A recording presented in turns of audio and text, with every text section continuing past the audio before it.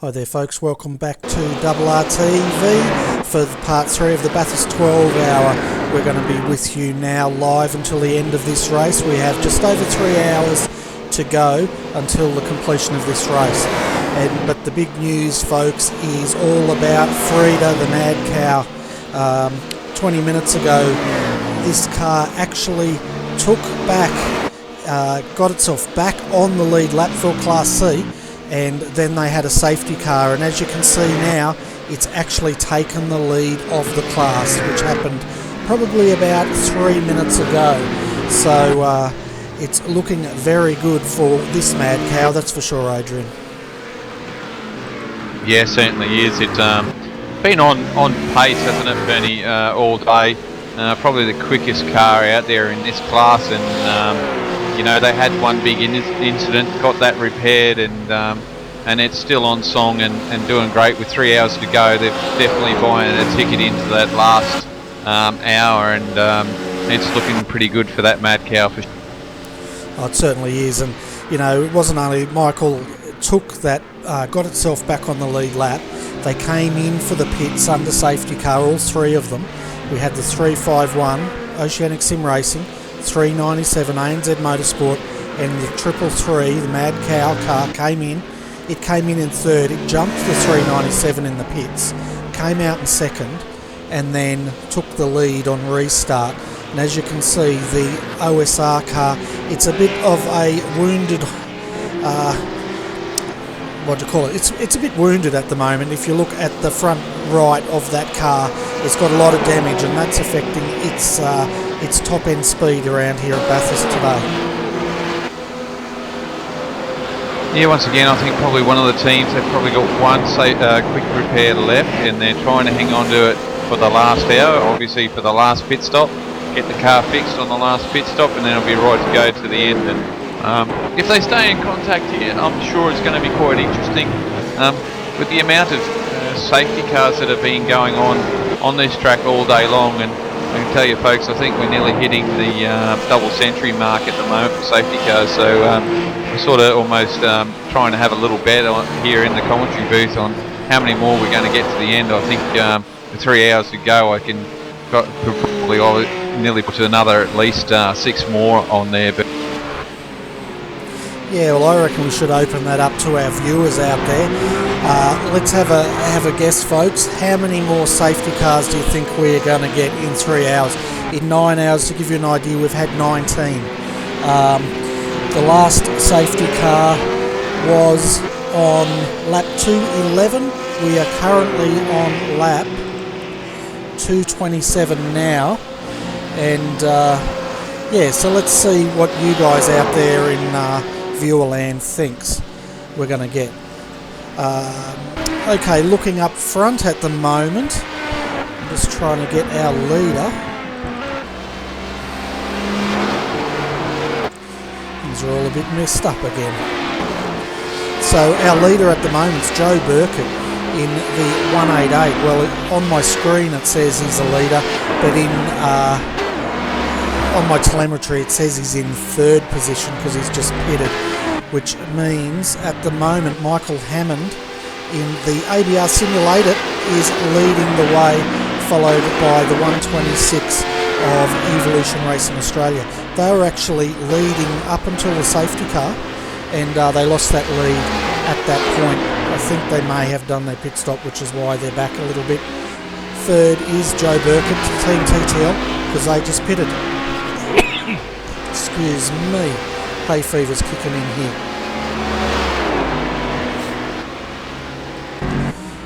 Looking at Class B at the moment, the 226 Evolution Racing Australia, they are leading the way, and their competition, or their immediate competition, is the 222, which is right behind them. So this is another race 4 position, and they're the only two on the lead lap in Class B. As far as getting back to Class A, they actually have 4 cars on the lead lap, and they're all still battling for that position. So, Adrian, it looks like we still have a battle on our hands for the top spots in all 3 classes after just over 9 hours of racing. yeah, we certainly do, Bernie. 4 on the lead lap. it looks like the 177 of Madison Down that's driving at the moment looks like he's just barely hanging on to stay on the lead lap there, I think, at the moment. So just probably needs a safety car actually, and they'll be back on the lead lap. They're not that far in front of the lead car at the moment, so they probably need a safety car. You know, the way things are going, they might get one if they're lucky enough, and we might end up with 5. But we've only got 6 HPDs left in the running here, and one of them's a lap down. So yeah, it's quite interesting. Yeah, it certainly is, and Madison Down just got that lap back because he's 114 seconds down from the leader. So you're right, Adrian, he definitely needs a safety car, and that's how Frida got back up there. And I tell you what, if Trans-Tasman Racing get that safety car, keep an eye out for this car, because we know Madison is a fast and clean driver, and he'll be hungry to get this car up the pointy end of the field. Oh yeah, for sure. And the other car that probably needs a safety car would be the third car in the Class B segment there, running with Simon Feigl in it at the moment, car 228 for ERA. He's just in front of the leaders of that as well, so they sort of need to be in the right position as well to get that safety car call and get into the same lap as those guys, and we'll have a nice three-way battle there. But who knows, Bernie, with the way the race is going, we may see another safety car, but I think some of these teams are hoping that they don't see another one. Yeah, well, it is settling down. They did have a very long stint without a safety car, and just looking 30 laps. Just after we went off air, they stretched it for a 30-lap stint without a safety car. So they can do it. The guys are settling down, and they're running out of fast repairs, which could explain why the guys are settling down a bit as well. So, but you know, every race, I guess, you have a stage where you have everything going crazy for a while, and I think we've gone through that stage, touch wood. Well, we went through it for about 3 hours, so hopefully we're getting to the juicy end of the race where we can all enjoy some real hard, clean racing out here. Yeah, that would be really nice, and it looks like we've already got some punters here, Bernie. Jared reckons, oh no, not Jared, it looks like Sabre here, he thinks that we're going to get 9 more. I think there's 5 laps gents they're reckon at the moment, so every 5 laps we're having a safety car. So there's some viewers out there watching and probably looking at this, seeing there's so many safety cars. It's not giving us the racing that we want, but unfortunately this track is showing up a lot of incidents at the moment, which is pretty hard for everyone, I think, at the moment. Yeah, we've got a total of 26 live viewers out there at the moment, so it would be great to hear everyone's point of view as the 226 just goes past the 205. I'll tell you what, the 205 nearly went to the grass. The 230's now looking at getting past. That's Reece Goldfinch, and him and the 228, they're actually racing for position, the 230 and the 228. Yeah, it gets a little bit hard there, and you know, you're right with 230. You know, this team here I missed out on needs to get the safety car, and same with the 200 car, Bernie, which is but he's getting closed in by the leader at the moment. So a bit hard for these boys. You might go another lap down, which is a shame. It's actually the previous championship winners here in the car 200 with Michael Schreier driving at them. Yeah, they're normally a big contender, aren't they? But unfortunately, the race hasn't really gone their way today. They've been in a few incidents, and which is a shame. But they're one lap down at the moment, according to this. So they're still in with the hunt. They just got to get a bit of luck going their way, I think. Yeah, a little bit of luck and probably no safety cars. I think a lot of teams really need no safety cars. I mean, yeah, they can work for you, but obviously today they're going to work against you in some way, shape or form. But I think we're all keen for racing, and I think we should get off the topic at some point. But unfortunately, I think it's a big topic for us at the moment because there's just so many of them. Oh, there are, and this 200, it's actually the class leaders right behind them, so these guys are praying for a safety car at the moment. They're going 2 laps down, which is probably what you just told the viewers, but I wasn't listening to you, because that's what happens when you hang out with people for too long. But for the viewers out there, if you're wondering how to cast your little vote on how many safety cars we're going to have, just leave a comment under the YouTube live video there. Adrian is monitoring it. Please try to keep them clean. So we'll see how we go with that. Yeah, a bit of news. Let's have a look at what's been happening since we went off air. Let's put it that way. We've caught up with where the drivers are at. As I was saying, there was a 30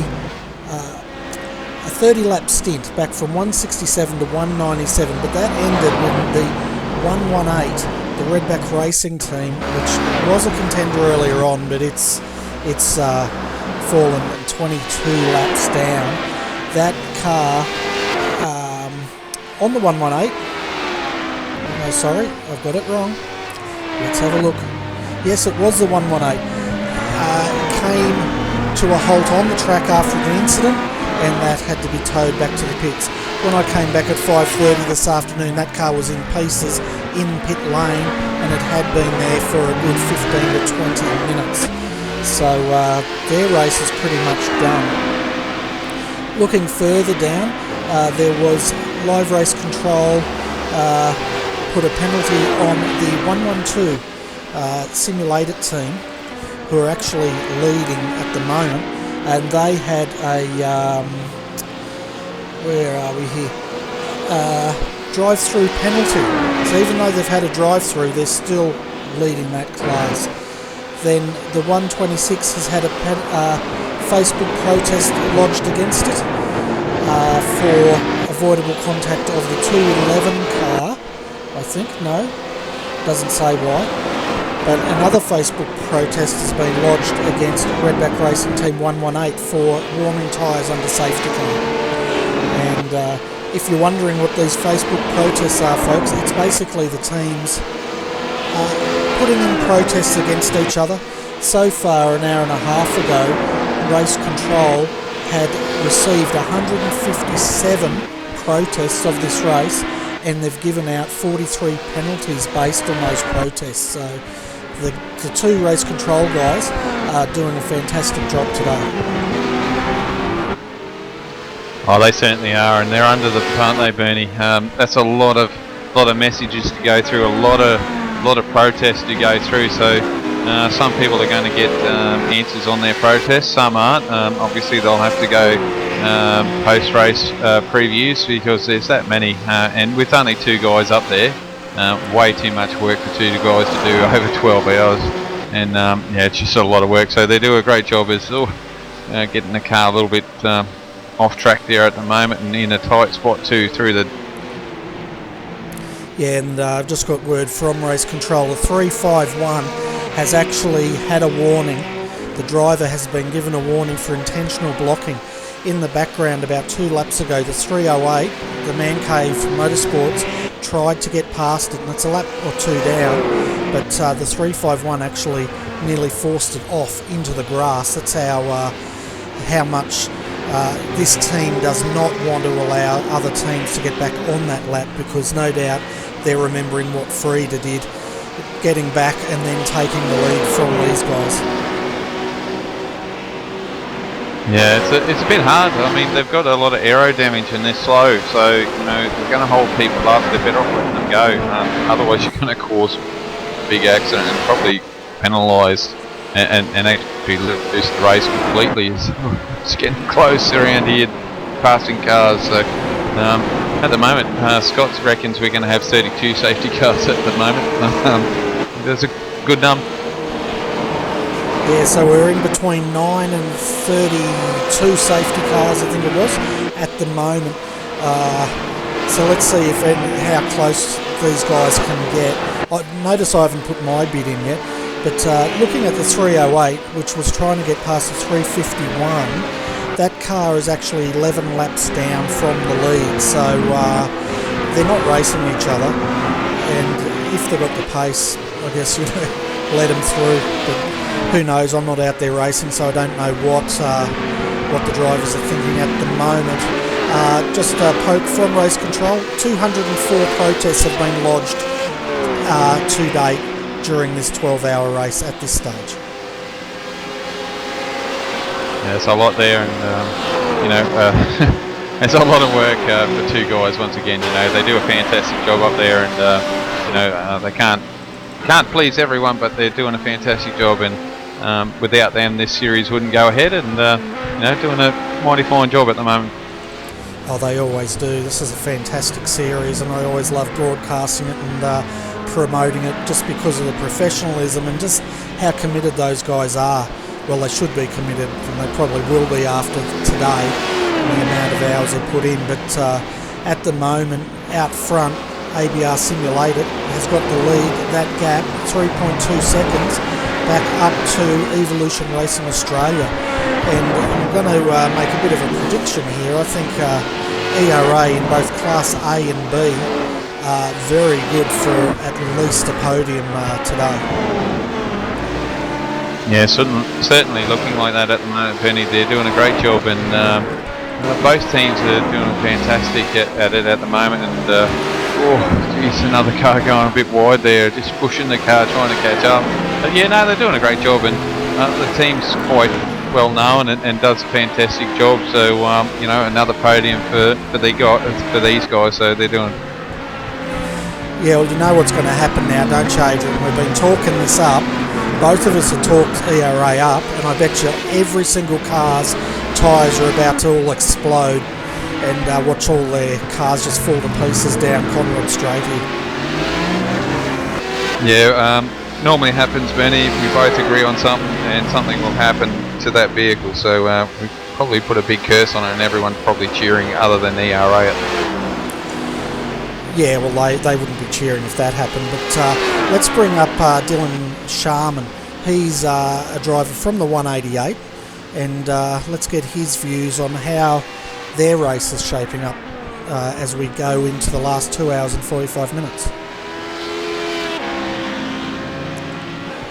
Hi Dylan, welcome to RRTV's commentary box. Trip 188 at the moment. It's I'm assuming that's your car. It's looking pretty good at the moment. Yeah, everything's going alright so far. We've only recently just pitted, so we did hand over the lead of the race to ABR, and I think Evolution Racing Australia is just in front of us. But yeah, so we're effectively in the lead once everyone cycles through again. But it all depends on cautions and how this will play out. I think there's still a few more to come. Yeah, and it's looking pretty competitive as it always is in Class A. We've got 5 cars back on the lead lap. Madison Down just got that 177 back on the lead lap. So if a safety car comes in, watch out for him. But looking at the top 4, you guys are all separated by around about 14 seconds from first back to fourth. So that's looking pretty good with 2 hours 45 to go. Yeah, it's definitely going to be a race to the finish from here. There's not too long to go. The safety cars have been dragging out the field quite a bit. I know I did a double stint earlier that went for 2 hours and I think about 30 minutes when normally it should go for an hour and a half. So yeah, the fuel's getting dragged out quite a bit. So I think once you get to the hour mark, you can probably safely say there's going to be another caution to go, so you can probably pit from there. But it's going to be a big battle. There's 5 fast cars coming to this race, so it should be good. Oh, it always is, isn't it? It always amazes us. I don't know why we're so surprised every round that there's so many cars still competing, but it seems like you guys write the script and then all conspire to come together just for the last hour, which we appreciate anyway. Yeah, I think the safety cars help out a lot. Keep everyone close knit, but there's a lot of good drivers in the Class A, so it's always going to be a it was going to be a close finish no matter sort of the circumstances. Yeah, that's right. It always is. And how did you enjoy your stint out there? Did you get into the groove and just sort of start turning out the laps, or were the safety cars a bit disruptive for you? It was a bit interesting to start with because we pitted from the lead, but we pitted just after the safety car got called, so we were still in the pit lane, which cost us quite a bit of time because there's a weird glitch, and so we ended up back in the middle of the pack, and hadn't turned a lap yet in the race, so I was struggling to get my rhythm together, and a lot of safety cars, a lot of passing cars, and then I finally got to the lead, and it was just safety car after safety car after safety car. Like, I think I spent 40 minutes in the car without actually passing one car, just because I do 5 laps, safety car, 5 laps, safety car. So when I first got to traffic, I was a bit shocked at, like, you know, how the speed difference is, because I just hadn't had that experience yet with the safety cars. Yeah, at one point it looked like you're getting a bit impatient, and I thought you were going to actually overtake the safety car down Conrod. I think you actually pulled up beside it and then pulled back in again. Yeah, I was just trying to use the downhill slope to save a little bit of fuel. But I was having a bit of a snooze there for a little bit. I think I had about 10 safety cars through my stint. Yeah, there was a heck of a lot. I know we counted them. We've actually got a bet going on with all the viewers out there. So far, we're going to get another 9 safety cars, up to around about 31 or 33, I think was the top bid at the moment. If you want to throw your bet into the ring, you're more than welcome. Yeah, probably going to say it's probably going to be another 3 or 4 safety cars, I reckon, will come out. The race is actually mellowed out quite nicely at the moment, but insanely, mate, you know, there's probably going to be a safety car soon, so... Yeah, I think it's mellowing out because a lot of teams no longer have any fast repairs, so they're now starting to drive these cars with a bit of caution, where earlier on it just felt like it was a sprint race with the amount of safety cars we had coming out. Yeah, definitely. And it's definitely heated up on track now. It's from sort of watching Madison Downs just pitted, so he'll be trying to keep his lap headed, so keep his spot in the lead lap. So yeah, it's starting to get down to the pointy end, that's for sure. Certainly is, and Joe's now also caught up with the Ian Ford, the 126, and it looks like the 1112 is down in, where are they? Well, it says third on here, but they're actually still in the lead. Yeah, I think we got by them just on the previous lap. I think they are down in third. Okay. Yeah, so I'm going to pass you over to Adrian anyway, Dylan. So we'll see if your guess is closest. 3 to 4 safety cars there, Adrian. Write that in the bet book for me, please. Yeah, no worries. I'll write that down. 3 to 4. It depends on how well the guys go, I suppose. And like Dylan said, you know, it looks like they might be settling down, but I don't know about that, mate. Joe's looking pretty hungry here, looking really hard on Ian at the moment, and Ian's made a few little mistakes there, so it looks like he might get this job. Yeah, he needs to send it back down. So look, you know, we got a lot better pace, I think Ian does, and we sort of want to catch up to Madison and keep that TTR car a lap down, because, you know, once Madison, if he's in it, you look at Bathurst, look at the Daytona, where he came from 4 laps down to fight us, so we definitely want to try and get his car a lap down if we can, but, you know, there's still 2 hours 40 to go, so anything can sort of happen.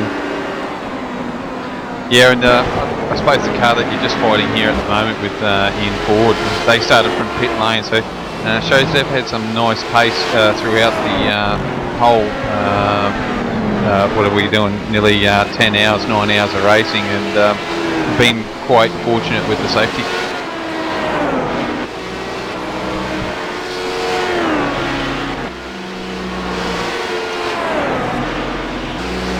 You might have just dropped out a bit there, Adrian.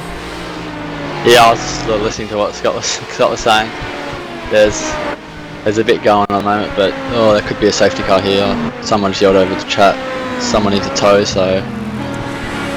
Alright, we should let you go then, mate, and we'll prepare ourselves for the next safety car. So that's 1 closer to your 3 to 4 goal. Yeah, we'll see how we go. No worries, guys. Have a good one. Yeah, thanks. And Okay, Bernie, go to number 314.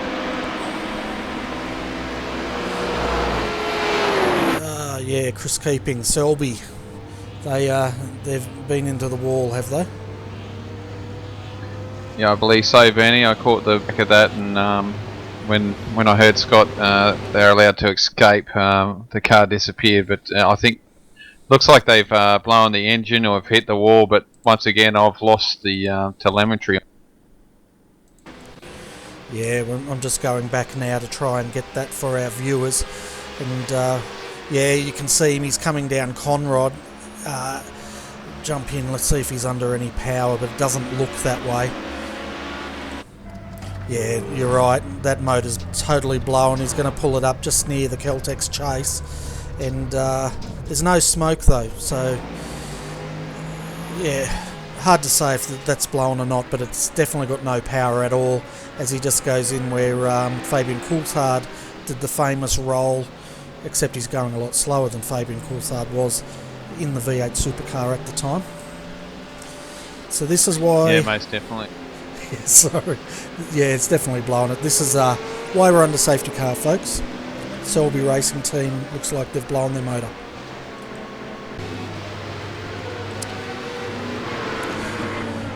So while we're under safety car, I reckon we should bring James up.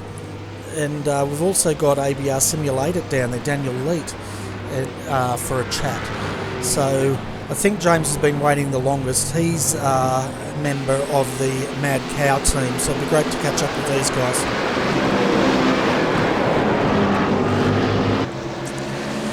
Hi James, welcome back to RRTV, and I tell you what, we've been watching your car for a little while and it's definitely turned in your favour for Class C at this stage. Yeah, we finally got that bit of a break with the safety car where the lead HPD was between us and the leader of our class. That put us back in the same sort of ballpark as them on the track, and then we've been able to jump them on track, and yeah, we're in the lead now. We certainly are, and I think that was the key.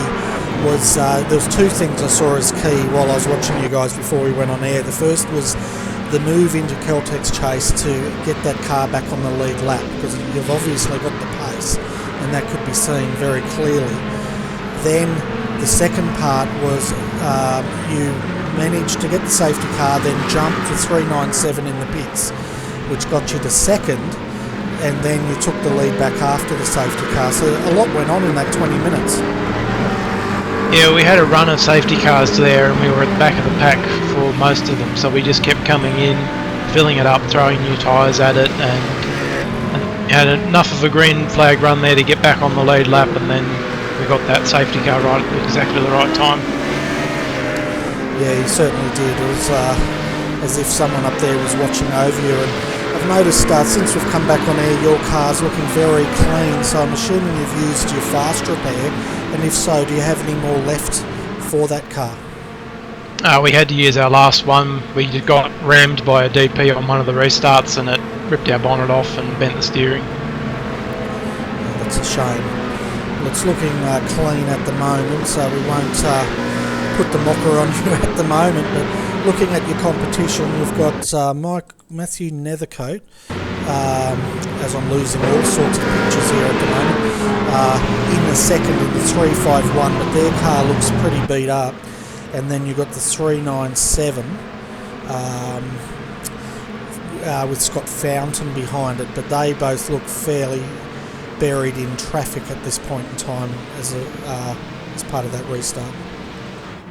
Yeah, I don't think we're too worried about the 351 car. It's the 397 we're worried about, and the reason we're worried about it is obviously with about 2 hours to go, they're going to strap Van Gisbergen in and he's going to stay into the end, and he's the only one that can keep up with us in that car. Yeah, well, it looks like your team's also bringing this car in for a pit stop, so is this a scheduled stop? Well, there is no scheduled stop in this race with that many safety cars, but we're taking the opportunity to do a driver change, and then we'll have one more driver change to the end. Yeah, and while we're doing this, do you just want to tell the viewers all the things the drivers are doing? Like, obviously they're changing drivers at this point. What else goes on during a pit stop? Okay, so we put fuel in it, we throw 4 fresh tyres on it. If we've had a little bit of contact, we'll bend the panels back a little bit. We'll also reset our brake bias and our traction control to where they are for the new driver, and then we'll put the driver in and he'll drive out. So it's pretty much exactly what you do in a real racing car, isn't it? Pretty much, although we don't get the opportunity to change brake pads, whereas you would do in a real race car here.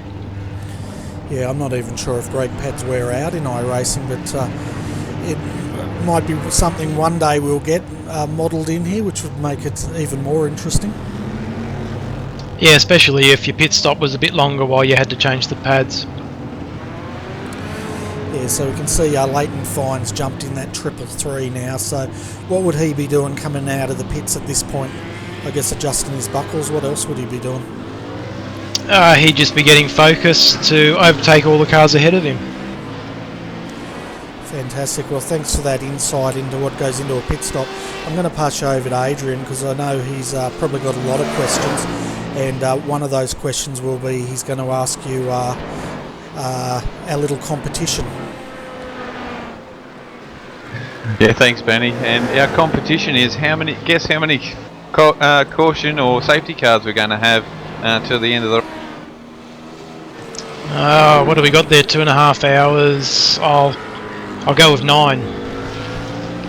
So 9 more for James. We'll write that up. But yeah, it's been one of these races. They're just breeding a lot of safety cars at the moment, and not getting a lot of long running track time at the moment, which is probably hurting a few teams at the moment. Yeah, we got 38 minutes on that run there, which is the 3rd longest run we've had for the whole race, the longest being 43 minutes. Yeah, it's a big difference compared to Daytona, considering last year our Daytona race was probably as full as safety cars as this one, but Daytona was miles difference to last year, so it's just a bit of a shame. I know Bathurst is a tough track, and obviously we've noticed that it's really claimed a lot of cars. The track's quite slippery as well, which has probably not helped things. People are just on the edge of grip all the time. Yeah, I think you're right with that one. A hot track, slick track makes it slippery, and as that rubber's going down, I don't think it's helping in these cars. Generally it does, but I think today it's sort of more gone the other way, hasn't it? Well, at the start there, it sort of made the track go off, and then it came on a little bit, and it's sort of stayed on, so I'd say the track's probably as fast now as it has been during the race, but it certainly hasn't got any better. So for you guys, we know that we've got 2.5 hours left, so are you going to change a driver again, or we've got the driver in the seat right?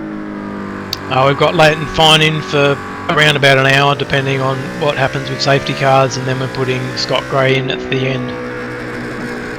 Cool, so that's give him an hour's drive, and then give Scott an hour and a half if he's lucky. Yeah, Scott's our dedicated qualifier, and he didn't actually qualify this morning, which is why we weren't on pole, but he's definitely the fastest in our team, and he's the one that we're going to need to take it to Shane Van Gisbergen. Yeah, I think you're right with that. Changed pretty quick, and we've seen that with the GT3 cars, and he's still quite quick in that rough, even though it hasn't been given too much love this season. Yeah, he's the only other driver on the track that's been in the 2x3s other than our team. So here we go again. You're not too bad position at the moment. You're at the rear of the field, which means that you've got a lot of cars in front of you, but they're all the fast guys, so you're not going to have too many dramas with the fast guys trying to push through you. But the other downside of that, though, mate, is that you've got the other 2 cars behind you pushing off. Yeah, but I don't think there'll be too much trouble. The trouble we're going to have is in front. Those faster cars are actually quite slow for the first few laps, so we're going to get held up when we get the skyline up here. It's a big crash in the cutting, guys. Big crash in the cutting.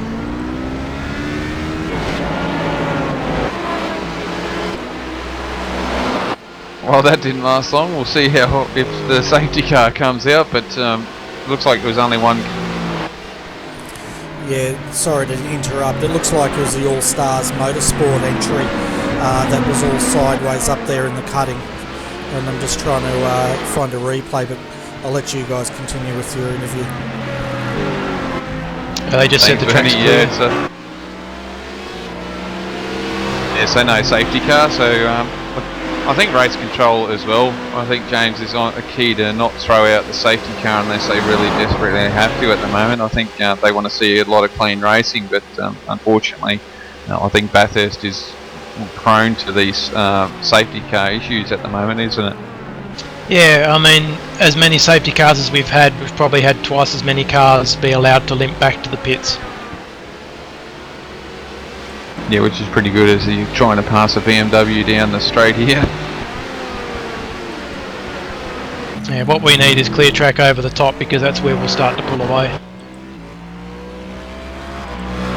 Yeah, so with the BMW, how well have you set it up? I know we talked about it earlier, and I'm sure we've got different viewers again, but you did talk about the wing settings quite low because it's not quick in a straight line, but how about the setup? Is it travels over a stint that you know of at the moment? Obviously you're not going to find out any weaknesses at the moment because you're not doing a full stint, but how's it feeling and compared to the other races that you've been doing lately? Well, as long as you can keep it out of the marbles over the 40 odd minutes that we've been able to do so far, it's very, very consistent. You can do the same lap times the whole time. Nice. And with the weather, have you noticed that with the temperature change, it has been affecting the cars over the 9 hours that you've? Not really. As I said, probably in the first hour the track did speed up just a little bit, but since then it's been pretty static. How cool, mate. Well, I'm running out of questions just because we're trying to catch back up, but it's fantastic to see you boys back up the front, and you put a lot of effort to get the car there. The car's looking nice and straight at the moment, and you've got that 397 now in second place. Yeah, but thankfully for us, that's one of their slower drivers in the car, so... Oh, geez, did you see that? Oh, as there's... Yeah, we saw that, alright. That was one of the LMTI cars coming head-on with one of the other cars, which we'll have a look at the replay of this, just to see what is exactly unfolded here. Just coming down to the S's now, being passed by their sister car, and a car up ahead's already gone in pretty hard. You can see a lot of smoke as we go to super slow-mo. That car was actually turned around, and that was turned around by the 228 under brakes, but the 205 is also into the wall, and it's got absolutely no front on that car at all. Yeah, the problem with that, I think, Bernie, is that the second place in Class B caught a little bit of damage, so not good for the race. I know James here would be okay with it in a way, but not to a extent as a driver that you want to have a race with these guys, and you want to win it with knowing that you battle them on track, not getting them damaged by another competitor. Yeah, that was rather interesting that you say that, because what happened was the LMTI car started to come out on the track, and so did the 205, and they collided, and that pushed the LMTI car into the path of the 397, and he ran into the rear quarter of that car, so very messy rejoin up there at the top of the mountain. Hopefully there's not too much damage to that 397. It looks like he's okay at the moment. Got that car running again, so hopefully he hasn't done too much damage to it, and they should be fine for the rest. Yeah, it looks like he got away with it. These GT3s are pretty tough.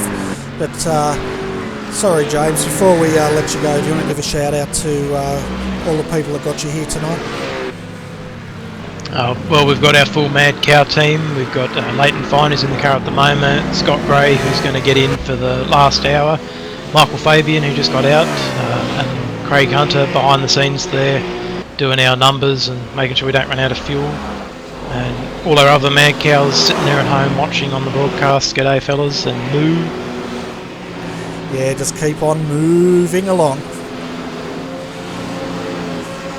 See, I did that joke and no one laughs. I'm just going to have to laugh at myself. But JFF Racing GT Amiga, the 204, is crabbing its way down Conrod Straight here, guys. And it's going to be interesting when it gets to the chase to see how that negotiates. But anyway, James, best of luck with the rest of the race, and we'll see you later. Thanks, guys. You're right about that, Bernie. Just watching him now and see how well he goes here. I'm just trying to get to a better view so I can get a good view of where he is compared to the cars coming up. He's got through the chase okay. He did have a few cars coming down as you go into that fast right-hander. Oh, he spins out as he's touched the grass, which is going to happen with a car that's limping like that. And now it's just to wait and see if he can get back and rejoin the track without getting in trouble. But looks like he's got a bit of a break and he should be able to make it. Yeah, he'll definitely make it from there. But what happened to him, that is anybody's guess. I'm going to attempt to go back to the replay. Don't hold your breath, folks. We haven't had any luck with this so far. But we'll, we've just got him coming into the chase. But, yeah, you know what? I thought the Mad Cow people would have liked my moving along, but obviously no one's got a sense of humour here today. Yeah, they're probably more dumbfounded with the racing at the moment, and yeah, it's just been, or they've heard it plenty of times before as well. I'm going to have to come up with something original, but I've managed to find the replay here, folks, so we'll keep an eye on what's happened to the 204. Oh, he's lost it coming into the S's and, heavily into the wall there. The rear end of that car was actually in the air. And is the 208 going to get through? Just. And it looks like one of the TD Racing's also locked up in the background there. Yeah, once you see smoke, some guys panic a little bit and jump on those brakes a little bit harder and turn around as well. As we just had a pit stop here from TD Racing at the moment. Colin Schwex jumped back in that car, and with 2 hours and 20 minutes to go, he's going to take this to the end, I think, there, Bernie, and we'll see where they end up. They're in 5th at the moment, so on the lead lap, so we'll see how they go. Yeah, no worries. It'll be, the Schwecks are always a favourite, aren't they? They're very fierce competitors there. I was just trying to work out the other car involved. I think that was the 227 Carnet TDR, Tim Ballinger. You know, poor old Uncle Tim got involved in that just above the dipper where he had nowhere to go with the 204 doing pirouettes in front of him. And both of those cars are in the pits now after visiting the wall. Yeah, I did notice that car in the pit lane just sitting there, so oh yeah, I can see there, just had nowhere to go and probably bent a lot of that car up and had to get it repaired, so a bit of a shame there for those guys, just plodding away and not doing a great deal, but just trying to get this car over the line and get some decent points. Yeah, and unfortunately they got involved in an incident which wasn't their doing. But that happens at Bathurst, and that's the harsh thing about this track. There's nowhere to run or hide when a car gets loose in front of you. You've either got the wall or that big drop-off, or if you're lucky you got the wall. But I'd like to welcome, before we get to that, let's have a look. I've got something from Race Control. Okay, I can answer that in a moment. Yeah, so I'd like to welcome to our booth Daniel Lee, Nick Hausler from ABR Simulated 1, and we're having a look at your car on the screen at the moment. 4th position, guys. It's you're looking pretty competitive out there tonight. Yeah, it's been the guys. You go, Daniel. You've been driving the car, so you may as well shout out. I've just been sitting watching. Yeah, no, the boys are doing really well. Obviously, one car's going really well. One's had a few more issues than the other, but no, podium's definitely on the cards for today. Yeah, it definitely is, and this car's been strong all day, hasn't it? I don't think you've had a couple of drive-throughs, but I don't think that's or one drive-through, I think. But that really hasn't affected you that much, has it? No, No, the drive-through, I mean, we took that and then the safety car came out about 2 or 3 laps later, so I think, you know, all it really did was put a couple of slower cars between us and where we were anyway, so that was no drama. I guess the latest safety car probably hurt us a little bit more because we were about to come into pits when the safety car came out, so it's buried us right back. But yeah, we've only got one more stop to make, and we've seen you know, the TTL car, we reckon, still got 2 stops that they've got to make. So it's going to be pretty close at the front there. I think Jason's been running fairly conservative and will turn the wick up for the last hour. Yeah, well, it's all about buying that ticket, isn't it, to the last hour, and you've got 2 hours, 18 minutes to go, and you're definitely in with a great chance of getting a podium, if not taking this race out. But Nick, are we going to actually see you in the car here tonight, or are you managing or working on the back end of the team tonight? No, definitely not me for driving. I haven't driven one of these for a couple of years, so I just sit back and enjoy the boys. This is my time off, actually, just watching them from having to do too much. I help out when they need it, but I just enjoy sitting back and relaxing and watching these ones. Yeah, I think I do too. I think it's far more relaxing and enjoyable watching it than it is out there at the moment. But Daniel, you can correct me about that. You've actually been out there today in this car, and how's that car been going? And has there been any dramas with the car? Car's gone really well. Besides the couple of marks that I put on it, it's done really, really well.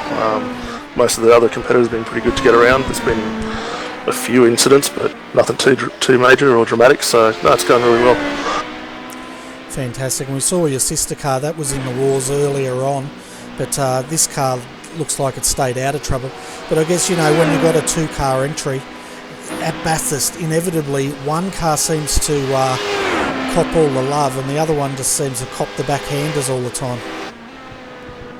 Yeah. Definitely, yeah. I mean, there's been a couple of pretty big incidents in front of a number 1 car, and it's just managed to weave its way through nice and safely. But yeah, the number 2 car, unfortunately, it's partly its own undoing and also being in the wrong place at the wrong time. But yeah, they're the breaks, aren't they? Yeah, they certainly are. And well, I've got you 2 guys up here. We're having a little competition going on here. Adrian, you got your pen ready? As always. Okay, so guys, the big question, this is the most important question of the interview. How many safety cars do you think we're going to get between now and the end of the race? And bear in mind, we're just past the 20 safety car milestone at this point. I reckon 5. Okay, so we're and I'll go 3 because I know that I reckon if we've got 2 safety cars, we've got one more stop easy. So anything more than 2 is a bonus for us. Alright, so 3, that's our lowest bid so far. 3 safety cars. The highest bid you guys might be interested in, it's around about 31 to 33, I think it was, by one of our viewers. So I'm not sure if we're going to see 33 at this time, but we'll see what happens. And if you get it, do you want to know the prize you're going to get for taking out the closest guess? I'm sure it's just some public adoration from yourselves, isn't it? That's the prize. Yeah, pretty much. A pat on the back and we'll say, wow, you guys know what you're talking about. I was thinking that we could offer some of that 3C's beer from Gary, Bernie, that we seem to be missing out on at the moment. No, I'm not offering that. I'm still trying to get a taste of that beer. I tell you what, if I get my hands on one bottle of that beer, I'm not sharing it with anyone. Anyway, Adrian, do you want to continue with this interview? No, Bernie, I'm good, thanks. Alright guys, before we let you go, do one of you want to give a shout out to all your sponsors and everyone that's helped you to get that car where it is tonight? Yeah, big shout out to, well, all the 3 drivers. They've spent a lot of time this week getting this car set up for the race.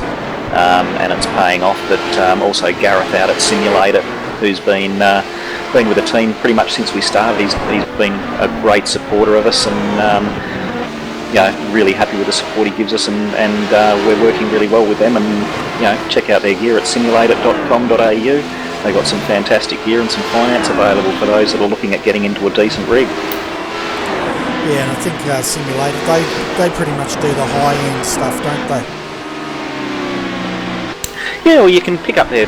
You're just after a rig on its own. You're looking at about $1,500. So, but then if you want to go for a top-end PC with triples and basically turnkey operation, that goes anywhere up to about $8.5–9 grand. But a bit of everything. You get a V8 shifter for $450 odd, or a rig for $1,500, which is a pretty reasonable price in today's market, I think, for a good solid Aussie built rig.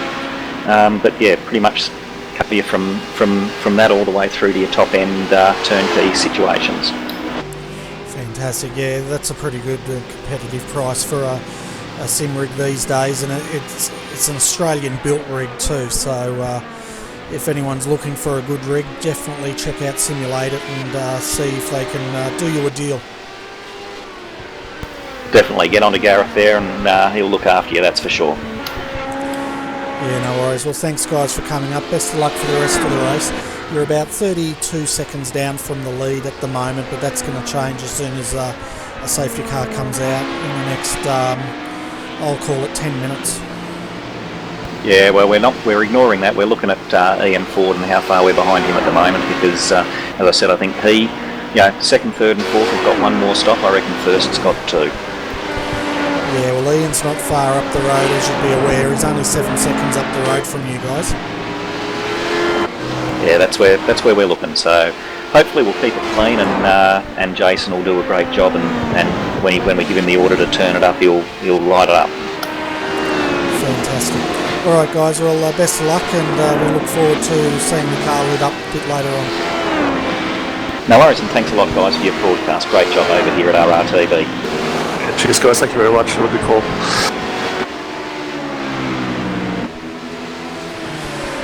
Well, Adrian, I didn't make any lame jokes that time. We've got one more guy down there for an interview, and that's Mick Cracknell from SDC. And we might bring him up if you want to take the honours of having a chat with him. Yeah, no worries. Thanks, Bernie. That'd be...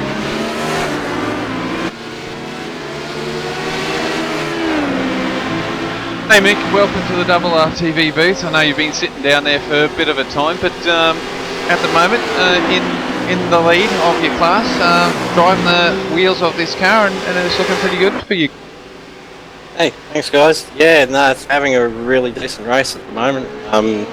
The car setup that we've got is probably a fair bit different than some of the other guys. They seem to have a lot of straight line on us down the straights, but we've got a really balanced car from sort of turn 2 right through out of Forest Elbow, so we figured that having a balanced car across the top and something that was comfortable to drive would probably get us a better result than if we had something that was a little bit loose and faster and straight line. Well, that's the key in it. Having a car that could handle the mountain would obviously give you benefit, because you can be quicker across the top, and I think there's a lot of time to be gained across there. If you can keep the car comfortable and underneath you, you're going to gain quite a few tenths across there, can't you? Oh, definitely. Like, we were following the ERA car of Blake, and in a straight line we can keep with him, but we were gaining quite a bit across the top of the mountain and down into Forest Elbow, so it kind of evened out in a way, and we were able to actually get to the back of him and make the most of an opportunity when he got tied up behind a GT car. Well, I suppose that showed, like, getting the car to handle across the top. If you can sit behind a draft of a faster car, you're not going to be able to overtake them in a straight line, but you're going to be able to draft all the way up, and by the time you get to that critical point in overtaking, you're going to feel confident in going for that move and getting around them up. Yeah, definitely. Like, the car held into a draft fairly well, but it wouldn't exactly pull up behind another car. It would we would be able to sort of hold the pace of the guys in front, like Michael Schreier from SSR, like he was in front of both of us, so it was a 3-car train that was running some pretty quick times, and I was able to sort of just keep in that draft by gaining across the top of the mountain and down into the elbow. Yeah, and you guys aren't qualify all that great, but that's obviously the fact that the aero wasn't there for the straight line speed, which is probably what you needed for a 1 lap dash sort of thing, and keep the car quick. But obviously qualifying wasn't the key for this race. It's actually trying to keep the car well balanced and comfortable for you guys throughout the whole race.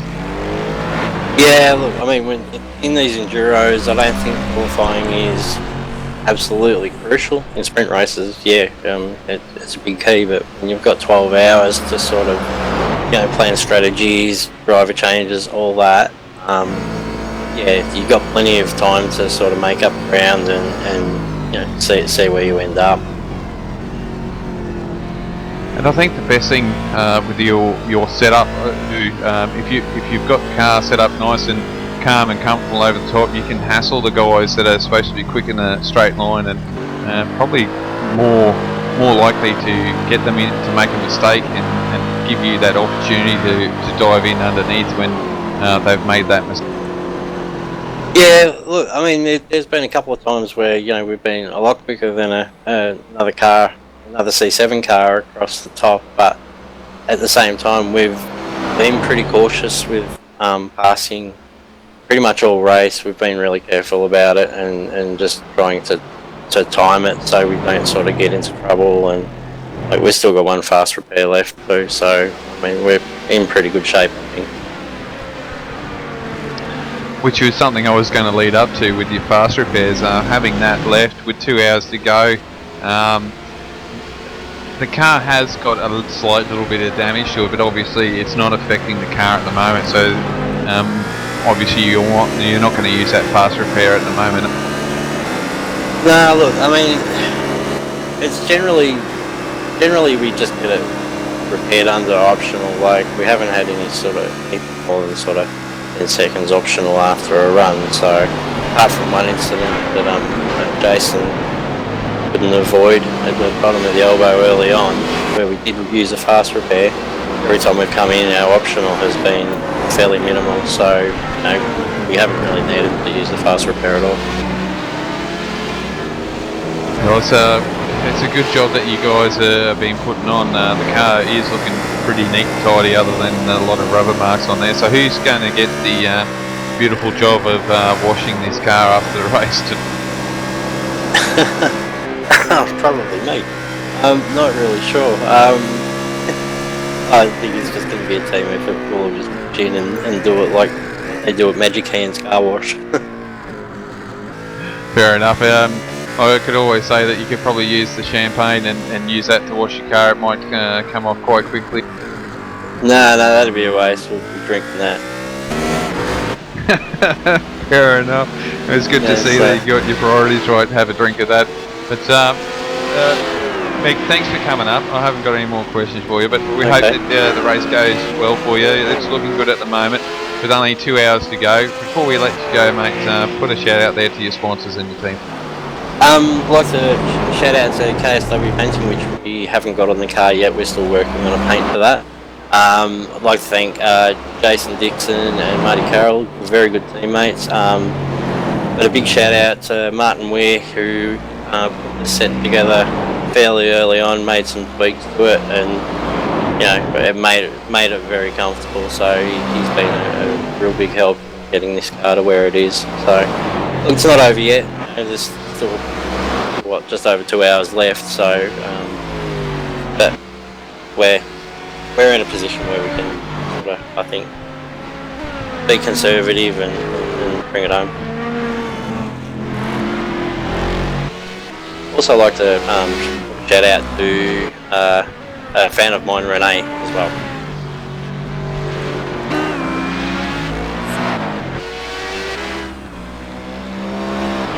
Here you go, Adrian. I'm in the middle of trying to sort something out that you just sent me. Yeah, no worries. Yeah, fantastic. good to see that you've got a fan up, and look, let's hope that the car runs well, and we'll see you later on after the race, mate, and have another quick chat on how well the car went. Yeah, no problem. Yeah, just got to bring it home now. So yeah, I'll come back a bit later. Cheers, mate. Thank you. Yeah, so while I do this, Adrian, did you want to take the viewers through the top 3 of each of the classes? Yeah, Bernie, I can.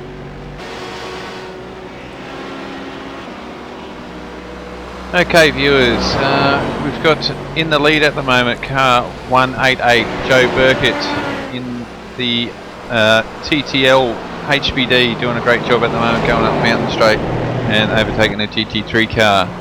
In second place is, well, no it's not, there it is. In second place is Ian Ford in the ERA 126 HBD, and that car started from pit lane, so doing a fantastic job there at the moment. In third is Madison Down, so made his way up and in third position at the moment, and doing a fantastic job. So we'll go to Class B, and the car is 222. We've just had Mick in here, he was the driver for that. Martin Carroll is driving at the moment, so doing a fantastic job, and with only 2 hours to go, we'll see how well they go, and hopefully we get them back up here. In second place, 3 laps down from the leaders, is Blake Coppo for ERA, so another ERA in the Corvette, doing a great job. In third in this class, and 1 lap behind the leaders in the class at the moment, is Simon Feigl, so doing a great job there, Simon, in the second ERA car, so doing a fantastic job, Team ERA. So got 3 cars in their respective classes also on podium, so doing a great job those boys at the moment. And we've got to go down here in 20th for our Class C leader at the moment, and that is, whoa, and there's a little bit of action going in there, bit dicey move. We may get a safety car. I think HBD has hit the wall there. I can't get the number because I had my camera on 333 there with Leighton Fine in the car at the moment, so he's in the car for about another half hour or so, doing a fantastic job. They were a lap down on this class, so doing a great job, and looks like the old girl that might be able to milk this one and get home. In second position is the 397 with Christian, I'm not going to pronounce it, I'll get it wrong, so I'll leave it at the moment. Doing a fantastic job. We'll see how they go. There should be about one more stop for these guys, I think, soon, so we'll see how they go. And in third is Matthew Nethercote in the 351.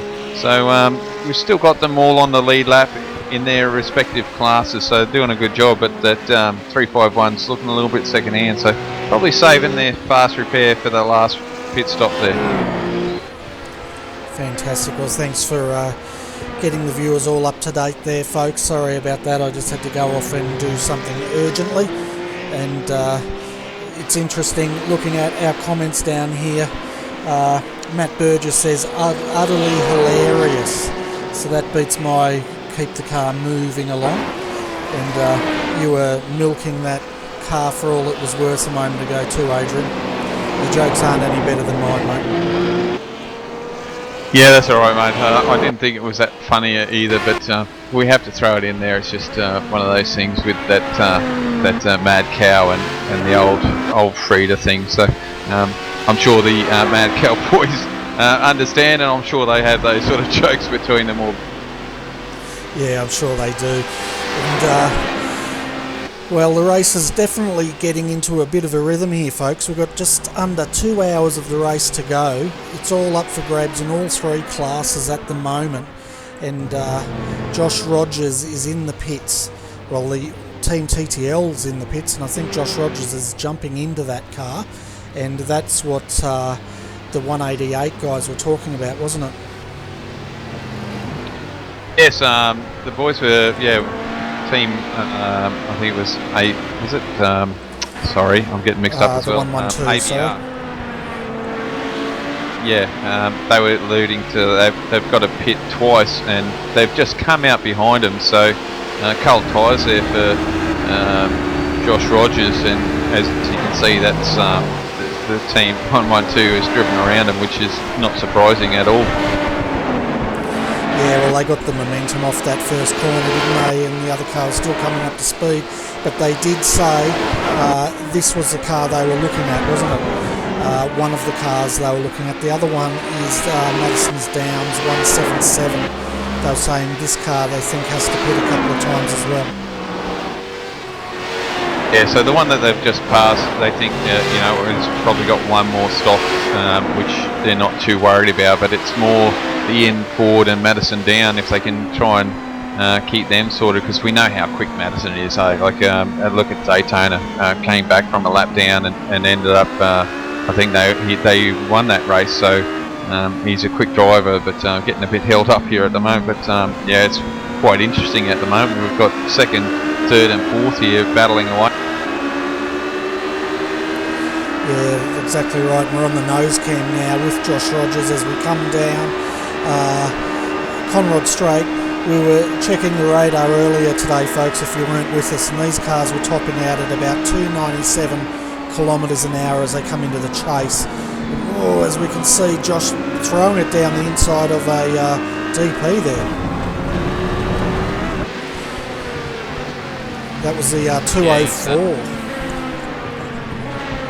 Yeah, just was following Jason then to try and stay on the back of that car, because he knows he's got to fight for these positions, and with only 2 hours to go, these guys aren't going to hold back now. I think we say an hour, but I don't think these guys are going to listen to us, and they're just going to try and fight for each position as they go, as it's the last lap.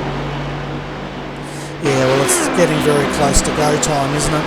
They've got about 57 minutes until that magical last 1 hour, but really this hour is all about getting the cars set up and in a position to capitalise, isn't it, in that last hour of racing.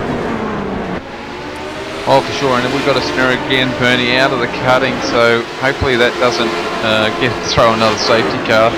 Not a good place to be, and it's just guys are pushing. They're still always pushing, and it's I don't think they've taken any notes at all from the start of this race, to be. Yeah, well, that's the All-Star Motorsport entry again.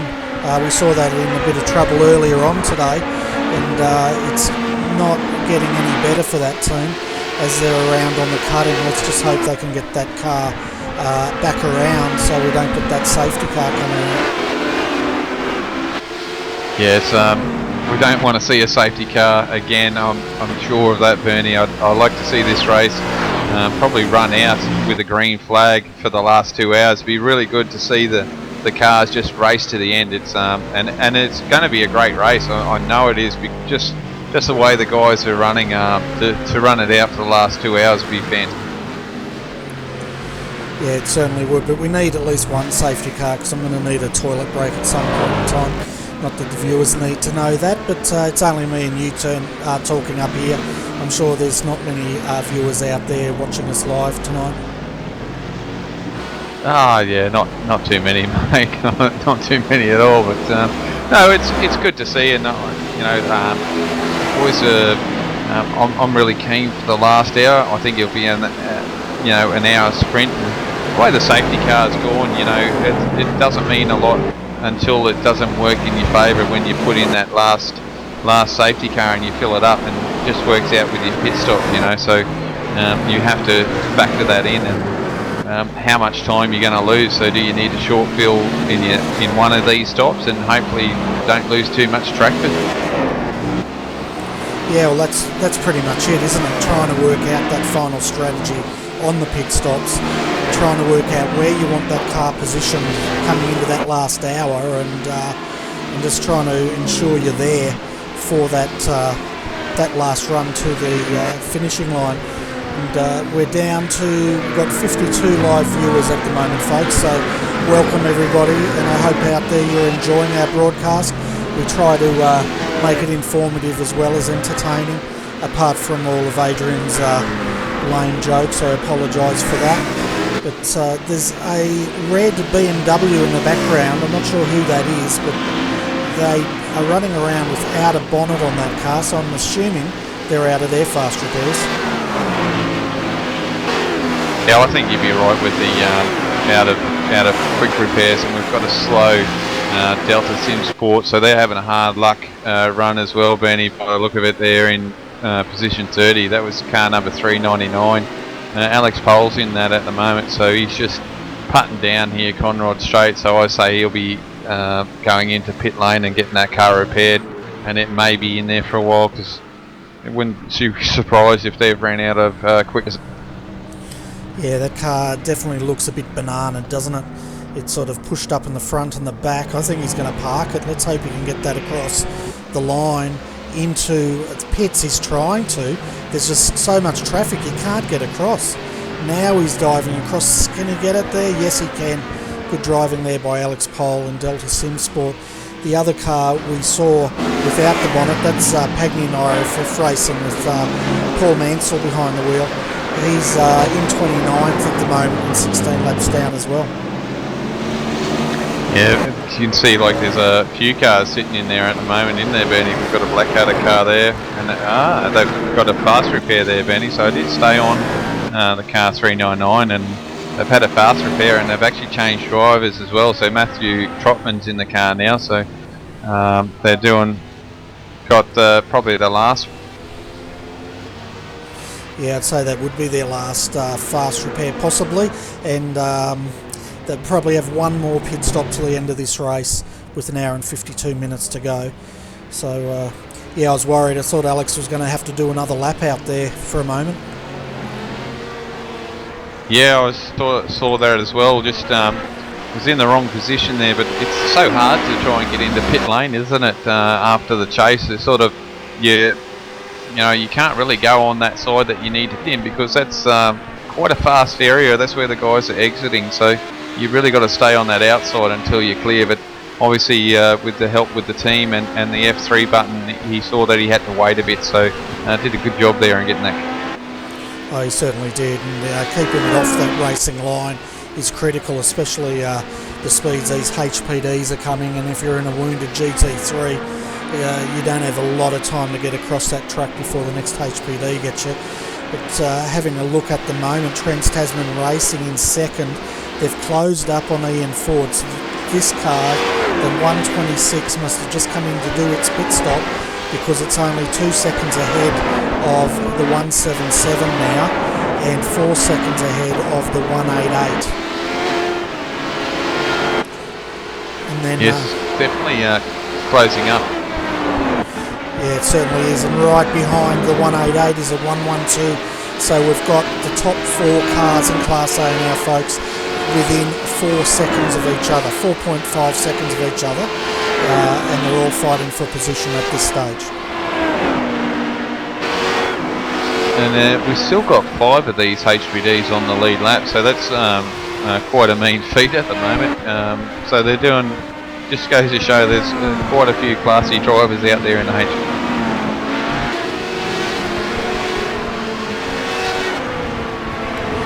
Yeah, exactly right. That definitely does show the calibre of drivers in that class. Looking at Class B at the moment, Marty Carroll here, SDC Motorsport Enduro. This car's 6th outright, and they're only 3 laps down from the lead lap. So they've had a very good race in that car. And then Blake Coppo in the 226, just coming up the mountain now, he's about half a lap behind. They're also only 3 laps behind. So looking at the top 3 and their sister car, the 228. So we've got the top 3 all on the same lap. They're running 6th, 7th, 8th on the track at the moment.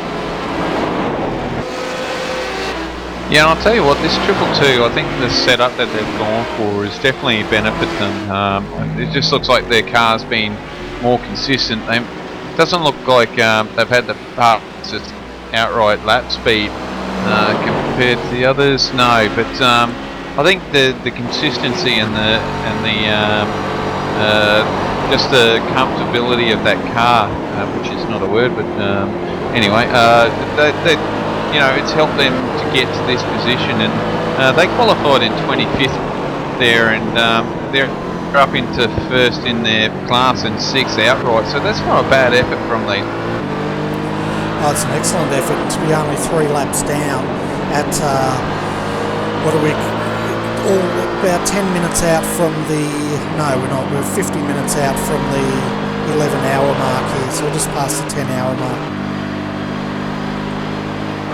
Yeah, no, it's been a great job, and it just goes to show how quick these Corvettes are compared to the older one. I think if we were in the older DEP, Bernie, I think these guys would be like, what do you reckon, probably 8, maybe 6, 8 laps down, maybe, something like that, so they're doing a pretty good. Yeah, and we'd probably be down to about 1 or 2 still running, because that car was a bit of a pig, wasn't it, to race over these long distances. Yeah, it wasn't very favourable. It didn't have any traction control, didn't have ABS, but none of them do. It wasn't nowhere as quick as the HPD, and it wasn't that fantastic around corners, which, it was more closer to a GT3 car than anything else. So I think this car is sort of mid-range, and it sort of suits this series. Oh yeah, it certainly does, and I'm just looking at the comments here. We've got Sprint King 76 says about the 333. I for one welcome our new cow overlords. And then El Jepo has come back with cow at our feet.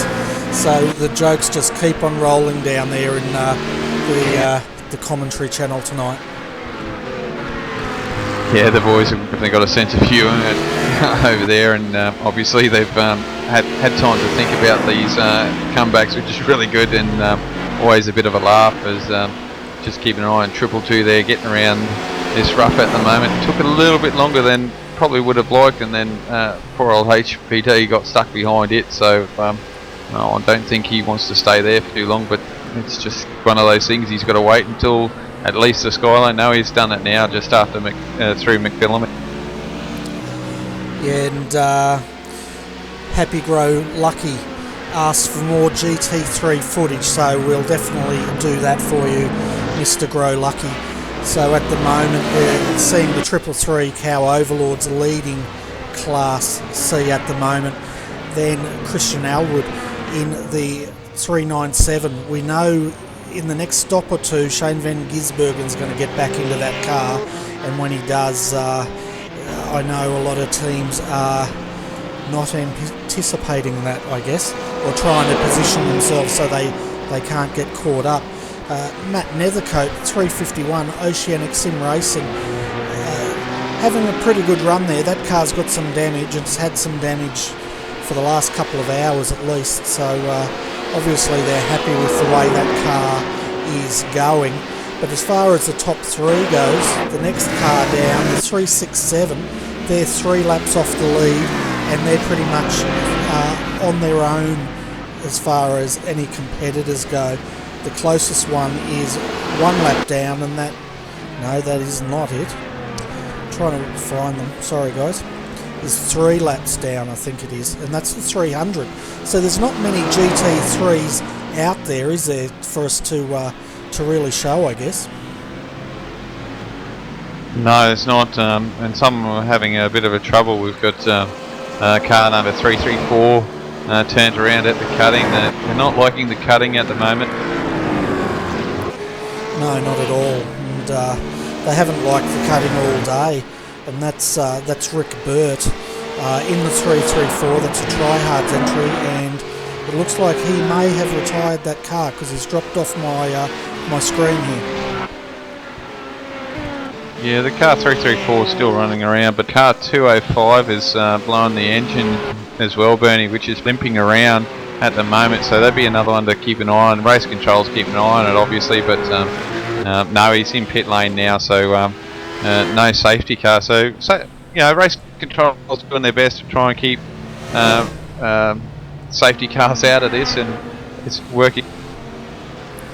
Yeah, it definitely is, and we can see a number of GT3s in there. They've really been in the wars. The 314's in there. That's the Selby entry. That car was extremely strong earlier today, and it's just gone from a strong car to, I guess the turning point was when we saw it getting turned around at Griffin's about 3 or 4 hours ago, and they haven't really recovered from that, have they? No, it's been a bad race for these guys. Unfortunately, they are a fairly strong team, and you know, we've seen them up there, and just unfortunate for the guys today. And you know, this track is definitely a tough one, and with these cars, it doesn't make it any better. We might get a safety car. I've just heard over race control. Okay, do we know what is causing that safety car? 229, Burn.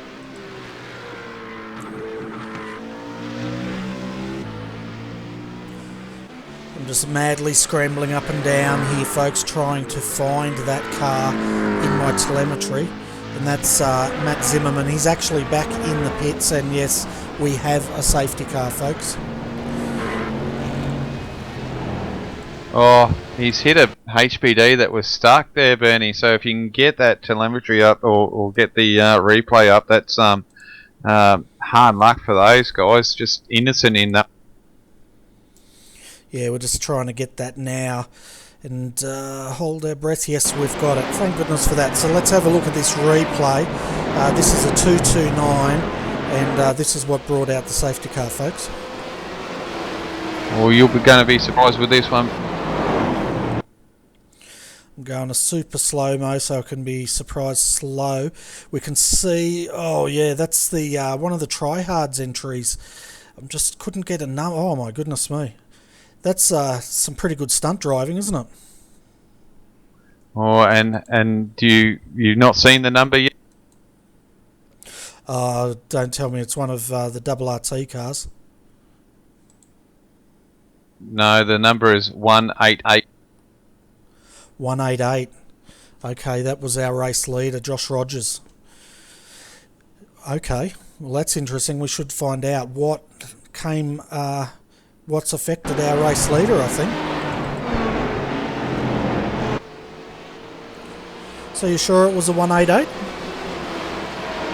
Oh, definitely positive about that one, but Oh yeah, we've just seen it now. He's come unstuck coming into the cutting, and all the cars had nowhere to go, and that's a real telltale sign, isn't it, of Mount Panorama, especially at the cutting there.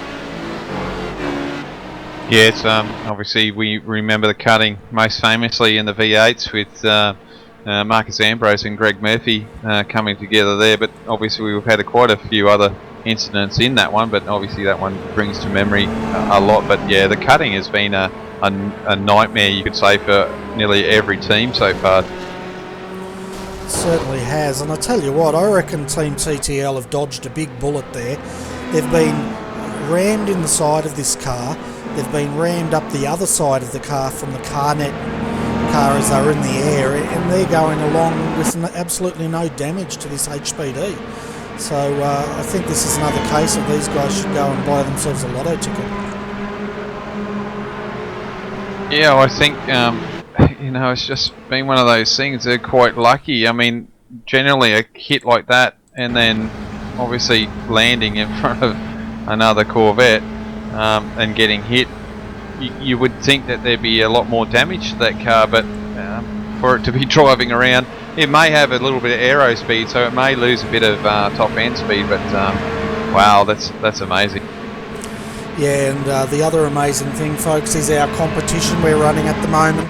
You don't win anything, that's why it's a great competition. But I guess what, this is the second safety car since we opened that competition?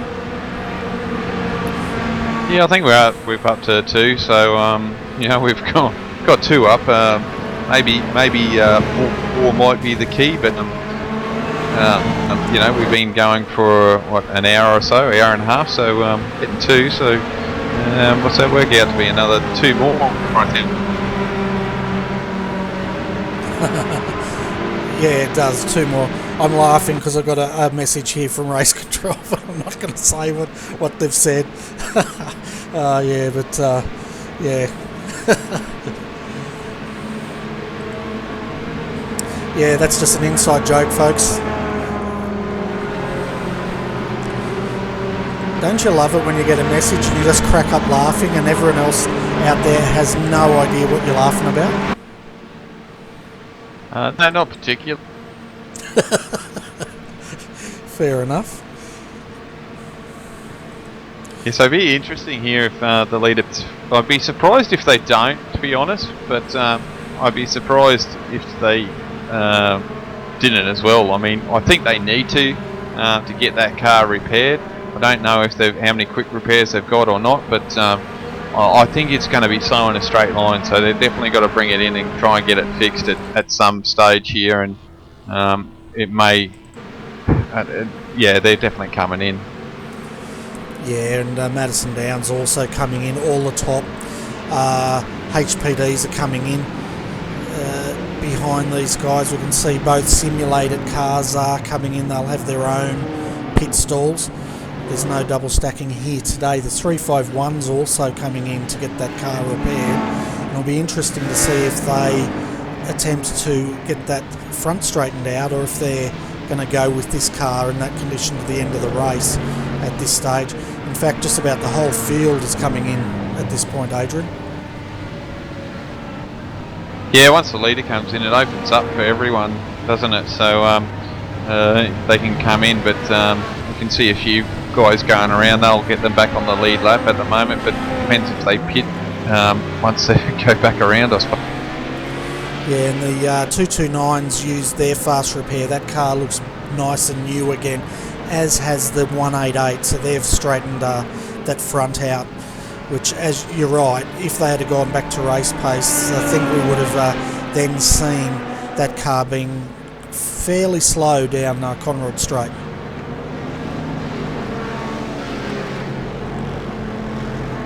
Yeah, I think so. So they've got it. They've done the right thing, but once again, we don't know how many more fast repairs they've got. Yeah, well, they only had 2 at the start of this race, and we know they've used 1. So they've either got 1 left or none. I'd bank that they're probably more likely that was their last fast repairs, considering we've only got an hour and 36 of the Bathurst 12-hour left here. Yeah, so that should put in possibly 1 more stop for these guys, and they'll go down for everyone too, I think. So everyone on the lead, you know, with the lead HPDs have only got 1 more pit stop to go with. We're still an hour and 36 out. Yeah, you're right. They've got 1 more stop to get to the end from here. I'm just having a look at race control here, and there's a couple of protests put in. The 188 contact with the 230 on lap 236 with the 368. That was deemed a racing incident. The 119, we've got that on the screen at the moment, the Redback Racing Team 2, they've had a warning to the driver for unsafe driving. So they've had their first warning there. The 229, as we saw, that was on its lid, which is why it brought out the safety car. But the 398 has just been reported, and I'm going to bring that up now, if I can find the car. There's so many cars out here and they're so muddled up. But anyway, the 398, that's the ANZ Motorsports. They're being investigated for contact with the 137 entering pit lane. So we'll let you know exactly what penalty, if any, is given to that car. Yeah, the boys have been busy, haven't they, as the safety car lights are off, and we've got, at the moment, probably first time that I've seen tonight, Bernie, not the leading car, and it's actually the DP of CarNet team TD Racing, so a Corvette in front. He's got a DP behind him, and let's see how many cars back is the lead.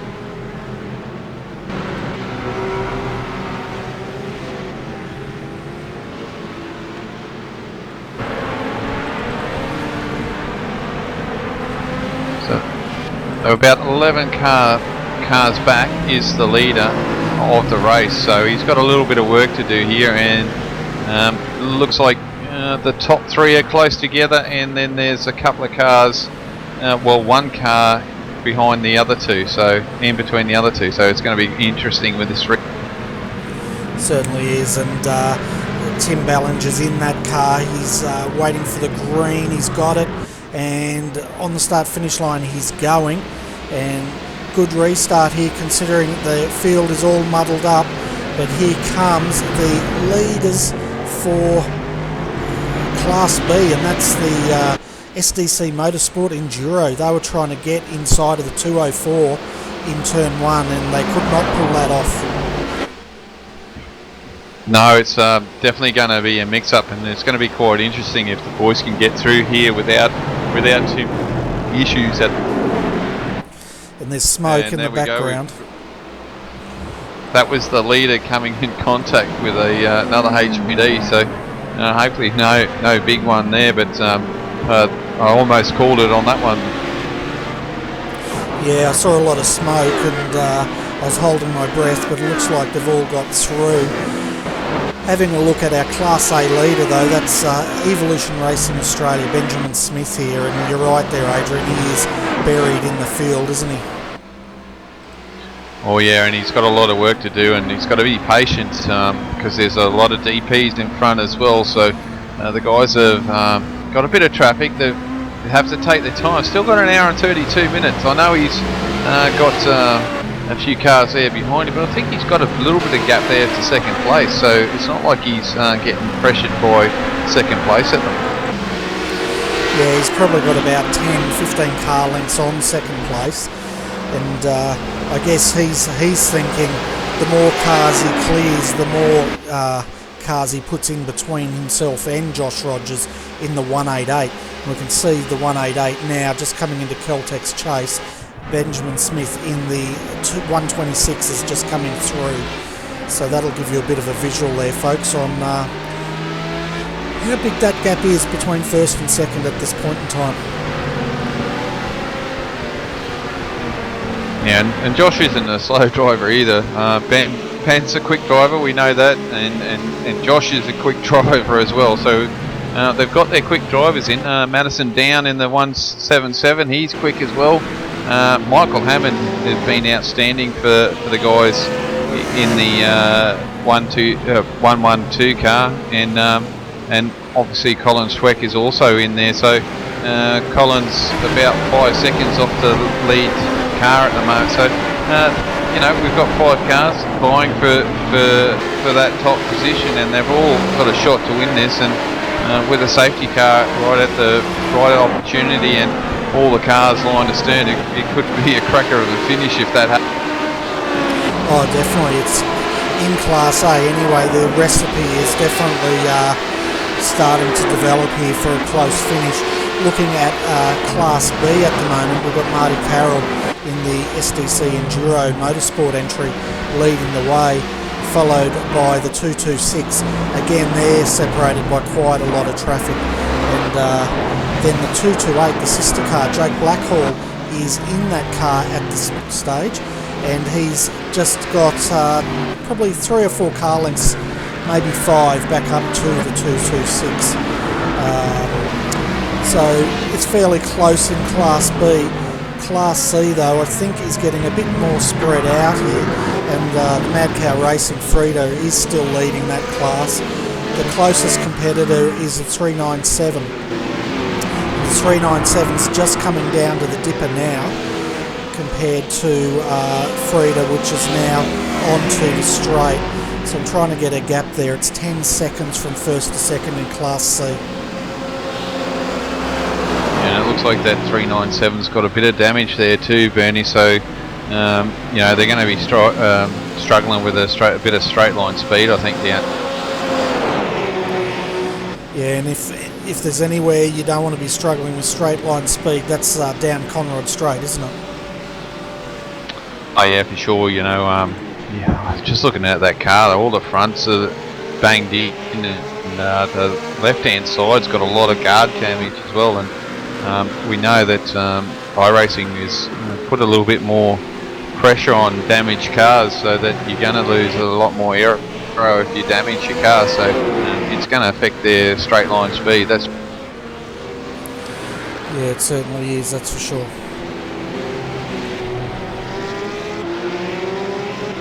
It's quite interesting though, with the B-Class series that Martin in that 222 car has actually gone a lap in front of his nearest competitors of the ERA. So the two ERA cars are on their own on the same lap, but then there's a lap down to the next place getter. So it's looking pretty good here for the 222 car, ST Motorsport, so they're not doing too bad at them.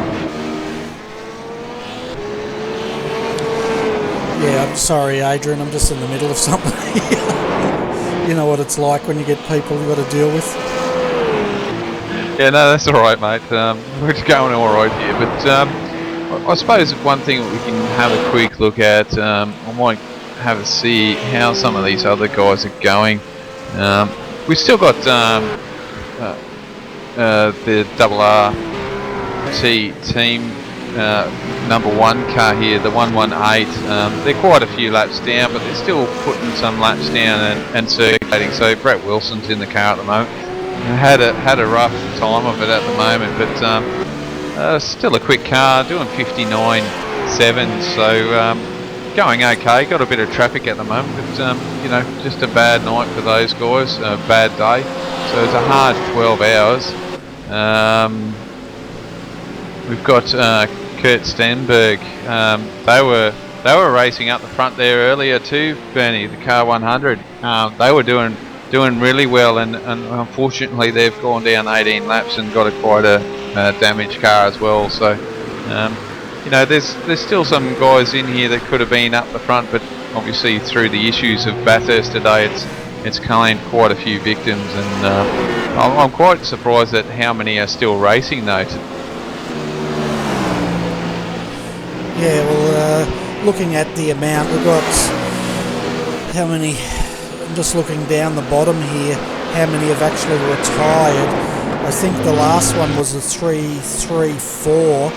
They're 69 laps down. The 314 is in the pits. They're 26 laps down. So we've had 1, 2, 3, 4, 5, around about 5 or 6 cars have retired from the Bathurst 12 hour tonight.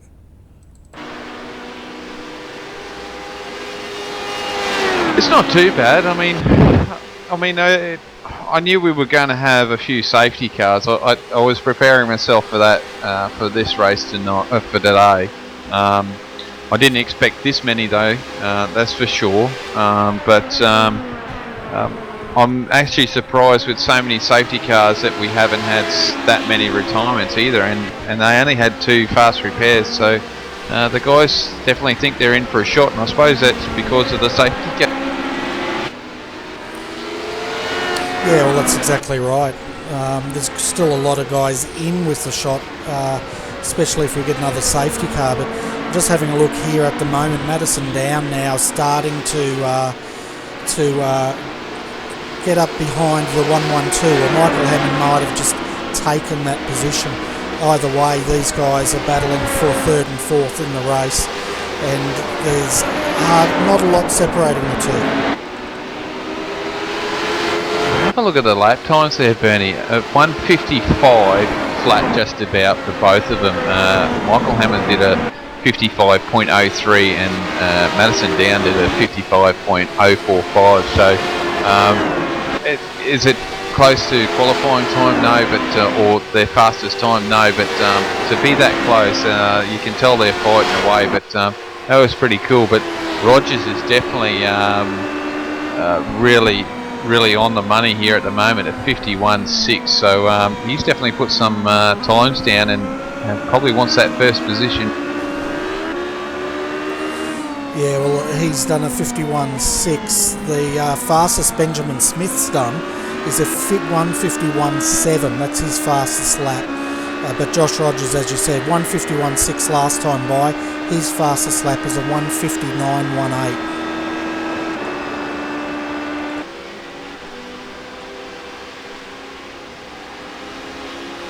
So we can go through their fastest lap as well. Now we're not going to say that it's the driver in the car at the moment, because obviously we get a fastest lap time on our telemetry. So at the moment the lead car, Benjamin Smith in the car,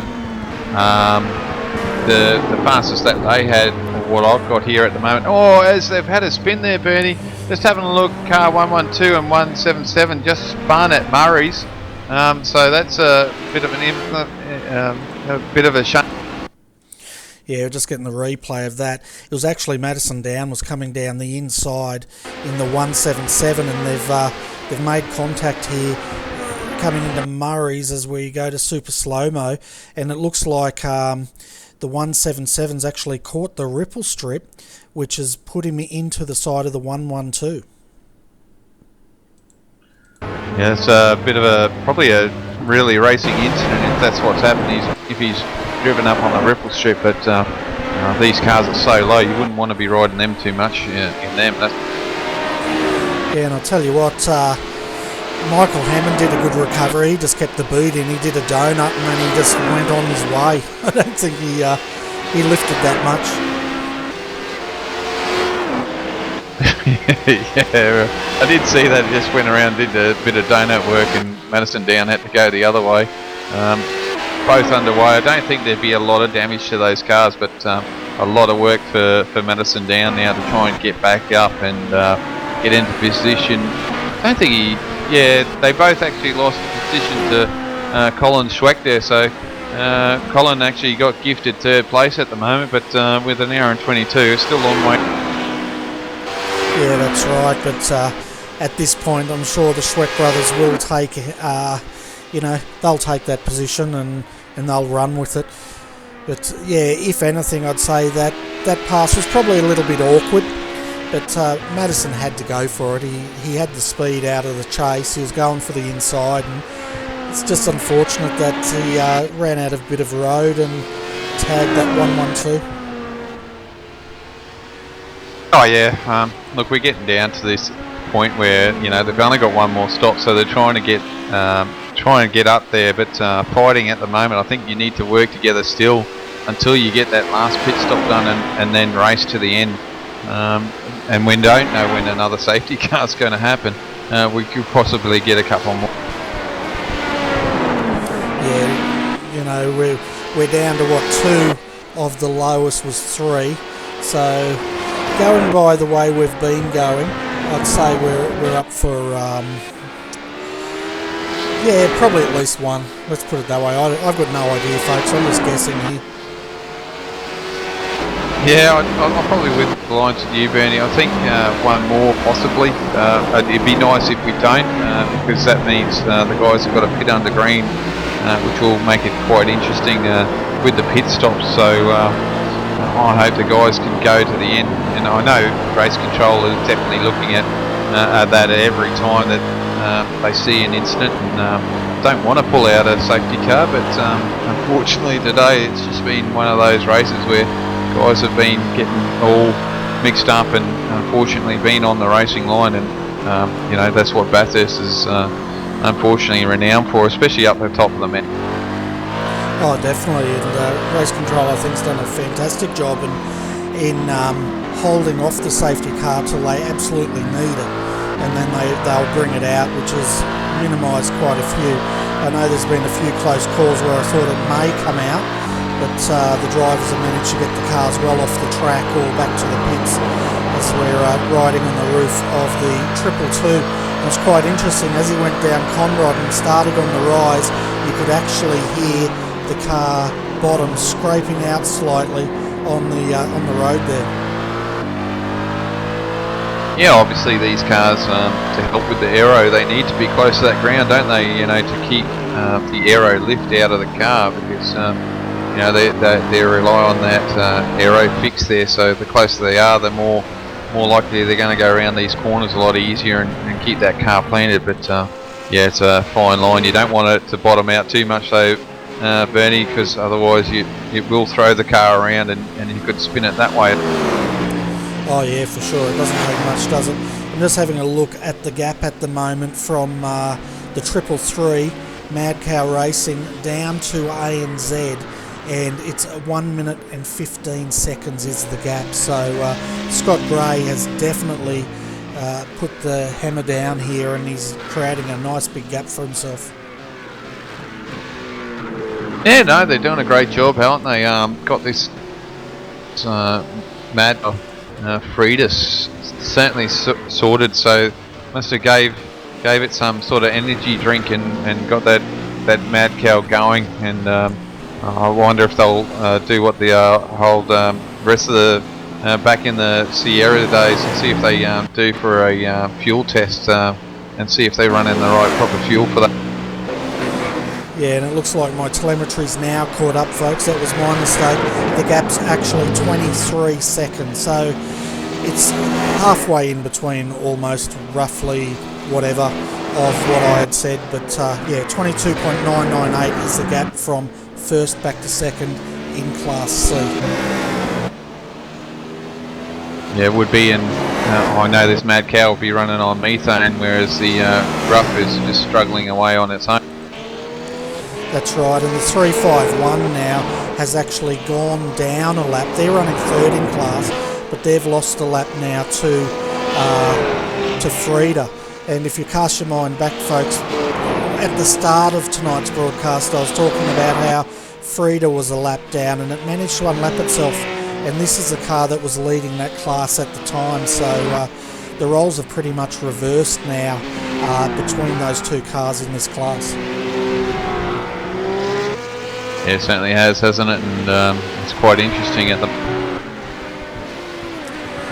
Just having a look at the 397, the nose of that car's pushed in quite a bit. I didn't notice that before, but it's now quite noticeable on the front of that car. It's like they've rear-ended someone. Yeah, and that won't help with a straight line speed. That's... No, it definitely won't. It's getting out of the way of that... of one of the HPDs. As he's coming down, I'm just keeping an eye on his speed. He's coming into the chase now. It's still climbing, 266, 269. He's peaked out there at 270 kilometres an hour in the 397. That's pretty well much on pace, really, which I find quite unusual. Normally something like that. But I have noticed, though, a little bit that sometimes these GT3s don't seem to suffer the aero damage like the Corvettes and the Astons do. Yeah, it's a bit interesting, isn't it? Sometimes, I know we saw one DP with mild damage, but it lost a lot of top-end speed, and same with the HPDs. But you're right, sometimes these GT3s, they look a wreck on the track, but they just keep on going. Yeah, it's quite unusual, isn't it? So I guess it'd probably show that the aero package on these aren't as prevalent. I finally got it out, but not too good. But yeah, as to the other cars, so basically it's just the raw power pushing those cars down. And in fourth place in the GT3s, 4 laps down from the leader, class leader. This is Blackadder Motorsport, the 367. They've had quite a few dramas today, but they're still in fourth position. Braith Morrow's in behind the wheel of that car now, and he's just taken over from Robin. And I think Robin is possibly a new member of Blackadder. I would have to see who it is, but sort of rings a bell, but you could be right though, Benny. No, I don't think I'm ever right, and if you're agreeing with me, we're in big trouble. Oh, I agree with you sometimes, Benny. I have to sometimes to keep my... Yeah, you do. You gotta suck up to the boss, I guess. I wouldn't go to those extremes, but yeah, no, it's good. No, they're doing okay out there. They've got a little bit of damage, like you said, a little bit of rear end damage there on that wing, which probably wouldn't help their cause at them. Yeah, I don't think it would help their cause that much. And looking back up the front, Josh King and the 188, these guys have got the lead now. The gap is 4.1 seconds back to the 126. But saying that, there's not that much of a gap really, considering that can close up at a blink of an eye. Colin Schweck, though, in the 137, we saw him inherit that position earlier. He's doing a stellar job there in third position. Michael Hammond is fourth, and then we have Madison down. But Madison, after that move, he's lost a lot of time, probably about a quarter a mountain straight at the moment. Yeah, Bernie, I think we might get another safety car. It looks like the car 227 looks like it's toast. It was stuck going up through the cutting, and there we go, there's the yellow. Yeah, Zachary Hanlon was driving that car. We're going to jump back to the replay and see if he's been sitting there for quite a while, you know. And let's go back another 20 seconds. Sorry about this, folks. I'm just trying to guess where we can pick these replays up at the moment. So we've picked Zach up, coming up mountain straight into Griffins. And he's just making a move on the SimSport Delta entry. Oh, that car snapped to the right, and he's gone heavily into the pedigree sign there and spun that car around. That's a first incident because he's actually facing the other way when the safety car comes out. So we'll stick with this, and he's coming back on the track right in front of the 333. Hold your breath, super slow-mo hold breath here. The 333 is doing a fantastic job to get around. We'll just keep an eye on this, folks, and I'll be quiet for a minute.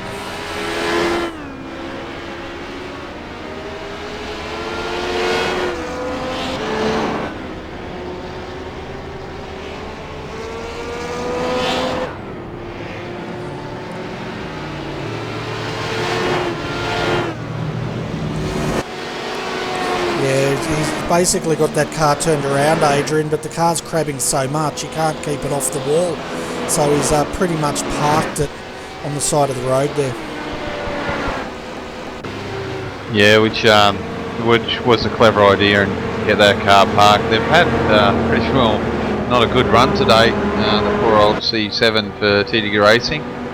So they're just struggling there a bit, but I can tell you right now, the guys in that Mad Cow will be cheering at the moment, because I believe they would have went another lap up on their nearest competitor, because they were in front of the lead car as the safety car came out. So it looks like they've got another lap up on their nearest competitor. Yeah, you're right. The Mad Cow car has got a lap up on the 397, and I guess that's what we were alluding to earlier about safety cars, wasn't it? How people can jump a lap on their competitors, but there's nothing race control could really do to fix that. It's an iRacing thing that they need to fix, but yeah, and that means basically it's 333s all by their lonesome on 10 laps down, 397's 11 laps down and 1 lap down from the lead, and then the 351 is now 2 laps down from the leader, so they've also lost a lap.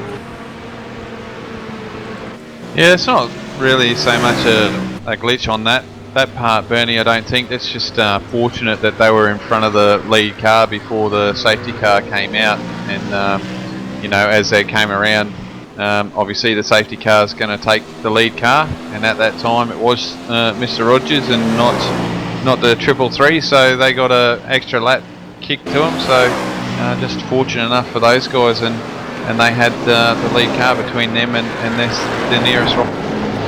Okay, I understand what you're saying now. I thought you said they were in front of the safety car, which is why they got that lap, but yeah, no, that makes sense. Yeah, so looks like Class C may be wrapped up there. I know I shouldn't be saying it with an hour to go, because anything can happen, but you know, getting a lap up with an hour to go, I don't think another safety car is going to help you too much. I think I hope that we don't get another one, Bernie, to be honest. I think to see this run out for another hour would be awesome for us and the viewers to see how the guys can work this out, because we've got at the moment we've got first and second nose to tail, and Colin Schweck, he's stuck about 3 cars behind, and then we've got Michael Hammond, he's got 3 cars in front of him, and then Madison Down, we've got the most cars, he's got about 5 cars in front of him, and he's got a couple of HVDs in front of him. Yeah, so there's a bit of work to do in the A class with this restart to clear those cars, but having a look at the cars in between them, a few of them are now pulling into the pits, and quite a few actually, as we always see. The 397's coming back in as they normally do for service, but that should close up those the top 4, I think. Yeah, certainly will. Might draw them in together, and I think with 397 we should sort of keep an eye on him, because I'm sure that we'll probably end up seeing Shane get back in that car, and they might even do a quick repair on that one. Yeah, we can see now Shane van Gisbergen has jumped in, and for the last hour and 8 minutes of this car, just changing tyres. Keep an eye on it and see if they repair it. While we're keeping an eye on that car, Adrian, I'm going to be back in a moment. Okay, well, I can inform the viewers it doesn't look like it's been repaired, so obviously they've probably used all their fast repairs. Got tyres, it's got Shane in there now. The OSR has got all its damage repaired, so it's all tidied up, which I thought they might have left it for the last stint, which they have done, so they're back out on track with a nice clean car for the end. Shane's still sitting in the pits there. It doesn't look like they're doing a lot. They may do a few repairs. They might put a gamble on and do a few repairs on that car in the pit lane, and yes, it is. So it looks like they're going to repair that car to a point to see if they can for now, and see if he can race his way back for that last hour. So probably saving a bit of fuel, turn the car off and keep it in the fuel load as high as possible, because with an hour to go they might be able to stretch it as he's coming out now. So they've done probably the minimum option repairs on that car at the moment.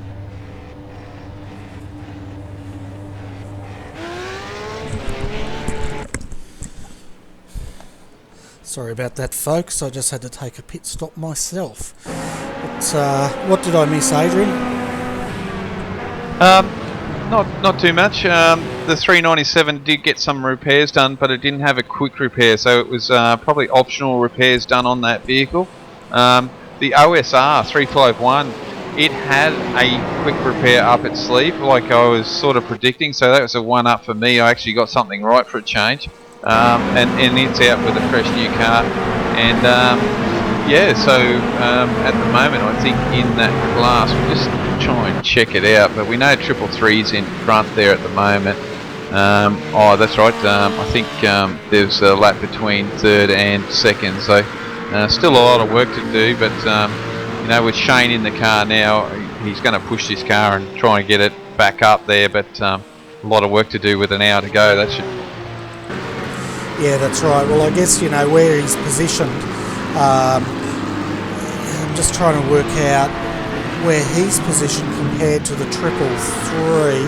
333's down the back of the pack here, and Shane van Gisbergen is the next car by. So he's in a really good position here to get that lap back pretty quickly, because he's going to start right behind the 333 on restart here. Yeah, so if he can get around his competitor here and work his way up, and the safety car comes out and it gets itself in between Shane and the Mad Cow, that gets him another lap back, but we have to race for a little bit and get these HPDs up to him, but you know, that's a lot to hope for for those guys. Well, all he's got to actually do, doesn't he, is get past that Mad Cow to get that lap back in his class, and then he's got that lap back for the class, and then if they get a safety car, he'll be back up on the back of the pack. Yeah, you still have to sort of have that lead car in between him, so he can sort of jump around the safety car as they're back under green, and we've got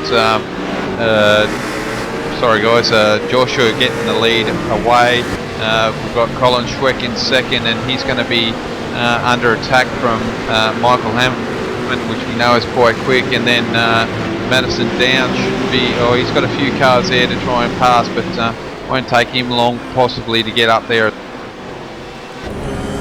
Yeah, and Shane Van Gisbergen's already got past the 333, and he's passed another car. He's now working on the back of the 336. He's got past that car. So as you were predicting, Adrian, he's put the hammer down, and he's a big contender here for Class C. Oh yeah, for sure. We know the talent of the guy, and you know, he's going to push this rough to the limits, and we've seen how edgy he can drive a car. So I'm sure we're going to see some fast lap times out of that car for the last hour.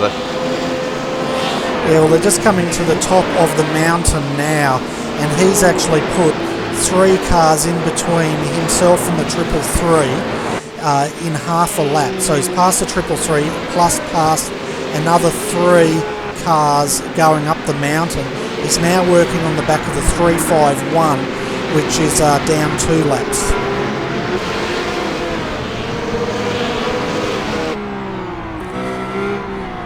See as we're on the roof cam of Shane's car. Oh, he's been hit by the 351, I think, and he's in the wall. Yeah, that's a lot of damage here. I don't think he's going to get much speed out of that car now, so any hope that he's had, he was pushing, wasn't he? He was fast. Yeah, he's pretty slow there now, Bernie, so that's probably put pave to their chances of trying to even get close to trying to get up on that top. Yeah, I'm just bringing the replay up just to see what's happened here. He was diving down on the inside of the 351, and he's actually got through there cleanly, but the 351 has just rear-ended him and spun him into the wall. That was very awkward by the Matthew Nethercote there. And then he's been collected by one of the Swift racing cars. So, yeah, I'd be a bit dirty about that, I think.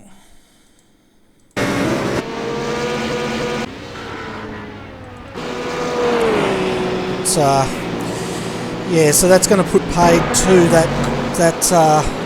that challenge for the lead at this point. So, having a look at Shane Van Gisbergen at the moment, he's in the pits. They don't have a fast repair, so they're going to be in there for a while, and that's going to cost them second position and possibly the podium at this stage. Yeah, that's definitely going to hurt those guys. Something that they didn't need, and you know, they were hoping to probably at least attempt to try and run down and trying to get close to the leader. That's for sure. So we'll see how well they go, but yeah, they'll definitely lose a bit out of this.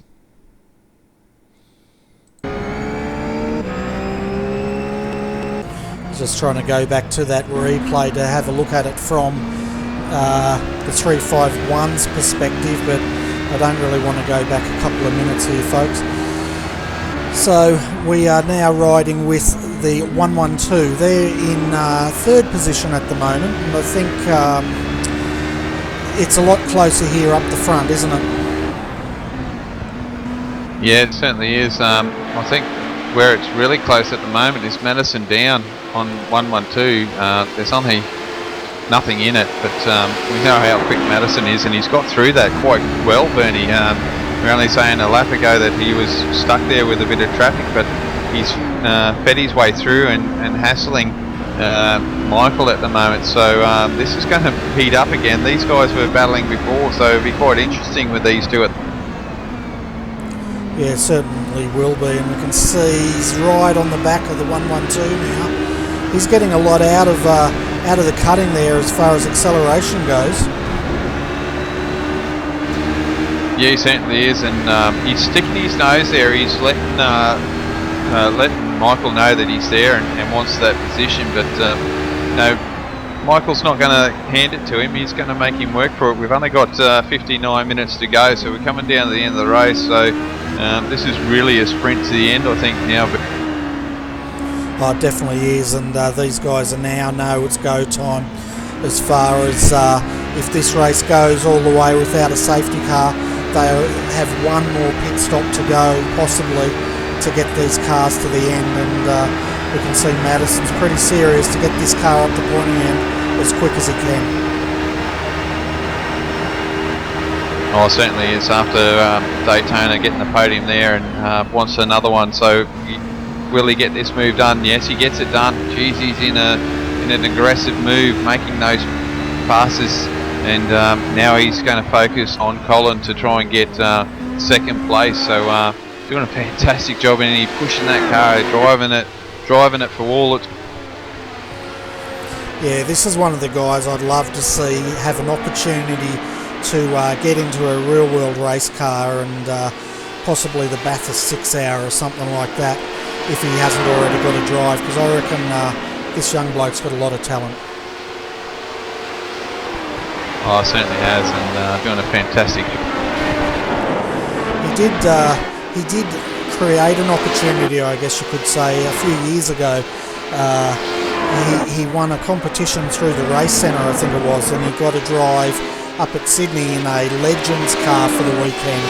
So he did get a good taste of real world racing through that competition, but I'm not sure if he's done much real world racing since then.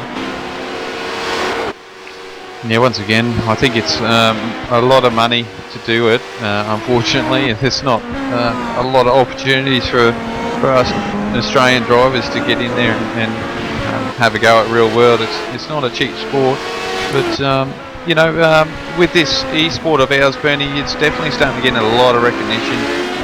We've got Simon Feigl here, and I think Anthony Manzarello, also a driver through the GT Academy, that's on here now.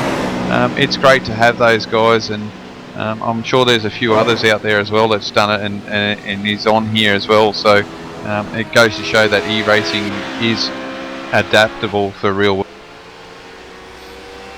Oh yeah, for sure. And you know, some of them have made that leap, but you're right, it takes a huge amount of backing and to get a seat, and at the top end, even in the you know, production cars and all that, I think those positions are fairly limited unless you can finance your own way into a seat, I guess you could say. It looks like we've got Brenton Hobson in the green room, so I'm not sure which team Brenton's with. Oh, quickly. So bring Brenton up, and you might want to have a chat. Yeah, sounds good. Hey Brenton, welcome to the RRTV commentary booth. We quickly get your car number so we can get that focus on screen, please. Yeah, sure. I'm driving in the car number 200, Boost Juice. Alright, thanks Brenton.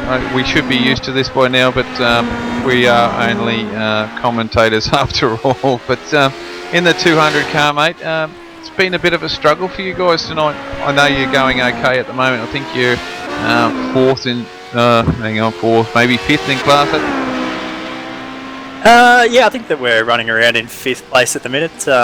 It's been a tale of two stories tonight. We've had some good luck and some bad luck. But overall, the team's performed really well. Got a couple of cars that are going okay here at the minute, and all in all, it's been a pretty good race. It's definitely been trying at times, but yeah, no, it's been pretty good. And for you guys, I would assume that you're possibly on no more pit stops, and Wayne's driving this to. Yeah, I think that the plan is to have Wayne run our car through to the finish now. I'm not sure if he needs to stop again, but it's the plan, I think, to keep him until the finish, yeah.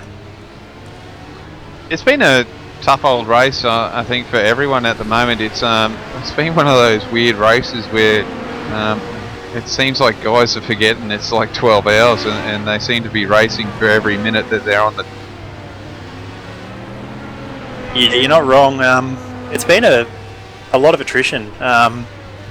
Considering that there's only sort of 2 fast repairs for the cars, you would have thought that maybe a few of the guys would be a little bit more conservative earlier on, but there has been a lot of accidents. I've seen heaps of them myself, and I know that the other guys in the team have all had their fair share of either contact or near misses throughout the race. It's been quite a weird one, but we've had a couple of nice little runs here now, and hopefully we're hopefully seeing this green flag run right to the end, which would be really good for us up here to see a nice decent race to the end, and I'm sure you guys are probably looking for the same. Yeah, you're exactly right. It'd be nice to see a bit of green flag running. It's there's nothing more frustrating than just trundling around behind the pace car. So I think that everybody out there would be happy to see the thing go green for a long period of time. Yeah, and how's the car handling across the... We've had a few guys come in. They've really got the cars more hooked up for the up the mountain and obviously across it down the other side, just to get the balance of the car or get the car hooked up, because they feel like that's where you can gain a lot more pace compared to having more outlined pace down. Yeah, it's kind of a track where you can have different approaches. You can shoot for that straight line speed in the straights and make up a bit of an advantage there, or alternatively you can try and set the car up to go well across the top. I know that our setup is it's just a rocket across the top of the track. It's really fast up across the top through the windy section, and we've given up a few k's down the straight to be able to do that. But I think from our experience, it looks like most of the guys are in the same boat. I think a few people have given up a little bit of straight line speed to be able to be a little bit quicker, and probably just as importantly, more controllable across the top of the hill.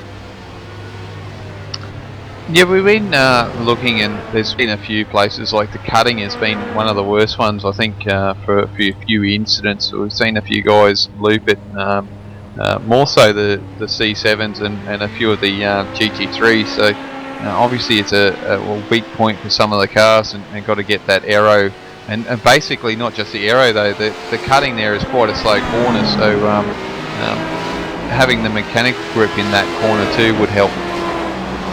Yeah, that's right. The cutting is a really tough corner. The car's kind of bouncing around a bit through the left-hand kick just into it, and it's easy to, if you mistime a downshift or grab a little bit too much brake or something, it's quite easy in the C7 anyway. I'm not too sure about the other cars, but it's quite easy to sort of lock up the rears and spin the car around. And it's the same coming across Skyline as well. It can be a little bit difficult. Just as you brow the ridge up there, if you get a gear shift in the wrong spot, it's pretty easy to sort of back the car around. I know that I did that in my stint earlier on. Just managed to keep it off the wall, but yeah, it's pretty easy to do that. You can lock the rears in a couple of spots quite easily. Yeah, it seems to be one of those tough corners. So you know, it's been a really tough race for a lot of guys. But with the fast repairs, how are you going with that? With 51 minutes to go, have you got any up your sleeve, or you ran out? Yeah, our car, the car 200, we accidentally used a fast repair probably 4 or 5 hours into the race, just forgot to uncheck it for a pit stop, and we've still got the other one remaining. We haven't needed to use a single one all race. That being said, the C7 is pretty brutal and frail. I think we've had maybe 6 or 7 meatballs throughout the whole race. A couple of them were for contact, but we've had a number, I think maybe 4 or 5 just for contact with the ground, with the car hitting the ground in certain spots. So you know, we haven't needed to use a fast repair to get them out of the way. You sort of get in the pits and it's only a few seconds and it's fixed, which is really frustrating because it's hampered our race for sure. We've been to the pits probably 4 or 5 times more often than we've had to, just to repair damage that was caused by something quite silly.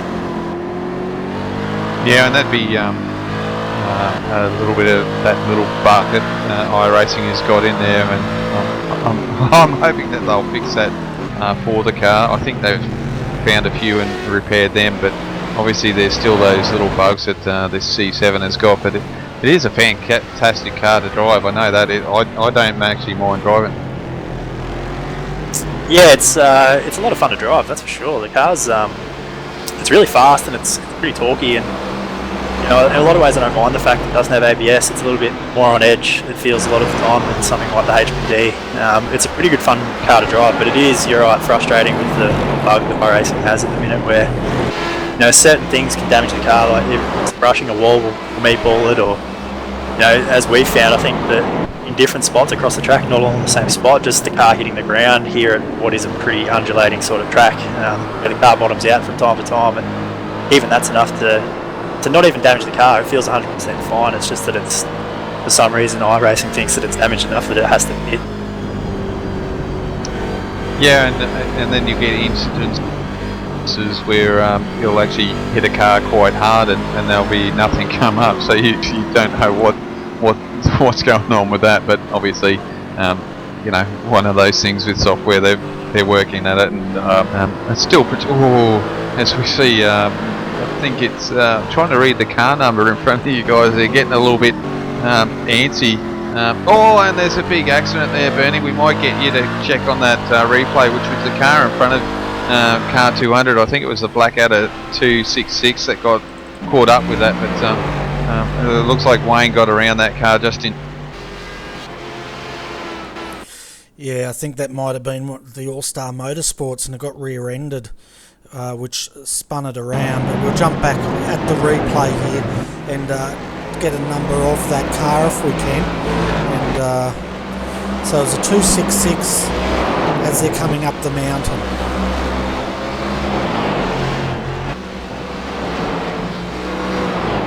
Yeah, I think the 266 was there as well, Bernie. I'm pretty certain. I didn't get the car number that was in front of the car 200 there at the moment. I believe it's car 231. Yeah, it's one of the tryhards cars as we're just coming down now with the 266, and we'll have a look at this. So the 231, it stepped aside and slowed up, and the 266 has run into the side of it, and unfortunately it's put the 266 hard into the wall. He's lost the whole front end, and the 231 has managed to do a good rotation and keep it off the wall, but the 266 is looking pretty trashed. Yeah, hard luck for the guys in that car. I've been caught up a couple of times today, I believe, so this Bathurst is really tough, but good to see the safety car hasn't come out, which is looking good. We won't look like we'll hit 4 safety cars from the time we came back on, Bernie, so looking like 3 at. Yeah, well, they've got away with it that time, and I'm just having a look because it looks like while we're showing that replay, they've dived in, used a fast repair on that car, and it's back out looking brand new again.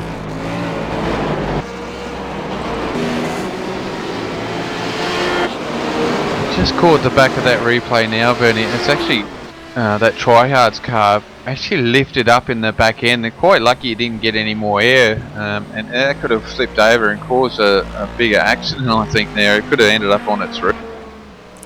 Yeah, it was pretty close, wasn't it? But I tell you what, Brenton, Wayne was very fortunate to clear that car when he did, because that was a pretty close call for you guys.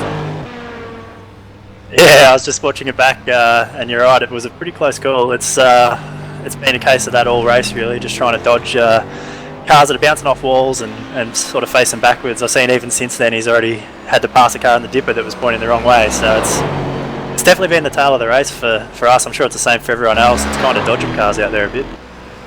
Yeah, I saw a YouTube video one of the drivers posted earlier on today, and it was labelled close call, and was coming around the cutting, and just as he exited, not the cutting, Forest Elbow, and just as he exited Forest Elbow, there's a car parked facing the opposite way in the middle of the track, and he just missed him. Yeah, it wouldn't be the first guy in the race to have that happen, and he probably won't be the last, the way that it's been going. It's kind of Daytona 500 being on this week. It kind of feels a little bit like that sometimes. You come around the corner and hope that there's nothing in front of you sometimes. Yeah, well, Bathurst has that, doesn't it? And I remember as show my age here, as probably a 10 or a 12-year-old watching Dick Johnson coming up through the cutting in those days when they had the tip trucks they used to send out on the circuit, and he's come around the cutting and just missed the back of one of those flatbed trucks going up the mountain to pick up a stranded car. Yeah, well, that's one thing I'm glad that we don't have in iRacing. It's hard enough to get around here at Bathurst as it is without having to worry about tow trucks on the track. Yeah, that's right. Yeah, there's no way they could do it these days. The amount of OH&S risks they would have taken in those days was incredible. But getting back to this race, I'll stop reminiscing now. Just having a look at the 200 where you guys are placed. Where are you? About 5th in your class, and it looks like about a lap down. Is that about right? At the minute, yeah, I think you might be right. I think we're about a lap down, running in 5th place. The teammate, team car number 230, I think, is in front of us, just a little bit up the road. And yeah, we've kind of been here all race, really. We got a really unlucky drive-through penalty very early on, and then ever since then, we just really haven't been able to catch back up. It's always the same. Everyone's got the same sort of stories week out. We had the same thing happen to us at Daytona, where we got trapped a lap down and just never really got back. But we've really fought hard. You know, the guys have done a great job. Berkey's been really quick. He started the race and he's finishing it, and he's been putting down some great laps. And I did a few laps in the middle of the race, and I sort of struggled a bit. I've been fighting a bit of a back injury, so I've only done very, very minimal amount of laps. And Michael Schrader jumped in the car, and I think he did about 150 straight laps while we were waiting for Wayne to get back to the computer. So we've worked really, really hard all race. You know, put down some mighty runs and some great laps, and we just haven't quite been able to get back up onto that lead lap. It's been ever so close. Oh, and he's lost it. Coming into the commentator's dipper. Curse. No, you were talking. It's your curse. But he's parked right across the road here on the dipper. Oh, there's cars. This is nasty. He's got a pretty good gap here back to the next car. Yeah, I could just hear in the background that HPD coming. And yeah, he's fortunately kept it off the wall there, Brenton, and he hasn't been hit by anyone. So that's another bullet you guys have dodged today. Yep, another one.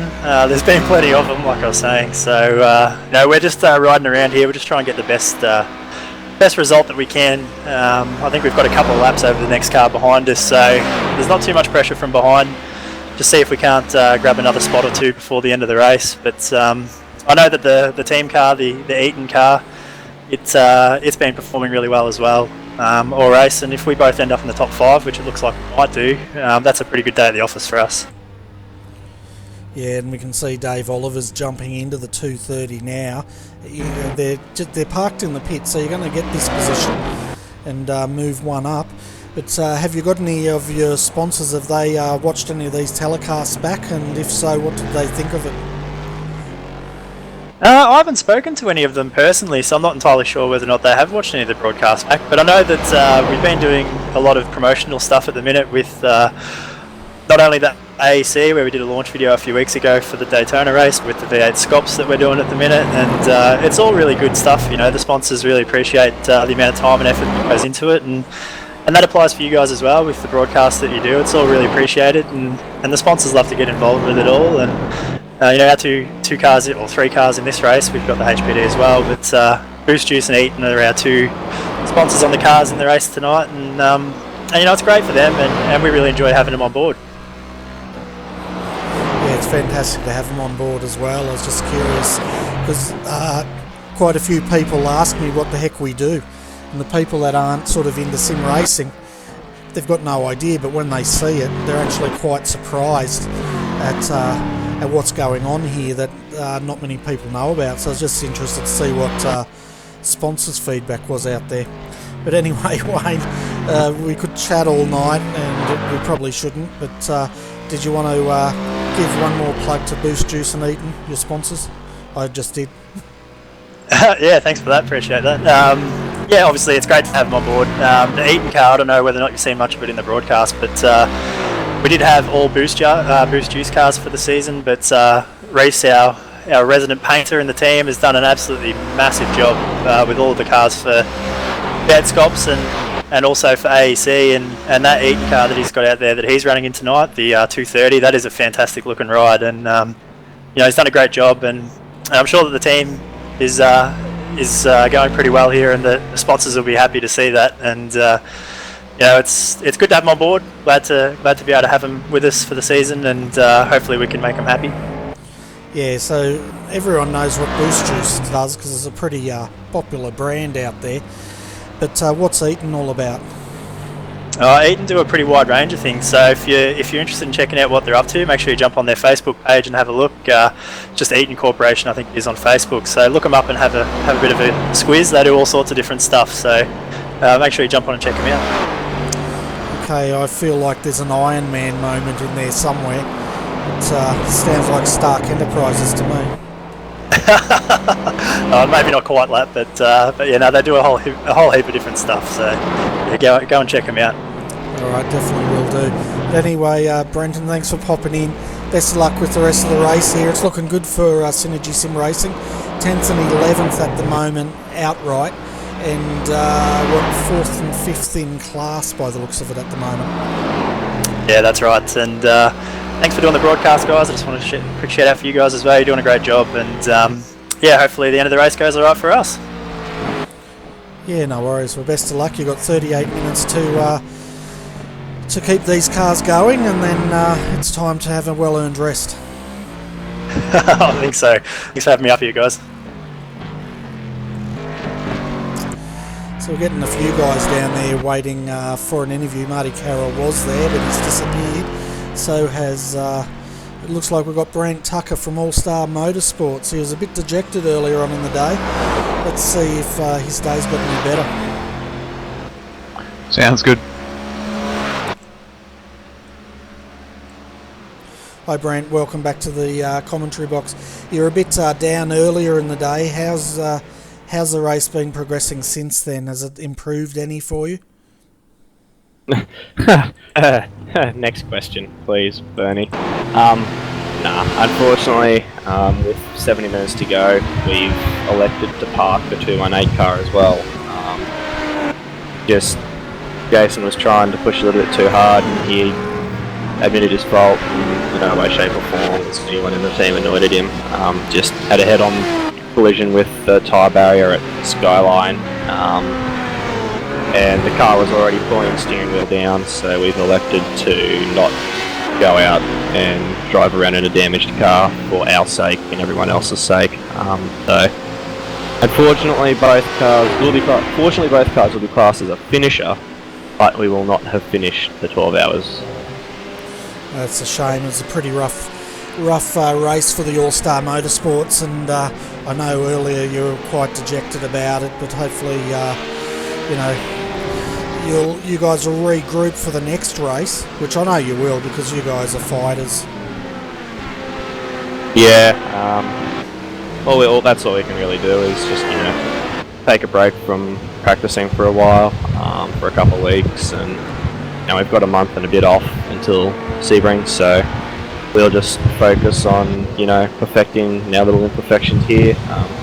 Our main goal was to be classed as a finisher and to be under the incident limit, and we've completed both those tasks. Daytona was a bit of a testing ground with, a lot of new drivers doing endurance racing stuff, so both of us both rounds we've ticked off our achievements, so next round is where we can start looking at really improving on track and, finishing the 12 hour and maybe start looking at where we can actually finish results wise. Yeah, it takes a lot of work, doesn't it, to firstly establish a team, which you did pretty much last year, and then racing at this level. It's as we see the ING Direct car there go into the wall coming out of Forest Elbow. But yeah, it takes a lot to compete at this level, doesn't it? Yeah, it's not as easy as everyone thinks to be running, albeit a virtual team. There's still a lot of work that gets put in behind the scenes. At times, this is more a second job than it is a hobby, especially when I was sponsorship hunting. But it's a hobby, it's a passion, and a great one at that. But unfortunately, it's one that can really bite hard and make you feel pretty dejected at times like this. But you just got to push on, come back at the next round, I guess. Yeah, well, that's what you need to do, and put it behind you, because I'm sure you've watched many a coverage of the real world racing when drivers have been and team owners have been in your position, and I guess you sort of have a feeling of what it's like now because you've experienced it for yourself. Yeah, well, this is a stark contrast to last year where we were running 3 cars, one car got podium in Class B, and our BMW was a lap and a half off getting Class podium in Class C. So an entirely different contrast to last year, but that's what Bathurst is about. One year you can go really good, the next year you can go pretty average, but no point dwelling on the past. We've just got to move forward, have a couple of weeks to relax, not think about it, and come back stronger at Sebring and hopefully show that what we can really do, because we've showed really glimpses of what we can do with 218 actually leading the Class B, at one point early on in the race. I didn't realise until halfway through my stint, when everyone had overtaken me, that we were actually the class leader at one point in time. So that was pretty cool. Something we didn't actually anticipate on happening. So we can cross that off our list. But yeah, you got to look at the positives like this and times like this. Yeah, you definitely do. And I guess, tell us a bit about your sponsors. I know you've got Unmetered Servers there, you've got Rack Corp behind you, and I think there's another one on the cars as well, isn't there? Yeah, Rack Corp, Cage Centric, and Unmetered Servers are all our sponsors. Rack Corp is effectively the parent company. The other two are kind of off-splits of that, server hosting and CDN hosting and stuff like that. So, yeah, those guys have been absolutely brilliant. They came on when it was only effectively me and 2 or 3 other guys on the team, and they've stuck with us ever since and have wanted to keep with us to the point where they elected to, quote unquote, upgrade their sponsorship package and help us with some funding and stuff like that. So without those guys, All-Star Motorsports probably would have been shut down late last year with some of the stuff that had happened. So a huge thanks to those guys. They've just been absolutely phenomenal. They were easy to get along with, easygoing. I couldn't wish for any better sponsors. So yeah, huge thanks to my drivers as well, Josh and Joe, who are now at TTL, sticking around for last year, and all my new guys. So we'll get there. Just a matter of re-establishing and pick it up from where we left off. Yeah, definitely. Your team's definitely started to get that momentum going in its favour, and it's great to see Unmetered Servers still backing you. That was, if I recall, when you first started, one of your first sponsors there, so I'll definitely be checking them out, because I'm in the hunt for a good hosting company at the moment here in Australia, so I'll check them out after the race. Sweet, thanks Benny. Yeah, those guys came on when 3 or 4 months after I'd started the team, so they've stayed on ever since, and they're really, really keen to continue to stay on when I was potentially looking for another sponsor. So for them to actively step up and say, hey, we want to stay on, is just a testament to what this esport can do for advertisement for these companies. So huge thanks to those guys again. They've been absolutely phenomenal. Yeah, fantastic. Well, anyway, Brent, thanks for popping in and letting us know about the 218, and best of luck for the next round, whenever that is, and best of luck, mate. Yeah, cheers. Early April, I believe the Sebring 12-hour is, so a class more suited to multi-class racing of this calibre, so hopefully we'll be able to make our mark in the AEC and show what we can do in the Class B, because I know that with both cars are starting to show signs of brilliance, so it's just a matter of converting it and having a bit of luck on our side for a change. But yeah, thanks to you guys again for the stream. Awesome job you guys do. And yeah, I'll catch you around next time.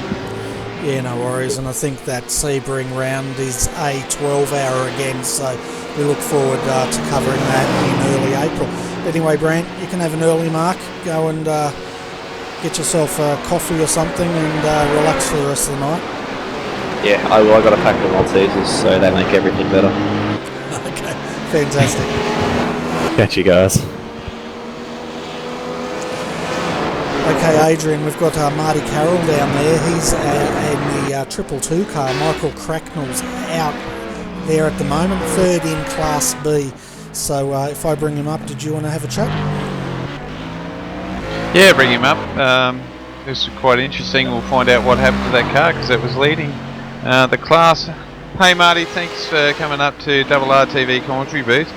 Just might have heard there that I was saying that you were leading this class and you down into third, so a little bit of mishap at the moment, or just a bit of pit strategy?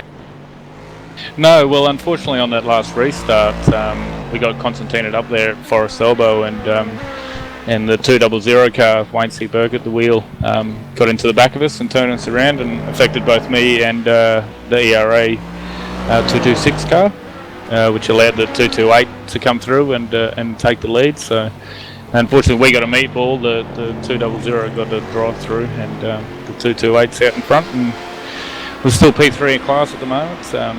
Fuel saving like mad to make it to the end, but so still a lot of racing to go with half an hour left. Yeah, that's it. I mean, this has been a crazy race for everyone, and to have half an hour to go, we could see a safety car happen any time, and I think this will probably be close to one of the longest green flag runs we've had so far throughout.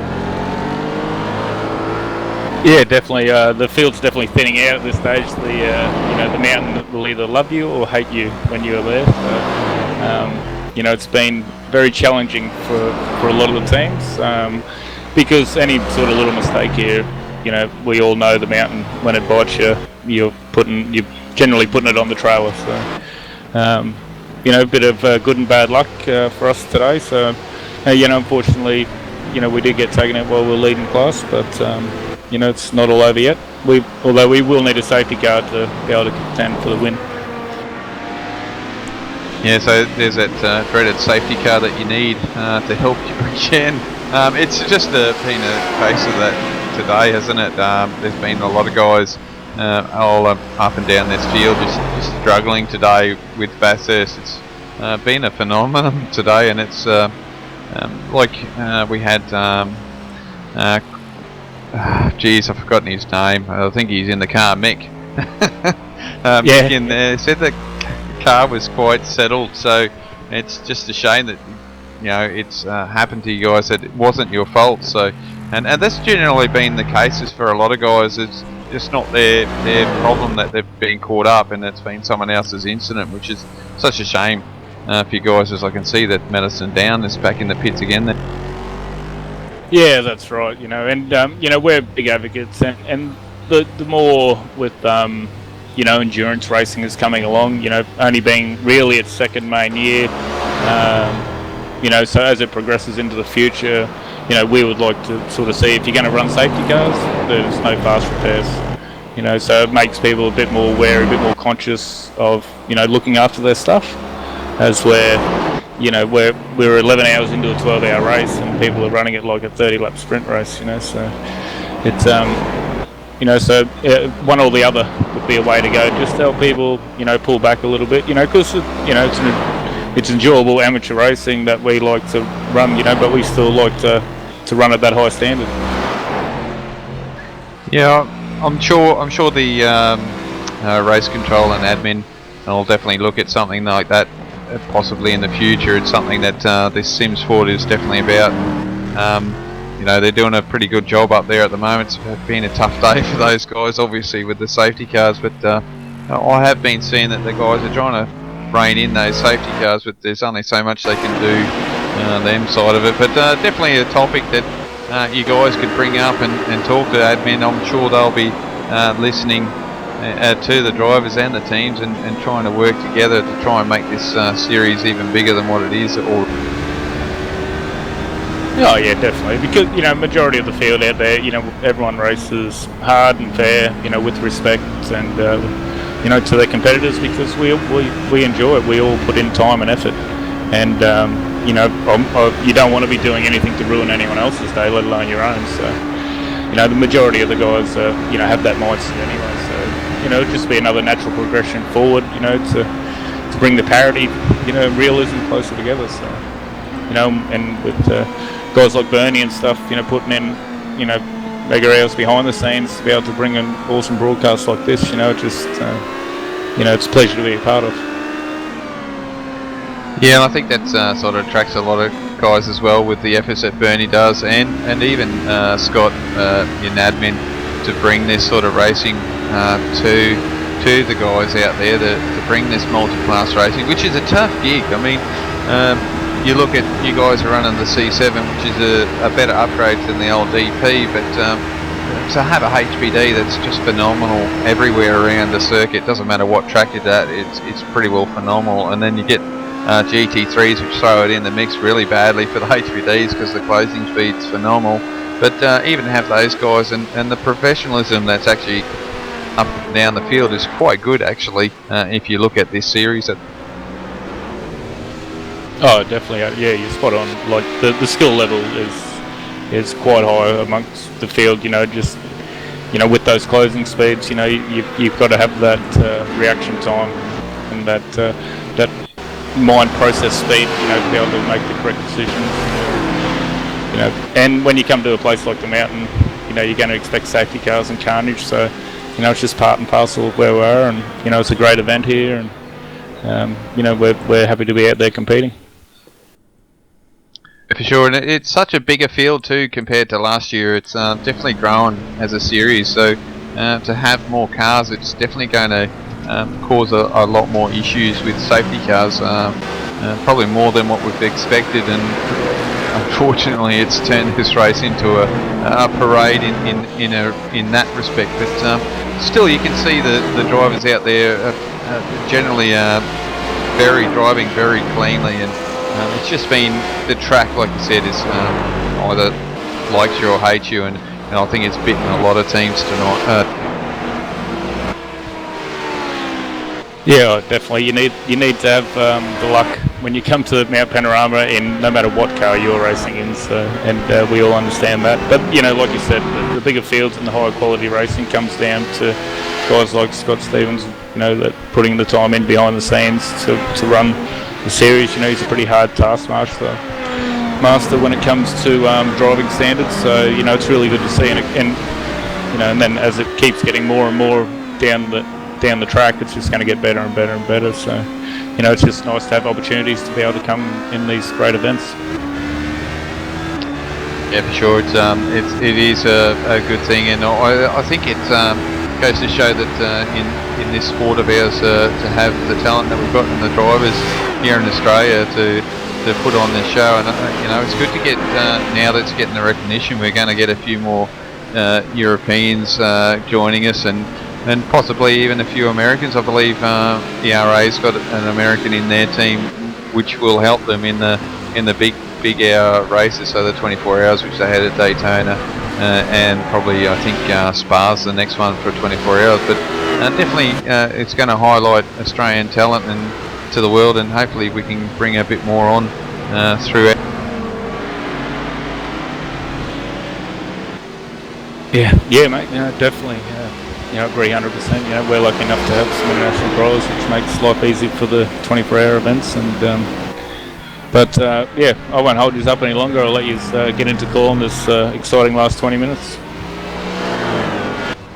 Oh, before you go, Marty, you just want to put a shout out there to your sponsors. We know you've got a couple there, and there's one missing today.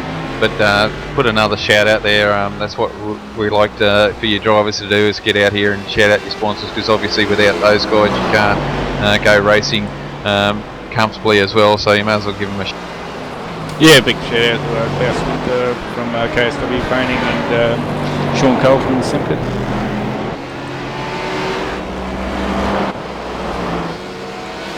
Fantastic. Well, those are Marty Carroll, folks. SDC Motorsport Enduro, and they are currently third in Class B. With 20 minutes to go, though, folks, I'm going to give you an update of the top three in each class. At the moment, leading Class A is Josh Rogers, Team TTL 188. These guys have been leading for quite some time, most of tonight, in fact, if not all of tonight. They have a gap of 18.8 seconds back to second, which is Evolution Racing Australia, the 126. Benjamin Smith is behind the wheel of that car. In third in Class A is Carnet TDR. Colin Schwexen behind the wheel there. They're around about 34 seconds down from the leader at this stage. But saying that, with a pace car, if we get any more safety cars, that will close that gap. Leading Class B is Evolution Racing Australia. Jake Blackhall driving the 228 at the moment, and looking good there for that team. Then 49 seconds down is their sister car, the 226. So Tom Jones driving that car. So at the moment ERA is looking strong for a podium in Class A and possibly a 1-2 finish in Class B. And then Michael Cracknell, SDC Motorsport Enduro, we're just speaking to Marty Carroll there, in third for Class B. Looking down at Class C, and it's been a cow of a race for Class C, but Frieda's leading the way here. Mad Cow Racing, 333 is they've got 2 laps. No, what is it? Yeah, 2 laps now over their closest competitor, and that is the 351 Oceanic Sim Racing, Matt Nethercote in there. And then looking further down, John Barry is in third position, and that's Blackadder Motorsport, the 367. So they have started, they're 2 laps down though from the 351, and we've got a HPD, looks like one of the simulated cars backwards in the dipper, so this may be a safety car if they can't get that car out. Looking at our retirements at the moment, folks, and there's been quite a lot of them. So let's go down and have a look here at them. The 217's retired, 332, the 331, the 271 retired earlier today. The 232's also retired. So that's a couple of the tryhards cars in there. We know the All-Star Motorsports, both the 217 and 218, have retired from this race. It looks like we've also lost Nutters Motorsport Orange. The 115 has retired, as well as the 368, one of the Blackadder Motorsports. No, it's still running, so that's good. One of the cars we did see in trouble, and it's still parked as we go under safety car, is the 100. That's Dayco Motorsports. This car was leading its class, I think, this morning, and it looks like they've just run out of ability to get that car fixed at this stage. Adrian? Yeah, they have led for 13 laps today, and yeah, it's been in the wars. We haven't caught any of the action that it's been into, but obviously, and I think the team will probably be glad that we didn't, but yeah, it's definitely beat up, and unfortunately been in there for such a long time. I think they've given up on fixing it. Yeah, well, it gets to the point, doesn't it, where the pit crew can only do so much to these cars, and sometimes it gets to the point where they just say, well, we can't do anything to this car to make it drivable, and unfortunately that may be what's happened with the 100 at this stage. Just having a look at race control, folks. The 363 Swift Racing has had a warning for protest under blue flag conditions. I'm not sure what that was fully. Synergy Sim Racing, the 130, it's had a second and final warning for unsafe driving. We've seen a few of those today, and race controls are definitely cracking down on that, and I don't blame them. 169 ABR Simulator 2, that's the car that's brought out the safety, and that happened on lap 288.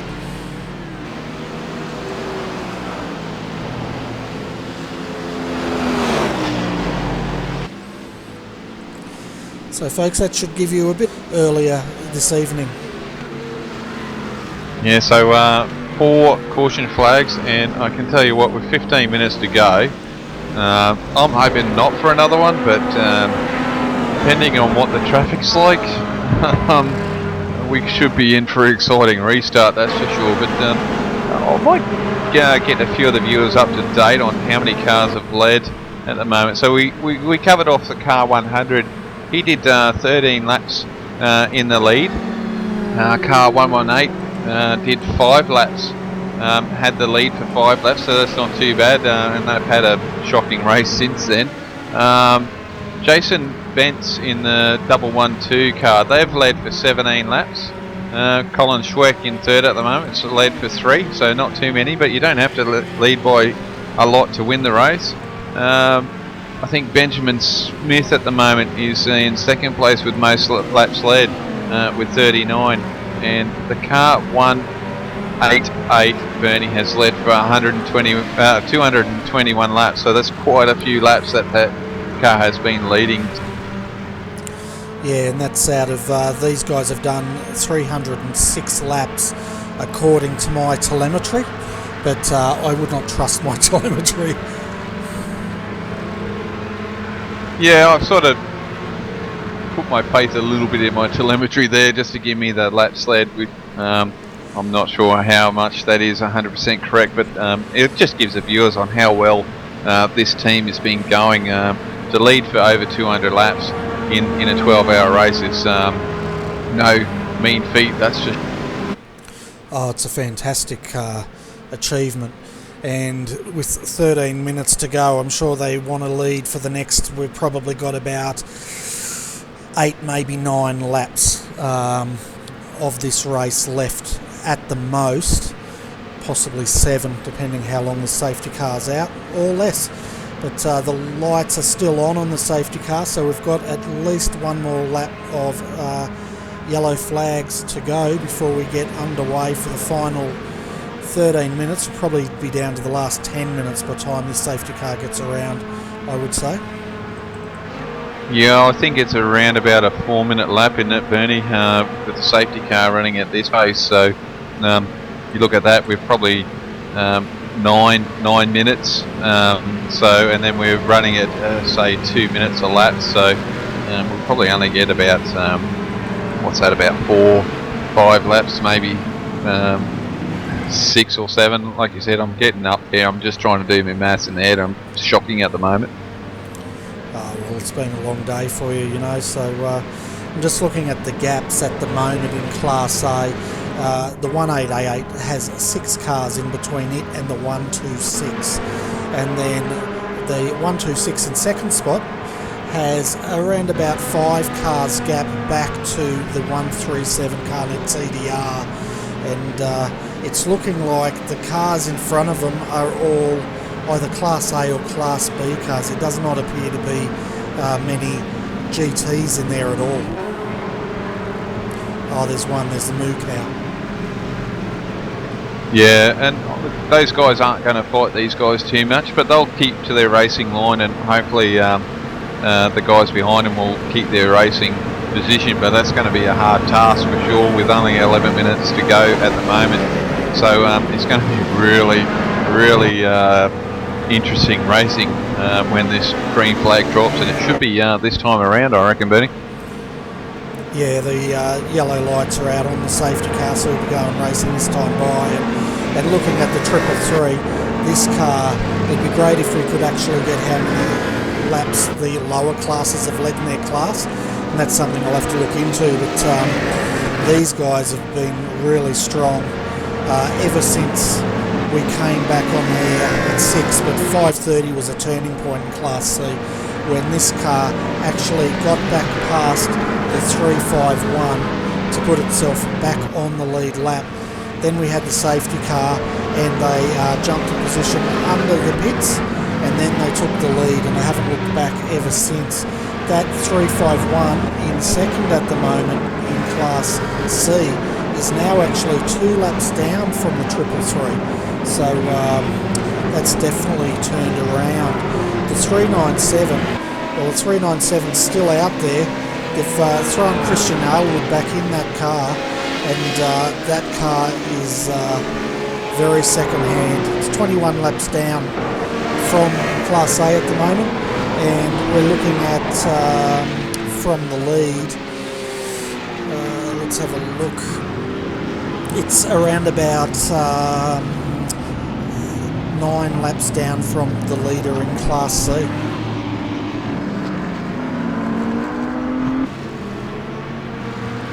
Yeah, so it's a big story there, isn't it? And the other big story too is the car 126, starting from pit lane, Bernie. So to be in second at the moment with 9 minutes to go at the moment. That was a pretty mean effort, and goes to show how hard those guys are pushing. Did have a little bit of luck with safety car, obviously, within the first 10 laps, which helped them gain through, but to drive through the field and get them in the position where they could latch on and work their way up is testament to those guys. Certainly second in class at the moment, 5 seconds down from the lead. Just had a message also, folks, from our race admin. Race control have said there will be no more safety cars now. They will allow this race to run to the end. So we're guaranteed 9 minutes of racing, which is fantastic news. Yeah, it is for us, and we'll see how it goes, but I'm sure there's going to be a little bit of carnage, so we should keep an eye on these guys at the back a bit, because that's the people that have got to try and get the most out of this restart here. Oh yeah, they certainly do, and they've got to make sure that they get a clean restart. We're just having a look at Colin Schweck at the moment down there, and now we'll keep an eye on Benjamin Smith as well. He's got quite a few cars to clear. He's already cleared 2 cars, and he's now coming up behind the 231. He's cleared that car, so that's a good start there for the 126, and he's now cleared the last car in front of him, and the next car in front of him is the 188. So they're definitely in a very good position to take this win. Colin Schweck looking further down, he's got a bit more work ahead of him, but Jason Bentz is right behind him, so they're racing for 3rd and 4th in Class A now. Yeah, so Colin's got a little bit of work there. He's got Jason right on him, and that's going to be a little bit of work for him to do, is to hold him off, especially with the traffic in front. And Jason's only got 7 minutes to go, so he's not going to hold back, and neither is Benjamin Smith. He's only 1.6 seconds behind Josh, so there's a couple of positions to fight for here. Oh, there definitely is, and Benjamin got an awesome start there. He's 1.6 seconds down, as you said, and he's looking at trying to get a win here for Evolution Racing Australia. But the guy he's got to beat is Team TTL. These guys, as you've said, led 228 laps of this race today, and there's no way they want to lose it in the last 6 minutes of this race. Looking back, Colin Schweck, well, Carnet TDR, they've been in 3rd for a while now, and they're hungry for a podium here. Very young and small team, but they've definitely made their mark in this class.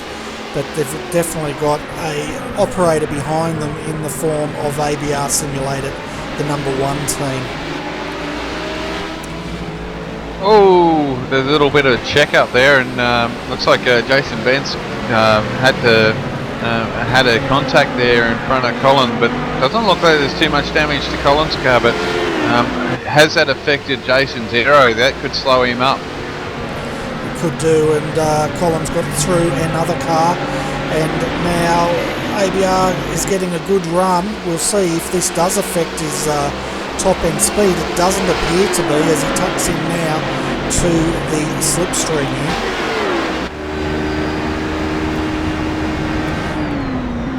Yeah, Closes in under brake. He's closing in under brakes. He lost a little bit up the top of Mountain Straight there, so he might be slightly affected. But I tell you what, look at the Carnet car just carving its way through the field here. Yeah, he knows that he's got a battle behind him, and he's got to try and get through when he can. And this is what I'm talking about. These guys aren't going to take any prisoners, so this gentleman's agreement, like we were talking early on with Trent, is probably going to be thrown out the window with 5 minutes to go. Oh yeah, I think that was thrown out the window probably about 20 minutes ago, if not 55 minutes ago. But yeah, Colin and Jason are definitely fighting here. Colin's held up a little bit. Having a look down while this battle's going on very quickly, because we know you guys like the 333. He is away quite safely all by himself now, and probably the way they like it with this car, and running 18th outright. But let's get back up the front here where all the action is. Yeah, I think Jason may be suffering a little bit of aero. He just doesn't seem to be able to keep pace with Colin in front of him, and has suffered a little bit down the straight. Even trying to get the draft behind this 231 VP, he didn't be able to catch up to him at all. Yeah, well, when they get onto Mountain Straight here, I'll do a quick comparison of their top speed, just so we can measure that. So we're looking at Carnet TDR at the moment. He's up to 200, still climbing, 229, 237, 240, 51, 62. He topped out at 263. Jason Bentz, he topped out at 254. So he's definitely affected with top end speed there, Adrian. Yeah, which really shows recently, like we were talking about earlier, with these cars that rely on aero. If they get a little bit of damage, they seem to lose a lot more speed, don't they? Oh, they certainly do. And the thing is, when you look at the 112, you can't even see the damage. And that's the thing with these cars. It's very easy for them just to damage that floor pan or any of those little spoilers hanging around those cars, and all of a sudden they lose a good 10 or 11 kilometres an hour top end speed. Yeah, and he's got stuck here. Jason's got stuck behind I think it's the G&T HPD at the moment, which will be really hard as he's had a look around the outside and lost a little bit of time, but we'll see if he can get around him. But obviously without that aero there, he might be able to do it. Yeah, he's got a bit of a run there now. I'm looking at his top end speed though. He's 284 compared to 297. So he is losing to the car of Colin Schweck, the 137 at this stage. Yeah, and as I'm looking up at the telemetry there, the Josh Rogers car is starting to get a break there. He's about 2.5 seconds in front of Benjamin Smith. So his last lap time was a 51.4 and Benjamin's was a 51.8. So about close to half a second, 0.4 of a second quicker than Benjamin at the moment. Yeah, and if we look at Class B, 6th and 7th at the moment, ERA, they're running nose to tail in Class B. The 228 is leading with the 226 right behind them. So if I had $1 to bet, I'd say they're looking at possibly a 1-2, definitely 1-2 finish. But they probably won't have time to do a form finish because the SDC Motorsport Enduro, Michael Cracknell, he's not that far behind. I'm just trying to get a gap for the viewers out there. He's 6.5 seconds behind at this stage. No, well, with these two cars so close together, Bernie, they'll still have a 1-2. I don't know how much of a form finish they would do. I suppose with Jake in front here, he could probably not get through the Murray's corner as quick, and it probably might be able to get a form finish like that, just a little bit quicker form finish than what you would like. Yeah, that's right. And if they park them side by side there, the SDC may not be able to get past them anyway if they make that gap just perfect. And as we said, Class C at the moment, it's looking great for Mad Cow Racing today for Class C. We've got 46 seconds to go before the white flag comes out. They've got a 2-lap lead over Oceanic Sim Racing, and in return, Oceanic Sim Racing has a 2-lap lead over the 367 Blackadder Motorsport. John Barry in that car, and he's got a pretty comfortable margin himself. So Class C looks pretty sorted, but let's get back to the action. Yeah, so this will be the last lap, Bernie, as Mr. Rogers is up the top of the mountain here at the moment. So with 8 seconds to go, he's on Skyline now. So the white flag will be shown, and he's making his final run down the mountain here. So, did he just drop out, or was that me? That was you. But the white flag. Had a heart attack. Yeah, the white flag's out. He's coming down now through Forest Elbow for the last time here for Team TTL onto Conrod Straight. And they've just got a couple of GT3s in front of them. And they've got that win. Yeah, so got a GT3, a rough here. He's got a negotiator around which should dispatch quite quickly, and then it looks like he's got a TD Racing Corvette in front of him, which he'll probably dispatch of that one as well. Get around that car, and oh no, he's going to leave it. He doesn't have to pass him to finish the race. But well done there from Josh and the whole gang at TTL there. Yeah, it's a fantastic win. Team TTL takes out Class A here at the Bathurst 12 hours. Second is Evolution Racing Australia.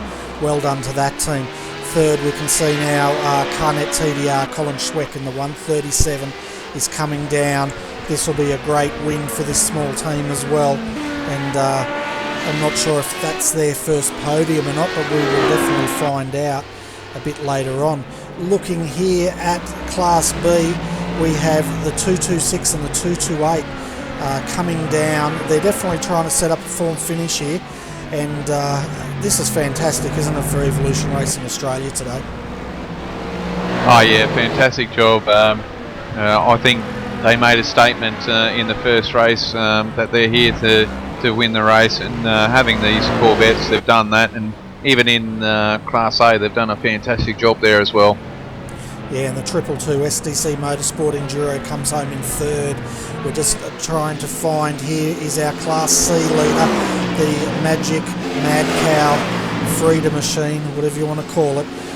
These guys, fantastic effort by this team as well, and a well-deserved win here in Class C as we see them now just coming through the chase for the final time. Yeah, look at that Moo Juice. He'll be running on today, and it's done fantastic for these guys. So having that calcium build up has done well for these guys, and pushed them all the way to the front and won the series. Won the series. Geez, I'm a bit premature with that, but I'm sure they'll be up near there at the end of it, Bernie. But won this race today. Yeah, they utterly got a move on, didn't they? So, and we can see third position, Blackadder Motorsport, John Barry, the number 367, a well-deserved third place for that team. You know, this car, it's been through a lot today, and it's great to see Blackadder coming home with the podium in their class here. Oh yeah, sure. You know, you're just hanging out there and putting the laps down, and I think that was the thing with this today, just trying to get through the carnage. And I think some teams fared way better than others, and you know, I think a big learning curve here, hopefully, and guys are going to realise that this is a really tough track to tame. Oh, it certainly is, and getting back to the conversation earlier, I'd love to see Race Control take away all these guys' fast repairs for one round, just to see what happens, you know. And as far as how many cars would actually get to a finish. But look at that, we've got ERA now lining up, nose to tail, Class A and B, and they are looking to set up a bit of a photo opportunity here as they start to celebrate their well-deserved win in Class B and second in Class A. Yeah, top effort. A top quality team too, Benny. You know, they do a fantastic job, and you know, it just goes to show the hard effort that they put in. Shows here at the moment, and as they're starting to form up here to get photo opportunities, which is obviously good for your team and your sponsors, which you want to show them how well they went during a 12-hour race. Yeah, definitely, and say cheese, fellas, and enjoy taking that photo for your sponsors. A well-deserved victory for those guys. Yeah, for sure. So we're just waiting for a few guys to drop in. Obviously, we've got a couple down there at the moment, but we've got might wait for a bit more there, Bernie, just to see if we can get a couple of more of these race finishes up here. Obviously, we've got a couple there doing burnouts and all that sort of stuff. So see how we go. But in the end, good race to the end, Bernie. There probably was a couple of incidents that we did miss because we were watching on the race to the end, and I don't know the cars that were involved, but I'm sure we'll see later on throughout the week that they'll come up through race control. And but no, good race at the end there. It just certainly turned it on for us as normal.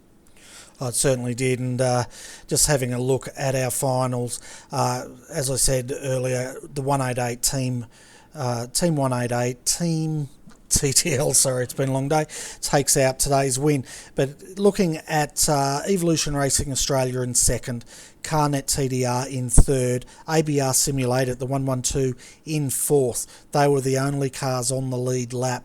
The closest car to those guys was 4 laps down, and that was a 132 Tryhards Racing HPD2. But that was on the same amount of laps as Class B, which was taken out by the 226 Evolution Racing Australia, followed by the 228 Evolution Racing Australia, and then the 222 SDC Motorsport Enduro. And then down 1 lap was the 200 Synergy Sim Racing with their sister car, the 230 Synergy Sim Racing. So that was the Eaton entry and the Boost Juice entry, who we spoke to earlier. I won't go through all these folks because we want to get on to the interviews, but Mad Cow Racing finished 12 laps down from the Class A winner, and then Oceanic Sim Racing 2 laps below them. And then 367 Blackadder Motorsport 2 laps below there.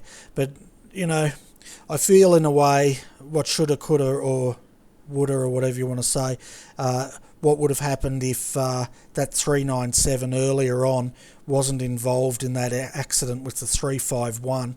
I think those guys would have really tried to take the race to the 333, because at the time they were just about, they've just unlapped themselves, I think it was.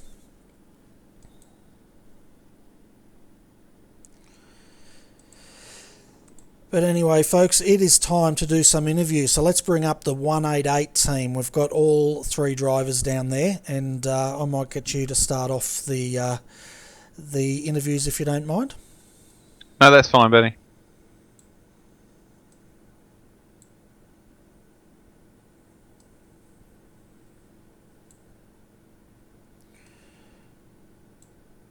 Okay, I think that's all of them up here, Adrian, so I'll pass it over to you for the interview. Thanks, Benny. Congratulations, boys. Awesome effort. Led majority of the race. Had one incident, I believe, going up in the cutting, which wasn't pretty, but managed to take out the race win, so congratulations. Yeah, thanks for that. It was a good race. You know, we unfortunately made one mistake there towards the end of the race, but look, over 12 hours, you know, one mistake's alright. So just glad that we could get through again on another tight one, this time with the RO.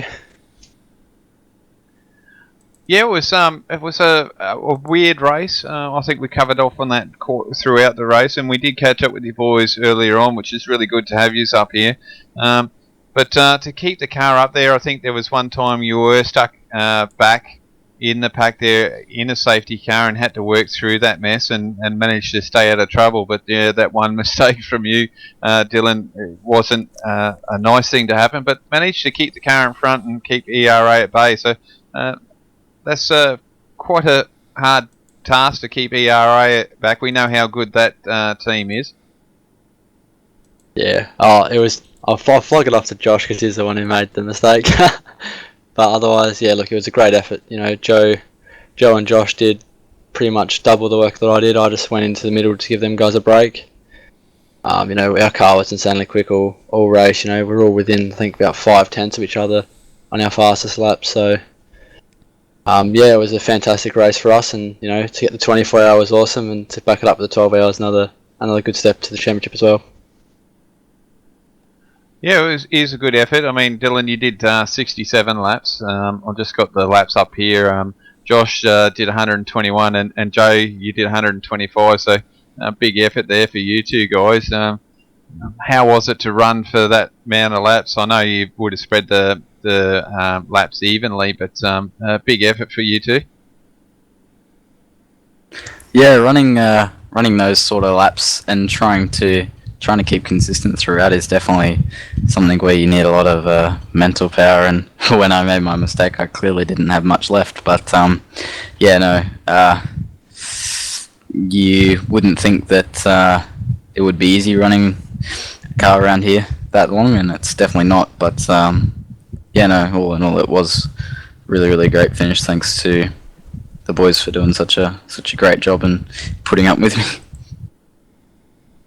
Yeah, I'm sure the boys probably be like Bernie has to put up with me. So, but with that incident that you had, that would have taken one quick repair away from you guys. So you had to have one left. I would believe you guys would have had a nice, fairly clean car for most of that race.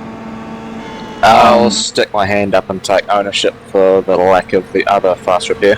I was just pushing a bit too hard coming into the pits and locked a brake and hit the wall. Not hard, but we thought we better take it at the time.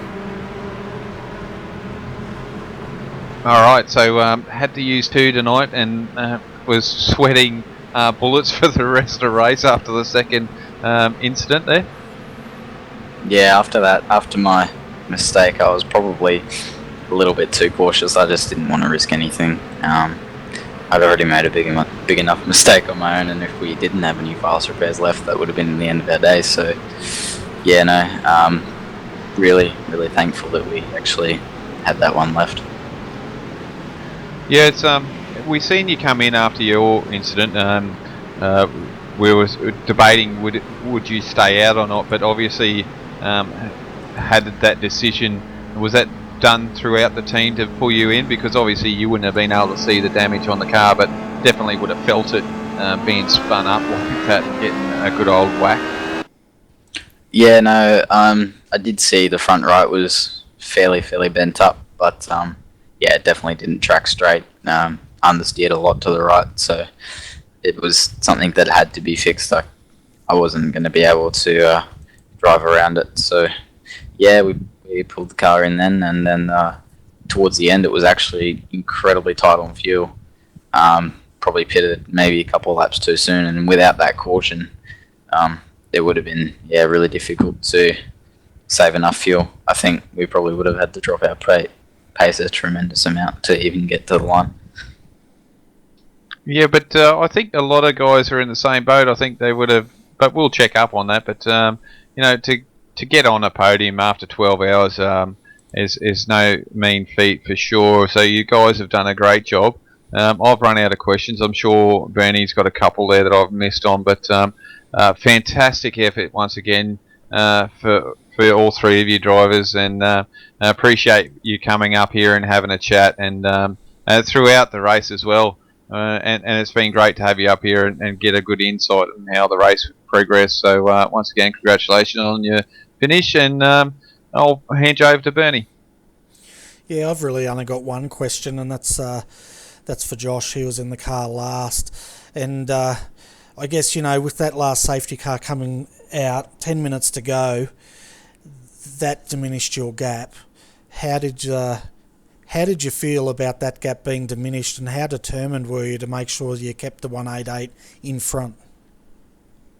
I was a little bit on the downside about it, but there wasn't a lot you can do about it. But after the green flag, when I saw Ben get a absolute rocket of a start and be up into Griffin's right on last, so very somewhat frustrating, but I just had to know. I knew that I could somewhat cruise around and hold a gap, so that's all I was really trying to do. I wasn't trying to overdrive the car to get a gap or anything. I knew I only needed to break the draft and then just hold that. And that's what I was aiming to do, and I did that. So was a little bit annoying, but well.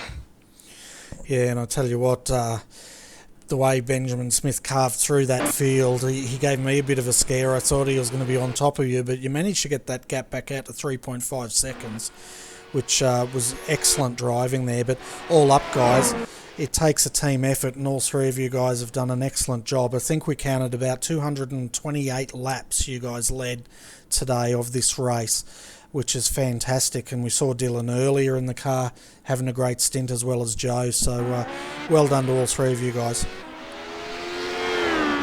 Yeah, thanks guys. Good job on the broadcast once again too. It's definitely something that's great to be able to watch back on, and can't thank Joe and Dylan enough for everything they've done this week. They've done an amazing job, and hopefully we can come back next round and I don't know, give it to Redback, which had that unfortunate accident, which it would have been a really, really close finish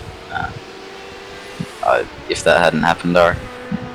Yeah, I'm not sure what happened to that team. I'll have to go and listen to the debrief at some point.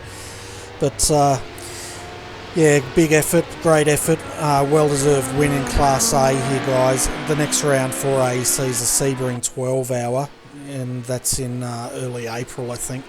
But before I let you go, do you want to give a shout out to all your sponsors and people that have backed your team to get you onto the podium tonight? Yeah, I guess we'll give a shout out to Cask, our main sponsor. They're really supportive. Otherwise, not really too much else to thank. You know, we're looking for sponsors for this series and multiple other series. So if anyone's looking to get a front running team, get some, I guess, airtime, then hit us up at TTL. But otherwise, look, we don't have too many sponsors out there, but we do a fantastic effort in our little group of guys. So yeah, once again, thanks to everyone for a great setup and a great broadcast. So take care, guys. Yeah, fantastic. So if there's any sponsors out there, get on board of these guys. They've led 228 laps of this race. They're our Class A winners, and I'm surprised you guys don't have a sponsor on that car already. So big business opportunity out there for someone to teach you guys up. Yeah, definitely. But yeah, thanks again for the broadcast. It's a magnificent thing you guys are doing, allowing us to go back and watch throughout the race when we're outside just relaxing. A bit too stressful to watch the guys race. So yeah, thanks again, guys. You put on a fantastic show. Yeah, no worries. We'll go and pop that champagne, go and celebrate, guys. Well-deserved win there. No worries. Thanks, guys. Cheers, guys. Cheers. So, Adrian, I reckon next we bring up the 126, that's Benjamin Smith, and we'll bring up Simon Feigl and Tom Jones at the same time, I think. Yeah, you can bring Blake Coppo and also I'm trying to think. You've got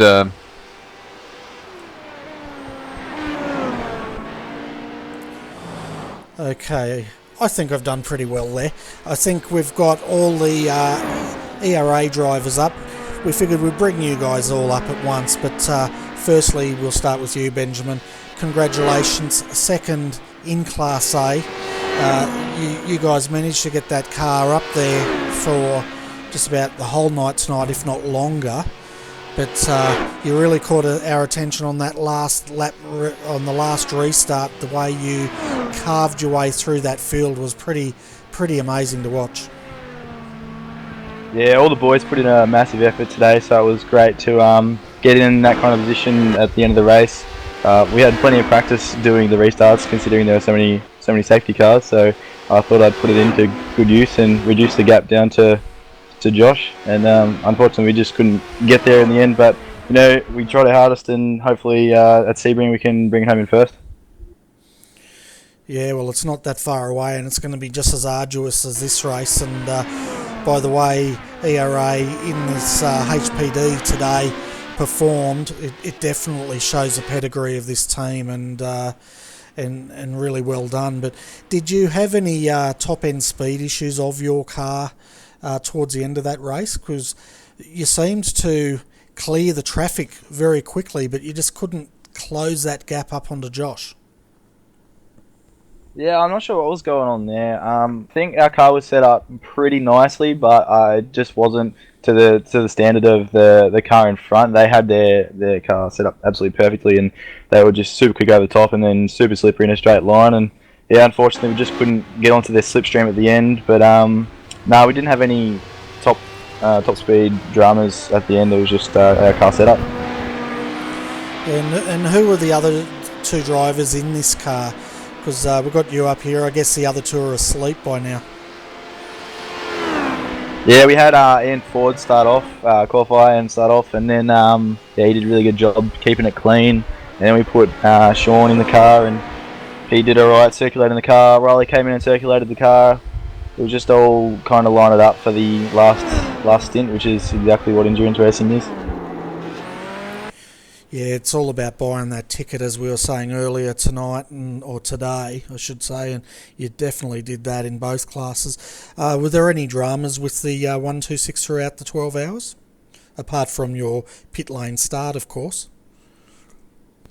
That's the first I've heard of that. I think 40 might have forgot to tell me something. But no, we used both our quick repairs, but it was just for little niggling things like, you know, if you made a little bit of contact just overtaking a slower car. I think we had a little bit of front right damage at one point, which we fixed up. But other than that, you know, we kept the car 99% clean, and that's just what we're hoping for in the end of the day. Yeah, no, it was excellent. And I can tell you, during qualifying, whoever was qualifying your car had avoidable contact with the 100, which is why you had the pit lane start, but it didn't hold that you guys back. You know, the first driver today, I think it was Ian Ford, worked his way patiently through the field to keep that car in one piece, and it definitely showed and paid dividends at the other end of the 12 hours with the second place on the podium.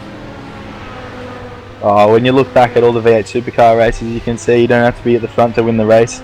And especially when this is a 12-hour race, it doesn't really matter where you start. It just, you know, makes it a bit easier. But you know, I think it's all panned out pretty well for us. Oh, it definitely has. And before we get on to Class B, I'll see. Have you got any questions for Benjamin, Adrian? No, Bernie. Okay. Did you want to interview the Class B guys? Yeah, I can do that one for you. Blake, Simon and Tom, so you guys had a great race there at the end to bring the two cars home at 1-2. Tried to do the form finish, so quite an interesting race for the 12 hours for you guys. Very interesting, Adrian. I don't know about the form finish though. It was full on race to the line there with Jonesy and Jake going at it on the last lap. So it was pretty full on, and I'm a little bit lost for words actually the way that ended up in such a tight race right at the end there. A bit nerve wracking watching on. Yeah, because we've talked to Brenton before. Obviously, you guys are clear to race throughout, which is really good for team and for broadcasting for ourselves. We like watching guys race to the end. So it's definitely good to see you guys did that right to the end, and there was nothing left on the plate for you guys. Not at all, mate. Me and Beck and I had a quick chat in the last safety car, and we both said we were going to race to the end, which is what we did. Pretty lucky to get that safety car at the end, to be honest, because we were not going to make it. So it was lucky to get that and get past him at the end there. So with the quick repairs, we know it was a crazy race, but how did you guys handle that? I think your cars were fairly clean, but obviously throughout a broadcast, we're not covering you all the time. So any issues with the race when we weren't covering you guys off? We definitely had our fair share of dramas, and we definitely needed at least one quick repair, and we did take use of the second one at the last stop just to make sure clear a bit of damage. make sure we had a clean car for the run to the end. In a race that long with that many walls, it's pretty hard to avoid everything. And there was one occasion where there was a crash in front of us. We got on the brakes and we'd slowed down enough to avoid it, but the guys coming round the corner behind us, obviously unsighted, and we got collected, picked up a fair bit of damage, and we needed it then. We had quite a few times where we sat on pit lane for 10-15 seconds to take repairs rather than using up the second quick repair to save it in case we needed it late in the race. So fair share of drama, I mean, really across the race. We almost feel pretty fortunate that we were in a position to race for the win at the end, because it could have so easily, any of those incidents could have so easily been that little bit worse and ended our race. Yeah, we had the guys from 222 up here earlier, and I think it was Marty who was saying that a few times they were getting, I think it was those guys anyway, saying they were having a, oh no, sorry, it was another team. I will readdress that, I've just got to remember who it was, but they were having issues where the C7 was actually bottoming out and they were getting some meatball flags, which obviously doesn't help, but you guys have that issue? Not at all. We didn't get any unnecessary meatball flags that I was aware of. They're pretty easy to get sometimes when you get some minimal contact, but nothing from bottoming out at all, no. Yeah, we said in the 228, we certainly did, but it was, as I said, it was for minor impact. So, for instance, we had like 12 seconds worth of damage, which we had 2 meatballs throughout the race from, which is just it's kind of an inherent issue with the C7 at the moment, which iRacing are looking to address, but it's not there yet. So it certainly can happen. Certainly, from our perspective, it didn't happen through bottoming out at all, but it was just like minimal impact or slight impact that is very easy to have happen around Bathurst. The meatballs added another level of drama to our race finish. There was an accident coming onto the pit straight with 3 laps to go, which we were involved in, and picked up a little bit of damage on the right rear of the car and picked up a meatball flag. And if that had happened even a few metres the other side of the start-finish line, or the race had gone 1 lap longer, we wouldn't have been able to finish the race because we would have had to pit to clear the meatball. But it just so happened that there was only 2 green flag laps left, so we were able to run home with the meatball and get away with it. Yeah, that's quite a fortunate event for you guys for sure. That's something that you really don't want to happen. Even in being in second place, you still want to try and get that win. And well, you guys are actually in first. Actually, my apologies. So being in first and getting a meatball. We were in second at the time. Oh, you were actually second, yeah. Okay, we were at the time, sorry. yeah. Yep, I must have missed the pass. It was so exciting at the end. We were probably watching the HPD, so it's good to see that you were able to finish that. And, yeah, it's just something I suppose that iRacing is looking at, and it's one of those things that eventually will get fixed, and they don't want to have this sort of issue. But it was good to see that you guys raced, and that incident, we did hear a little bit of chatter on the radio, so it must have been really messy there at that state. Yeah, someone had a lose coming off the last turn and spun back in front of quite a decent pack of cars. We were right in the middle of it, and I still don't know what really happened. There's cars going every which way. Absolutely. Both the 228 and the 226 seem to have to go through the smoke, Days of Thunder style, to get through the middle of that. Lucky both cars actually got through unscathed, albeit one with a meatball, but meatball in the scheme of things is nothing compared to what it could have been. Well, that's right. Being that close to the end, and race control doesn't really like having safety cars at the end, so generally at a time limit they say no more safety cars. So basically, if you get caught out, you're probably your day's done at that stage if you were caught into that. Definitely, absolutely. It was a full-on race at the end. From a 228 perspective, we had a big gap, and then we were kind of counting down for that 15-minute mark because we had an 18-second gap back to Jonesy at the time, and we were. I think the safety car came out with 18 minutes to go and 15 minutes to cut off, so we were 3 minutes away from being, more or less home and hosed, because we definitely were. Well, we were pretty comfy at that point. Obviously, the safety car brought it all back together, and it was a very, very tight fight to the line. So for Jonesy to get that pass around the outside of turn 2 on the last lap was incredible. It was amazing to watch. Hope the viewers enjoyed it, but it certainly made for a very, very eventful finish. Yeah, great. Well, I've ran out of questions. But guys, congratulations on your 1-2. Fantastic job from the whole team. Obviously, it's not just one guy there, and you all get into it. I can see there's at least 4 of yous in each team at the moment. I know Mr. Brenton there was probably managing as well, so it's good to see you guys out there putting effort in and bringing these cars home 1-2, and watch out for you guys for the rest of the season. The way that you guys are going at the moment, definitely the team to beat. So I'm going to hand you over to Benny now, and we'll see you on track later on. Yeah, congratulations, guys. You're definitely the team to beat at the moment in this, in both classes, Class A and B. I'm not going to hold you up any longer. I know you're all very tired after 12 hours around Bathurst today.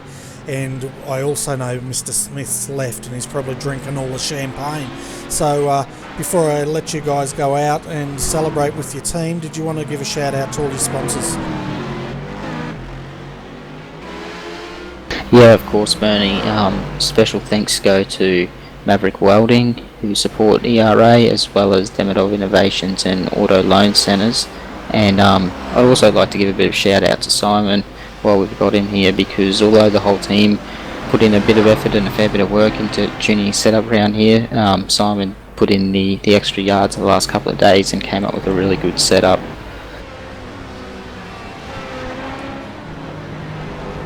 Thank you. Fantastic. Well, guys, go and celebrate however you do. Real champagne, virtual champagne, I'm not sure.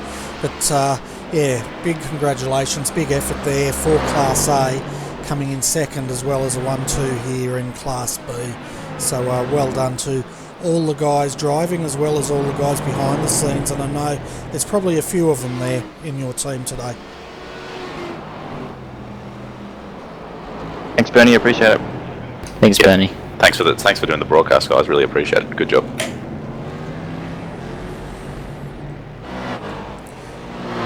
Okay, Adrian, we have one more interview, and that is with arguably the crowd favourite. Ken, I wonder if the viewers can guess who we're going to interview next. Yeah, I have no idea at all, Bernie. It's one of those things that if you're on the grass, you'd be a bit of a milking sensation, I think. Oh yeah, definitely milking sensation. This utterly, there we go, blew it. This team utterly got a move on, didn't they? And I've said that about 3 times tonight, and that's the last time I'm going to say it. But welcome to the commentary booth, Class C winners, Mad Cow Racing. We've got James Stevenson and Scott Gray up here for the 333. Fantastic drive, guys. How long were you guys planning that intro for? That was fantastic. I've been working on it all night, and Adrian's been rolling his eyes all night. You should have seen some of the comments that the viewers were putting in our little chat room. It was quite good. That's where I get all my material. we named the team just to provide you guys entertainment. Yeah, well, it definitely caught the imagination today, with quite a few people getting on the cow bandwagon, so to speak. So you might be onto something there, guys. Yeah. And we need to come up with some fan merchandise. Yeah, I reckon. And I'd be hitting up Cadbury tomorrow if I were you two. But yeah, let's get to the race. The turning point was really probably about 5:40 this afternoon when I'm not sure who was driving. I think it was Benjamin was driving at the time. He got you guys back onto that lead lap, followed by your pit stop, and then jumping to 397 in the pits. It all happened very quickly, but you guys didn't look back after that, did you? Yeah. Leighton Fine was in the car, we don't actually have anybody on our team called Benjamin. No, there was someone called Benjamin driving. I'm sure of it. He was driving somebody else's car. Okay, well he did a great job because obviously you guys got up there onto the podium. So yeah, Leighton Fine was driving. My apologies. So after that, how did you guys go? Did you just settle into the rhythm and go from there?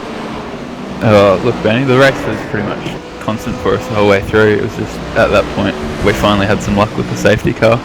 We'd been catching the guys who were a lap behind of for I don't know 6 hours or so before that point. It's just every time we made significant gains, another safety car came out and we'd lose the 50 seconds or whatever we'd gained until that point. So yeah, just got lucky with placement finally after the 300th safety car.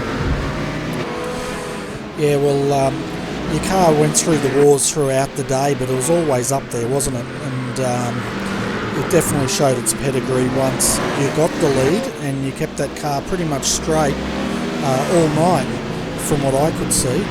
So it was a well-deserved win. Yeah, I think James had some incident early on in the race. I don't know, half an hour in or something. I wasn't here watching at the time, so you can probably say more about that. And then we had another incident in my first stint, just after a safety car.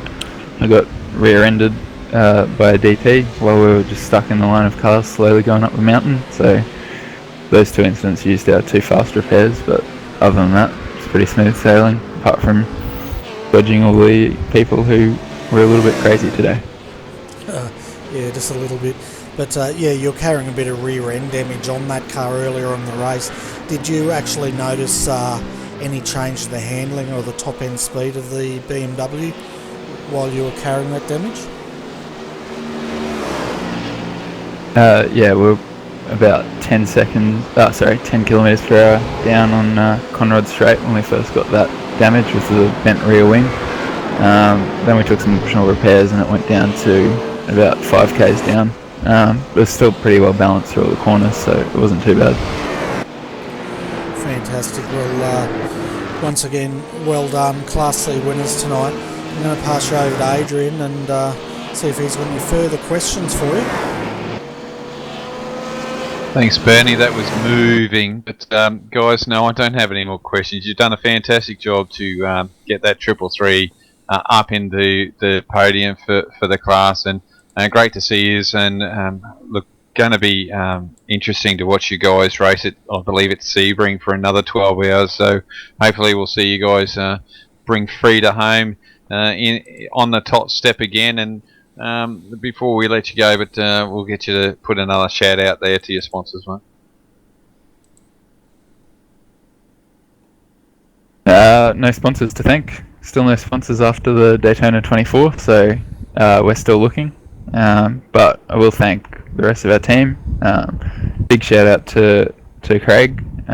He's spent pretty much the whole day doing strategy and just spotting for us. It's been an incredible job. Couldn't do it without him. He's been fantastic.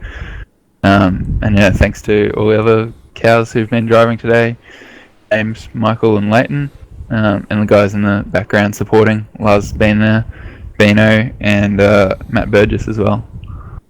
And I think we've got to put a bit of a shout out. I don't know if we've done this before, but that's to the Open Simwheel project. Every single driver on our team, other than Leighton at this stage, but we're nudging him, we all use them, and they make a massive difference in terms of just being able to get in and drive the car.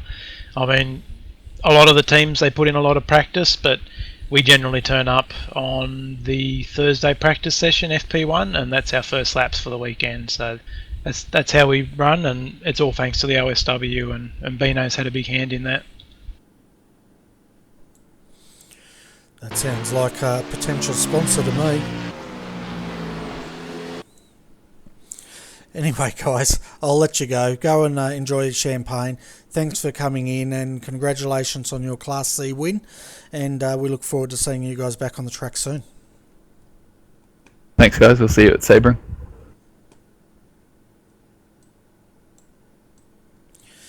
So, Adrian, it's quite interesting, isn't it? The Class A winners and the Class C winners have no sponsors, and I'm sure there must be people out there watching our broadcast that may be interested in sponsoring these guys, because I can't imagine it would cost too much money. No, I don't think it costs a lot of money. I mean, obviously, to get the sponsorship aboard and get them racing, obviously, sponsorship helps with the guys. Practice sessions, that does cost money.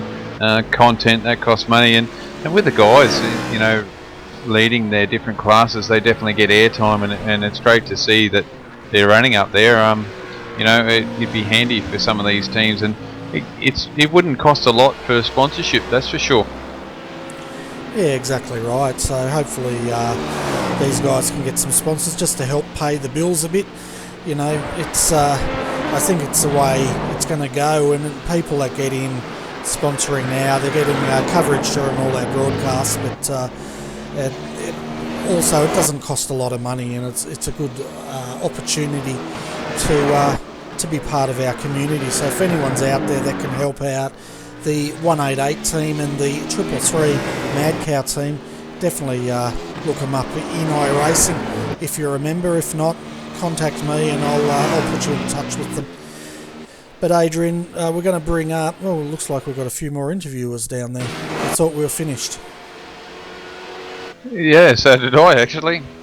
So we'll bring up Scott Stevens now for a chat. He's our race director, and we'll just see how things went from his point of view.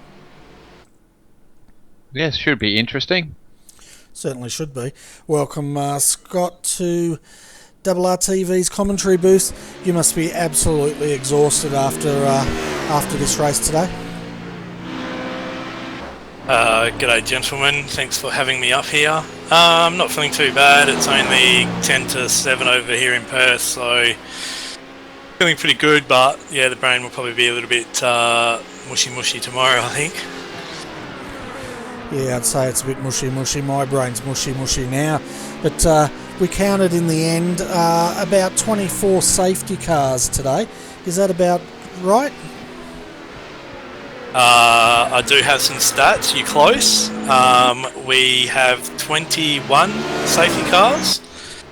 Probably the biggest one is we received 23.41 messages per hour of protests, which equates to basically just under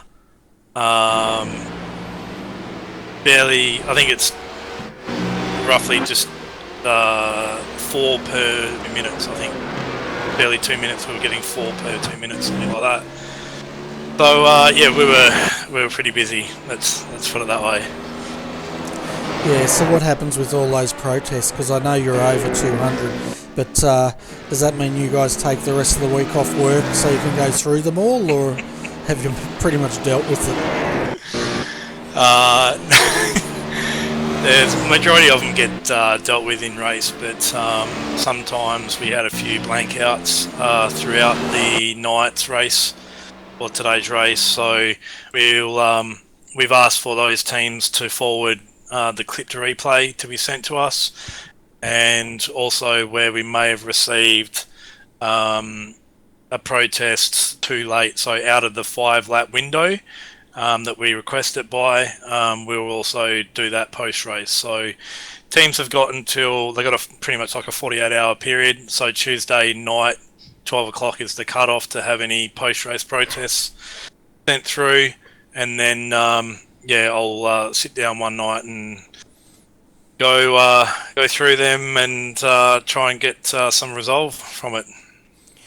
Yeah, I'd say you're probably going to need a couple of bottles of red while you do that as well, if you're a wine drinker, that is. I think anything would help, Benny, to be honest. Yeah, at this stage. So, as far as race control's concerned, what's your opinion of some of the driving standards out there today?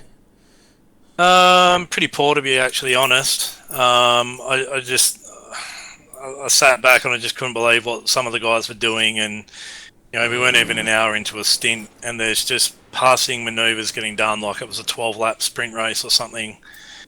And it just baffles me that it even gets thought about.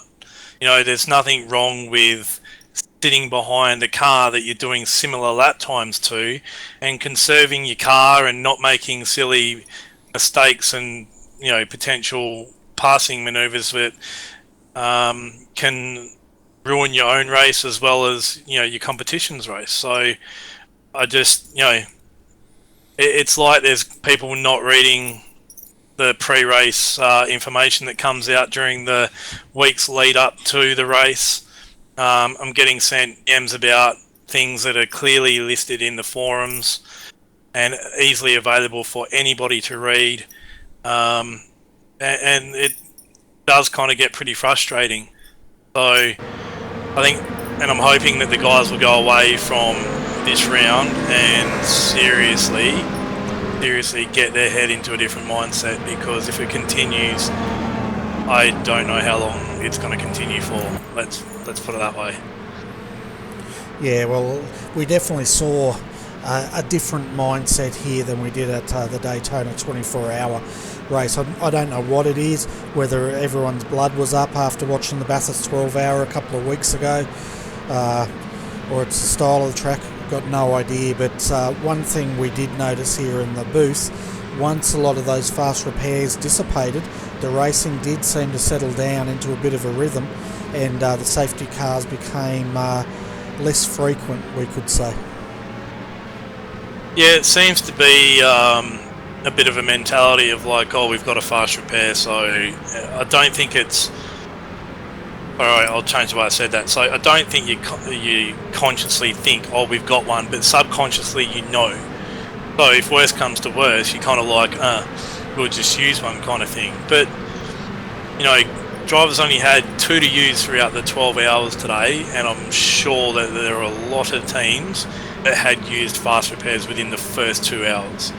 Now, if you were a real-life racing driver, you'd be doing your damnedest not to damage the car within the first 8 hours, let alone the first 2 hours.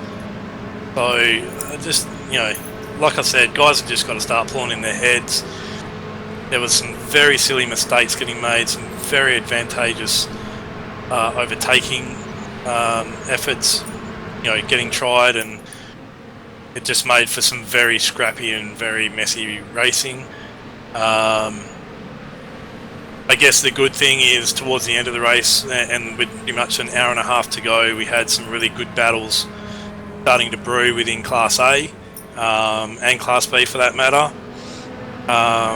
And we had, I think it was up to 5 cars in Class A at about an hour and 45 minute mark to go that could have won the race. And we had 3 cars in Class B in the same position. So, yeah, and then, I don't know, guys just started kind of getting a little bit desperate, and it kind of went away again. So, yeah, I guess we've got Sebring coming up in a few weeks' time. I think it might be late-ish in April, I think it is. It is April 10th and 11th.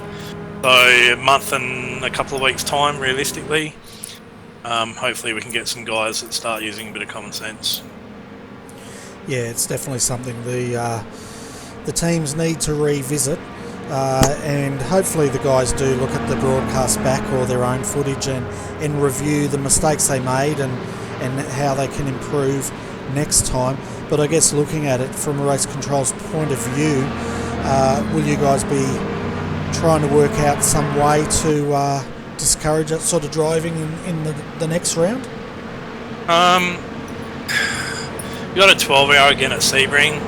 Fair bit of a different track in its layout. Probably a little bit similar, I would kind of think, a bit like Daytona, where you've at least got some kind of runoff.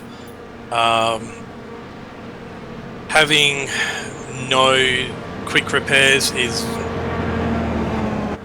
taking that away from them is very hot on my mind at the moment. and then we'll see how drivers act. Because I guarantee that a person doesn't want to be involved in an incident within the first half an hour and then have their car sitting there for another half an hour waiting for it to be repaired, and then possibly not getting repaired properly by iRacing. Who knows? It'll just be a complete waste of time for not only the driver but for the rest of the teammates. So that could be something that we need to do. And I do have it in the rules and regs that quick repairs can be visited and changed anytime I feel that it needs to be. This week I don't think I'm wanting to call a managers meeting. I wanted to call it before this round, but it just didn't happen through to some personal situation. This week we've got Premier Series that started up for the V8's Cop Series, so it's going to be pretty busy. But the week after that, I dare say that there's probably going to be a team managers meeting, and with myself and some of the other support guys that I've got in race control, because yeah, it's basically not going to continue if this kind of driving attitude continues. I'm not going to sit around using up my time for everybody else to go and treat the series the way they are. Yeah, that's understandable, because you put in huge amount of hours leading up to these and in between the rounds, and you're trying to simulate real world. But I guess, you know, there's a fine line, isn't there? Because if you take away all the fast repairs and the guys still treat it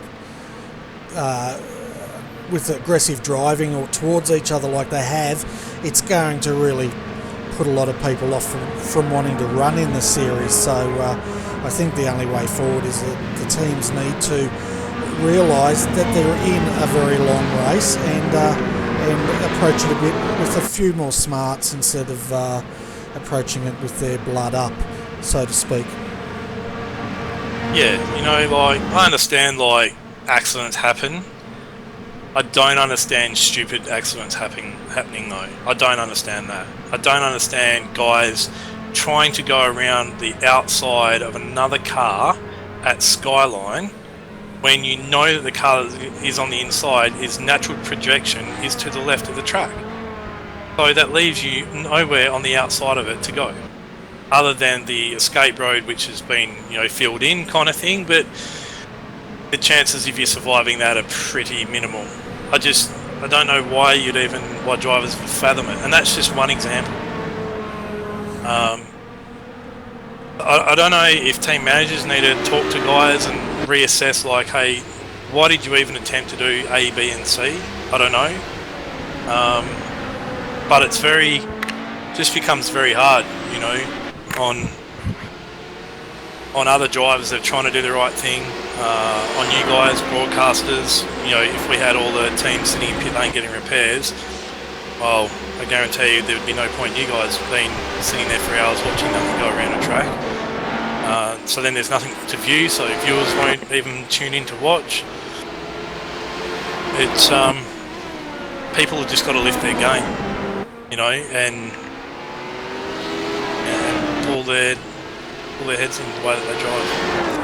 Yeah, well, it really comes down to the fact that if the drivers want a high-end series like this to continue, which I definitely hope it does, and I think it will, they really need to rise to the level of racing that this championship is trying to bring to the general public. And you know, hopefully the drivers will step away from this. I hope all the teams will review what went right for them and what went wrong for them, and how they can improve and bring that to Sebring next time round, and put on a great show. And that's, at the end of the day, that's what it comes down to, isn't it? Putting on a great show. All the drivers enjoy the experience. Race Control enjoys it. We enjoy broadcasting it, and our viewers enjoy watching it. Because if all that happens, you're going to bring your sponsors in and this series will thrive. But if it doesn't, then it goes the other way. So it really comes down to the teams at the end of the day. Yeah, and look, I guess to add on to that, Bernie, is it's about having fun. And that is the most important thing. We are a group of ANZ community and international drivers are now keen and eager to get involved in this series, and there are teams out there that have gone and picked international drivers to help them out. and they want to get in and they want to have fun. And if they walk away from the end of the night not doing that and getting frustrated, and I can see from the PMs that we get through the message service that there are a lot of frustrated people. That tells me that they're not having fun. That tells me that they are second guessing whether they want to come back and be involved in it. So, if we can really look at the good side of it and go, you know, a racing is generally close. We've got live race stewards that I feel do a pretty tremendous job for what they're given and provided to work with from iRacing. Everybody knows that we've got issues, and everybody knows that it's something that needs to be addressed by iRacing, and I think we need to band together on this and try and get it sorted out, and it'll be something that I bring up to the managers when I have a managers meeting with them. But yeah, like I said, the most important thing is that we're having fun, and we need to get out there and be finishing races and having awesome battles to the end, and you know, first and second, third and fourth, and whatever class you are down the list, you could be last and second last, and you're battling to the last corner to get that position. I guarantee you that those people will walk away from that race and go, man, that was the most awesome fun, right down to the last corner, and we're battling for second and, you know, and last position. You know, that to me would be as good as, you know, winning the round or the race or the class. Because you could be battling for somebody for the whole race, but then you just get taken out by stupidity that wasn't necessary. Yeah, exactly, and I understand your frustration with it, especially with the amount of time you put in. So I don't want to end our interview on a bad note. So looking at today's race, what was some of the positives that you got from it? Do you know what? There was a few teams, and I will mention the Swift team. I think that's how you pronounce it. Look, really improved. We gave them a hand through practice and helped them out with the setup, and they've sped up. Look, some people might disagree with me on some certain things throughout the race that I got some protests about, but overall they improved, which is really good to see. The fact that we had more cars towards the end of the racing that was actually battling with an hour and a half, 2 hours to go for the outright win in class was really, really awesome. And look, to be honest, Class C didn't have that battle like I think Class C, the 333 Moo Cow team, Frida, I think her name is, won by, I'm pretty sure of that, but throughout the race, they had an awesome battle with the 351, the 397. They were battling for hours, you know, of trying to get a lap up, trying to get a lap back, and all that type of thing. So there are a lot of positives, and there's a lot of good driving going on. The series is improving, which I think is positive. Yeah, so I just think, like, when I have the meeting and whatnot, and the managers get together and put together some ideas and things that we can possibly change to make the series better, it'll improve again, and hopefully not with too much workload. But yeah, look, Sebring 12 hours is coming up. I think that's going to be a great event, April 10. We've got big grid allocation allowance there, so 61 field grid spots. Going to be a lot of cars. And hopefully we can just have some really good clean racing, and everybody's going to be able to enjoy it. The viewers will be able to enjoy it. You'll be able to enjoy the broadcasting, and you know, we can all walk away and just go, that was an awesome event. So really looking forward to that. Looking forward to working with the team managers and even some of the drivers if they want to put through suggestions and things like that. Don't have a problem with it. Talk to your team manager and feed those suggestions through. And yeah, look, I want it to be positive. I don't want to sound like I'm down. I am a little bit, but yeah, I just want to try and move forward from tonight, and hopefully we have a better 12 hours at Sebring. Yeah, I'll definitely agree with all those comments, but I think today's race, even though it was, we had a lot of safety cars, let's be honest, but I think our viewers did enjoy it. we definitely enjoyed calling it, so we had fun. And I think there was a lot of good racing going on out there in between some of the idiocy, I guess you could say. But yeah, let's look forward to Sebring. I'm definitely looking forward to it. This series has a lot to offer, and I think it's got a long way to go in reaching its full potential. And I'm definitely looking forward to seeing that happen, because already it's stamped itself as one of the premier series in Australia, especially for the GT3s and DPs and HPDs. So I look forward to seeing this thing really grow into something very sensational in the future. Well, yeah, I'm with you, Bernie, on that one. I hope that we can. Look, I know it will continue. I know that there's a few people upset about a few matters and stuff like that, but like I said, it's something that we're working with. We're trying to resolve a few issues, but I think that the series itself has got a great future. I think that if we can get a little bit more support from iRacing and really try and get some of these issues sorted out, then it's going to make this series awesome, and I believe that it can do that. So we can only look forward and hope for the best, I guess. Yeah, well, that's what we need to do. But anyway, Scott, well done on that job. Go and have a sleep. I know you've only had probably an hour's sleep last night, as you told me earlier this morning. And I think just couldn't get to sleep. And I think there's only 2 of you, maybe 3 in the race admin booth. So from me to you, job well done. I don't know where you get your energy from, because I had to have an afternoon nap, and we only did about 8 hours or whatever it was of the 12-hour race. So go and have a beer or something. I got to give a big thanks to you guys, Adrian and Bernie, like the hours that you guys put in, and the voice behind RRTV for such a sensational job and really supporting our series is absolutely fantastic, and I just can't thank you guys enough. To all the other co-commentators that came up and helped throughout the day, fantastic. Yeah, fantastic effort with that. Obviously the drivers and the teams that came up as well and they had the interviews. I do have a few special mentions to today. I had Heath Brennan help me out a lot pretty much actually for the whole race, so massive thanks to him. Rob Spicer jumped in there, Brock Kremer jumped in there, Scotty Connors towards the end of the race when their car was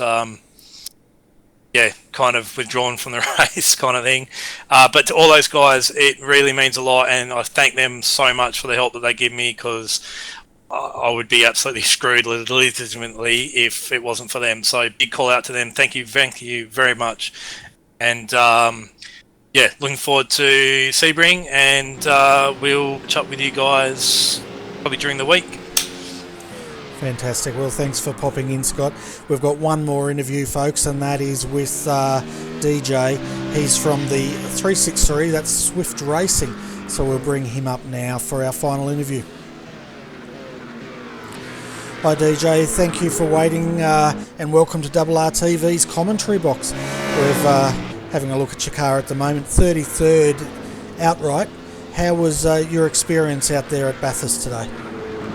Yeah, it was pretty good, Bernie. You know, we sort of did it pretty tough after Daytona. You know, we went in a little underprepared. We didn't sort of expect the workload that was required, but you know, as soon as that finished, we started putting the time in, and as Scott mentioned earlier, we had a bit of help over the last couple of weeks, so we came in today pretty confident, and went out there and had a blast from top to bottom. Yeah, fantastic, but that's what it's all about, isn't it? Getting out there, having a go, and enjoying the racing, and we definitely hope you guys did. It's great to see you guys out there, that's for sure, and having a go. I guess running 12 hours around Bathurst, though, how taxing is that? Yeah, it's intense. You know, it goes up and down, as you know, even just watching it, you know, you sort of see it, but in the car it's just amplified tenfold. You know, it's full on. You know, there's one moment you lose concentration, and it's going to end badly. Yeah, and with enduro racing, if it ends badly for you, it generally ends badly for at least another 2 blokes, doesn't it? And I guess you've got that added pressure of if you mess up, you've got to go back and explain to them exactly what was going on that destroyed their car. Yeah, exactly right. You know, it was pretty. There was some really intense moments, sort of sitting there, you know, and you'd see your relative times. You go, okay, I've got a little bit of time. Next thing you know, there's a HPD just right up you, and you know, you got to trust them. They've got to trust you. It's a little bit nerve-wracking sometimes. Yeah, I could imagine that. And we haven't seen much about, I think, Swift Racing. Can you tell us a little bit about your team? And is it a new team, or have you been racing in other categories? Fairly new team. You know, a couple of us have been iRacing for a little while, but you know, mainly it's just 3 mates that saw the AEC and went, yeah, that'd be a bit of fun. And you know, we're just throwing ourselves headlong into it, and you know, improving every race.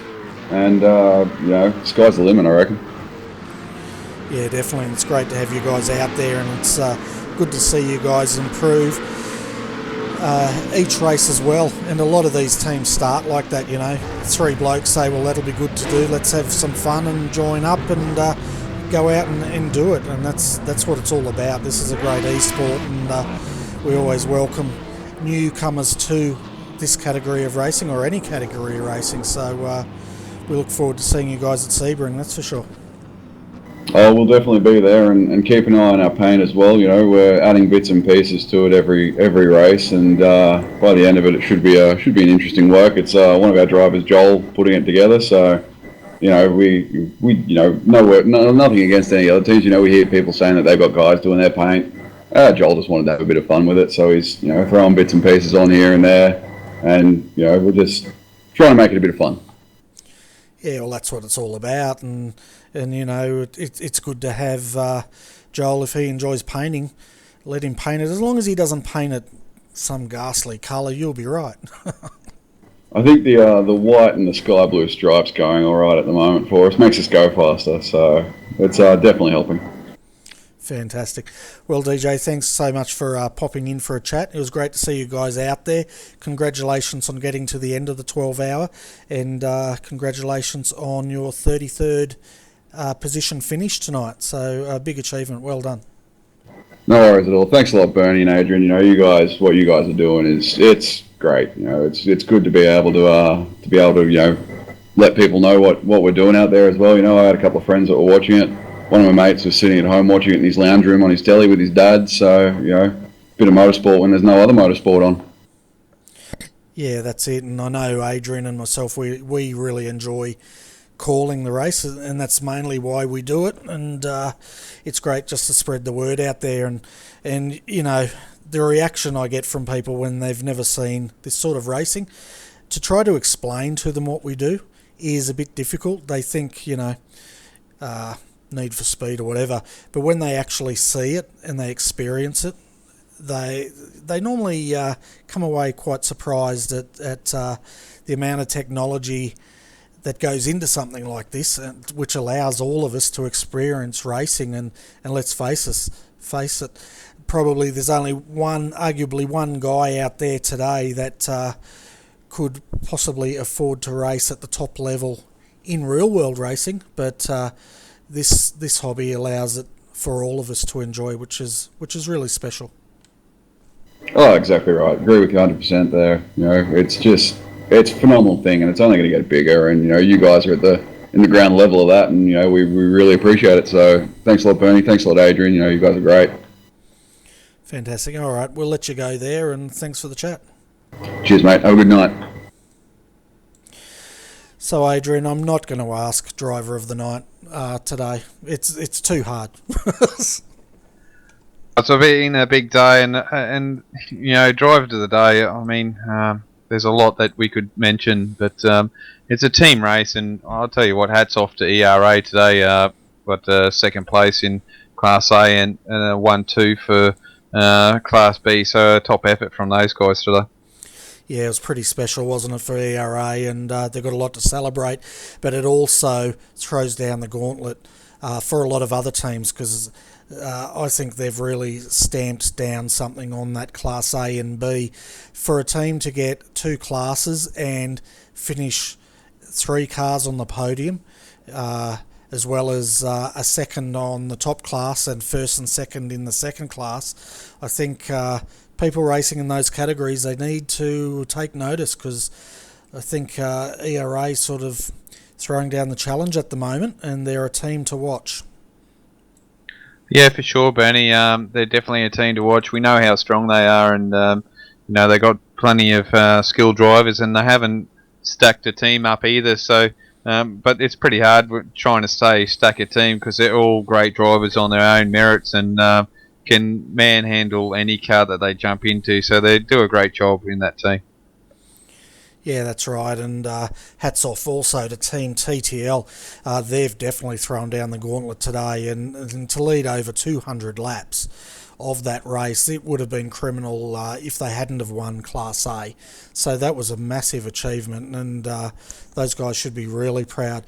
The other, the ones we should mention, is TDR, third in Class A today. You know the guys.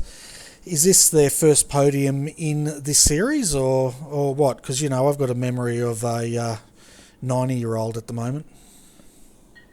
Well, I know it's their first podium in that car in this series, because they didn't run it last year. I believe the guys got a podium in the old DP, but that was sort of like a case of there was probably only about 3 or 4 cars running in that anyway. But it's still not taken away from those guys, because those old DPs were a real pig of a thing to drive. I was trying to put it really politely, but that's all I could say. It was not a very nice handling car, so to finish a race in one of those was a feat in itself. So to get a podium in one of those cars is definitely a challenge as well. Yeah, definitely. And the other guys, of course, in Class C, Blackadder Motorsport, they had a pretty rough day out there with all 3 of their cars, but in the end, they did get the 367 up there. I think they finished 3rd in their class, and that's a pretty good effort there for that team, just to get through all that adversity and walk away with the podium. So well done to those guys. But the 333, heck, I think those guys are going to have their own mad cow army soon, and we'll see all these nutters running around painting themselves purple or something. Yeah, we'll definitely get to see the old dairy cow paint scheme everywhere. We'll see these white cars and black blotches going around, I'm sure. But no, fantastic job from those guys. Being a lap down at one stage, got the luck with the safety car was in front of the race leader of their category, got that lap back, and then raced their way towards the front and got 1 or 2 laps up. So fantastic job by them tonight in the BMW. Yeah, for sure. So that's probably enough shout outs for the guys, but I also need to thank you, Adrian, for joining me once again in the booth today. You've put in a lot of hours like I have, but hopefully you've enjoyed yourself, and yeah, that's about it. Yeah, no, thanks, Benny. It's always great to be up here.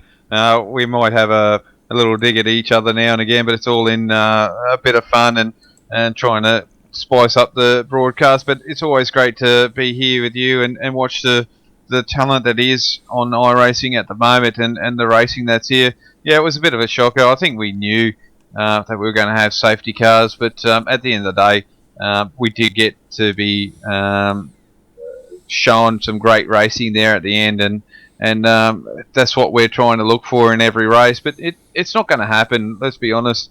We're going to have these races where things are going to go wrong, and unfortunately Bathurst is the track that's going to make it probably tenfold worse than what it really is. So if we were on another track, I don't think we would have seen that many safety cars in some of these instances. So I think it lends itself that Bathurst is a hard track. So guys have got to really readjust their mindset getting onto this track. But on the whole, I think it was still a decent race, and I enjoyed most of that.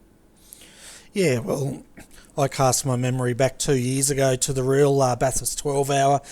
The commentary team there had the same discussions. The viewers had the same discussions about the safety car doing the most laps, and does a safety car need to be serviced, and all that. So this race really does reflect that race 2 years ago in real life, from my opinion, and it does show Bathurst is unforgiving. That's what makes it so special in the Australian motorsports public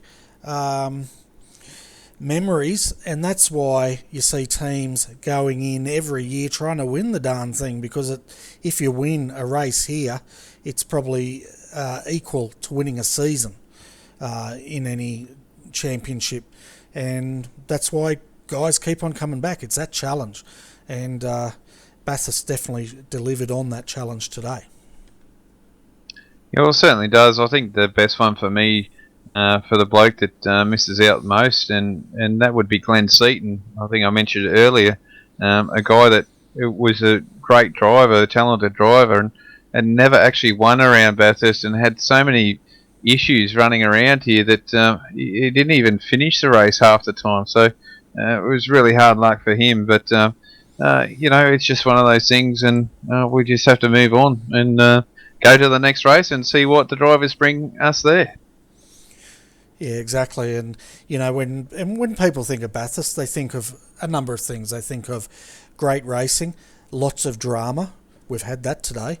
Heartbreak. Yep, we've seen quite a bit of that today as well. So all in all, I think the Bathurst 12 hour here today has delivered a lot, and I hope the viewers out there did enjoy it. I enjoyed bringing it to them, and I hope they enjoyed watching it.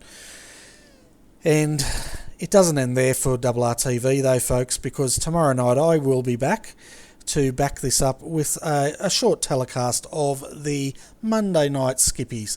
If you like your open wheeler racing, definitely tune in 9:15pm tomorrow night, GMT plus 11 time, Australian Eastern Daylight Savings time. It's an official race, but it's the Australian Strength of Field race with a point system overlaid over the top of that to allow people in the top two splits to compete to see who can get the most points in the season.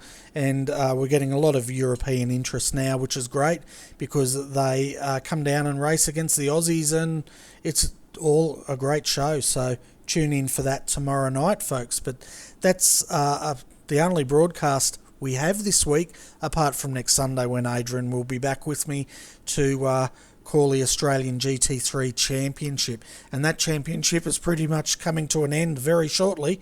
I think we've only got a couple of weeks left of that at the most. Yeah, I think it's coming up to the last round for that series, I believe, Bernie. I think we have that one, and I think we're into week 13, aren't we? So after that, it all changes, and iRace for Fun takes over and starts their series back up.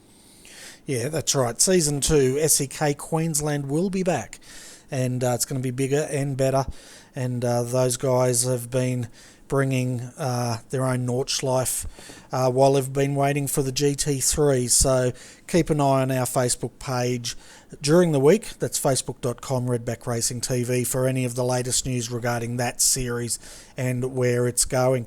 For the viewers out there, if you've enjoyed our broadcast, give us a thumbs up and tell your friends about it. And if you want to keep up with our iRacing and future coverage of iRacing, just subscribe to our channel, because it all helps and we appreciate it. And if you've got any ideas how we can improve, definitely send me a PM. I'm always after constructive criticism out there, and because if it's not for you guys, there's no point in us doing this. So anyway, Adrian, thanks once more, and I'll say good night to you. And I'll say good night to you. That's right. And I'll say good night to all our viewers. So on behalf of Adrian Jarvis, I'm Bernie Weemers.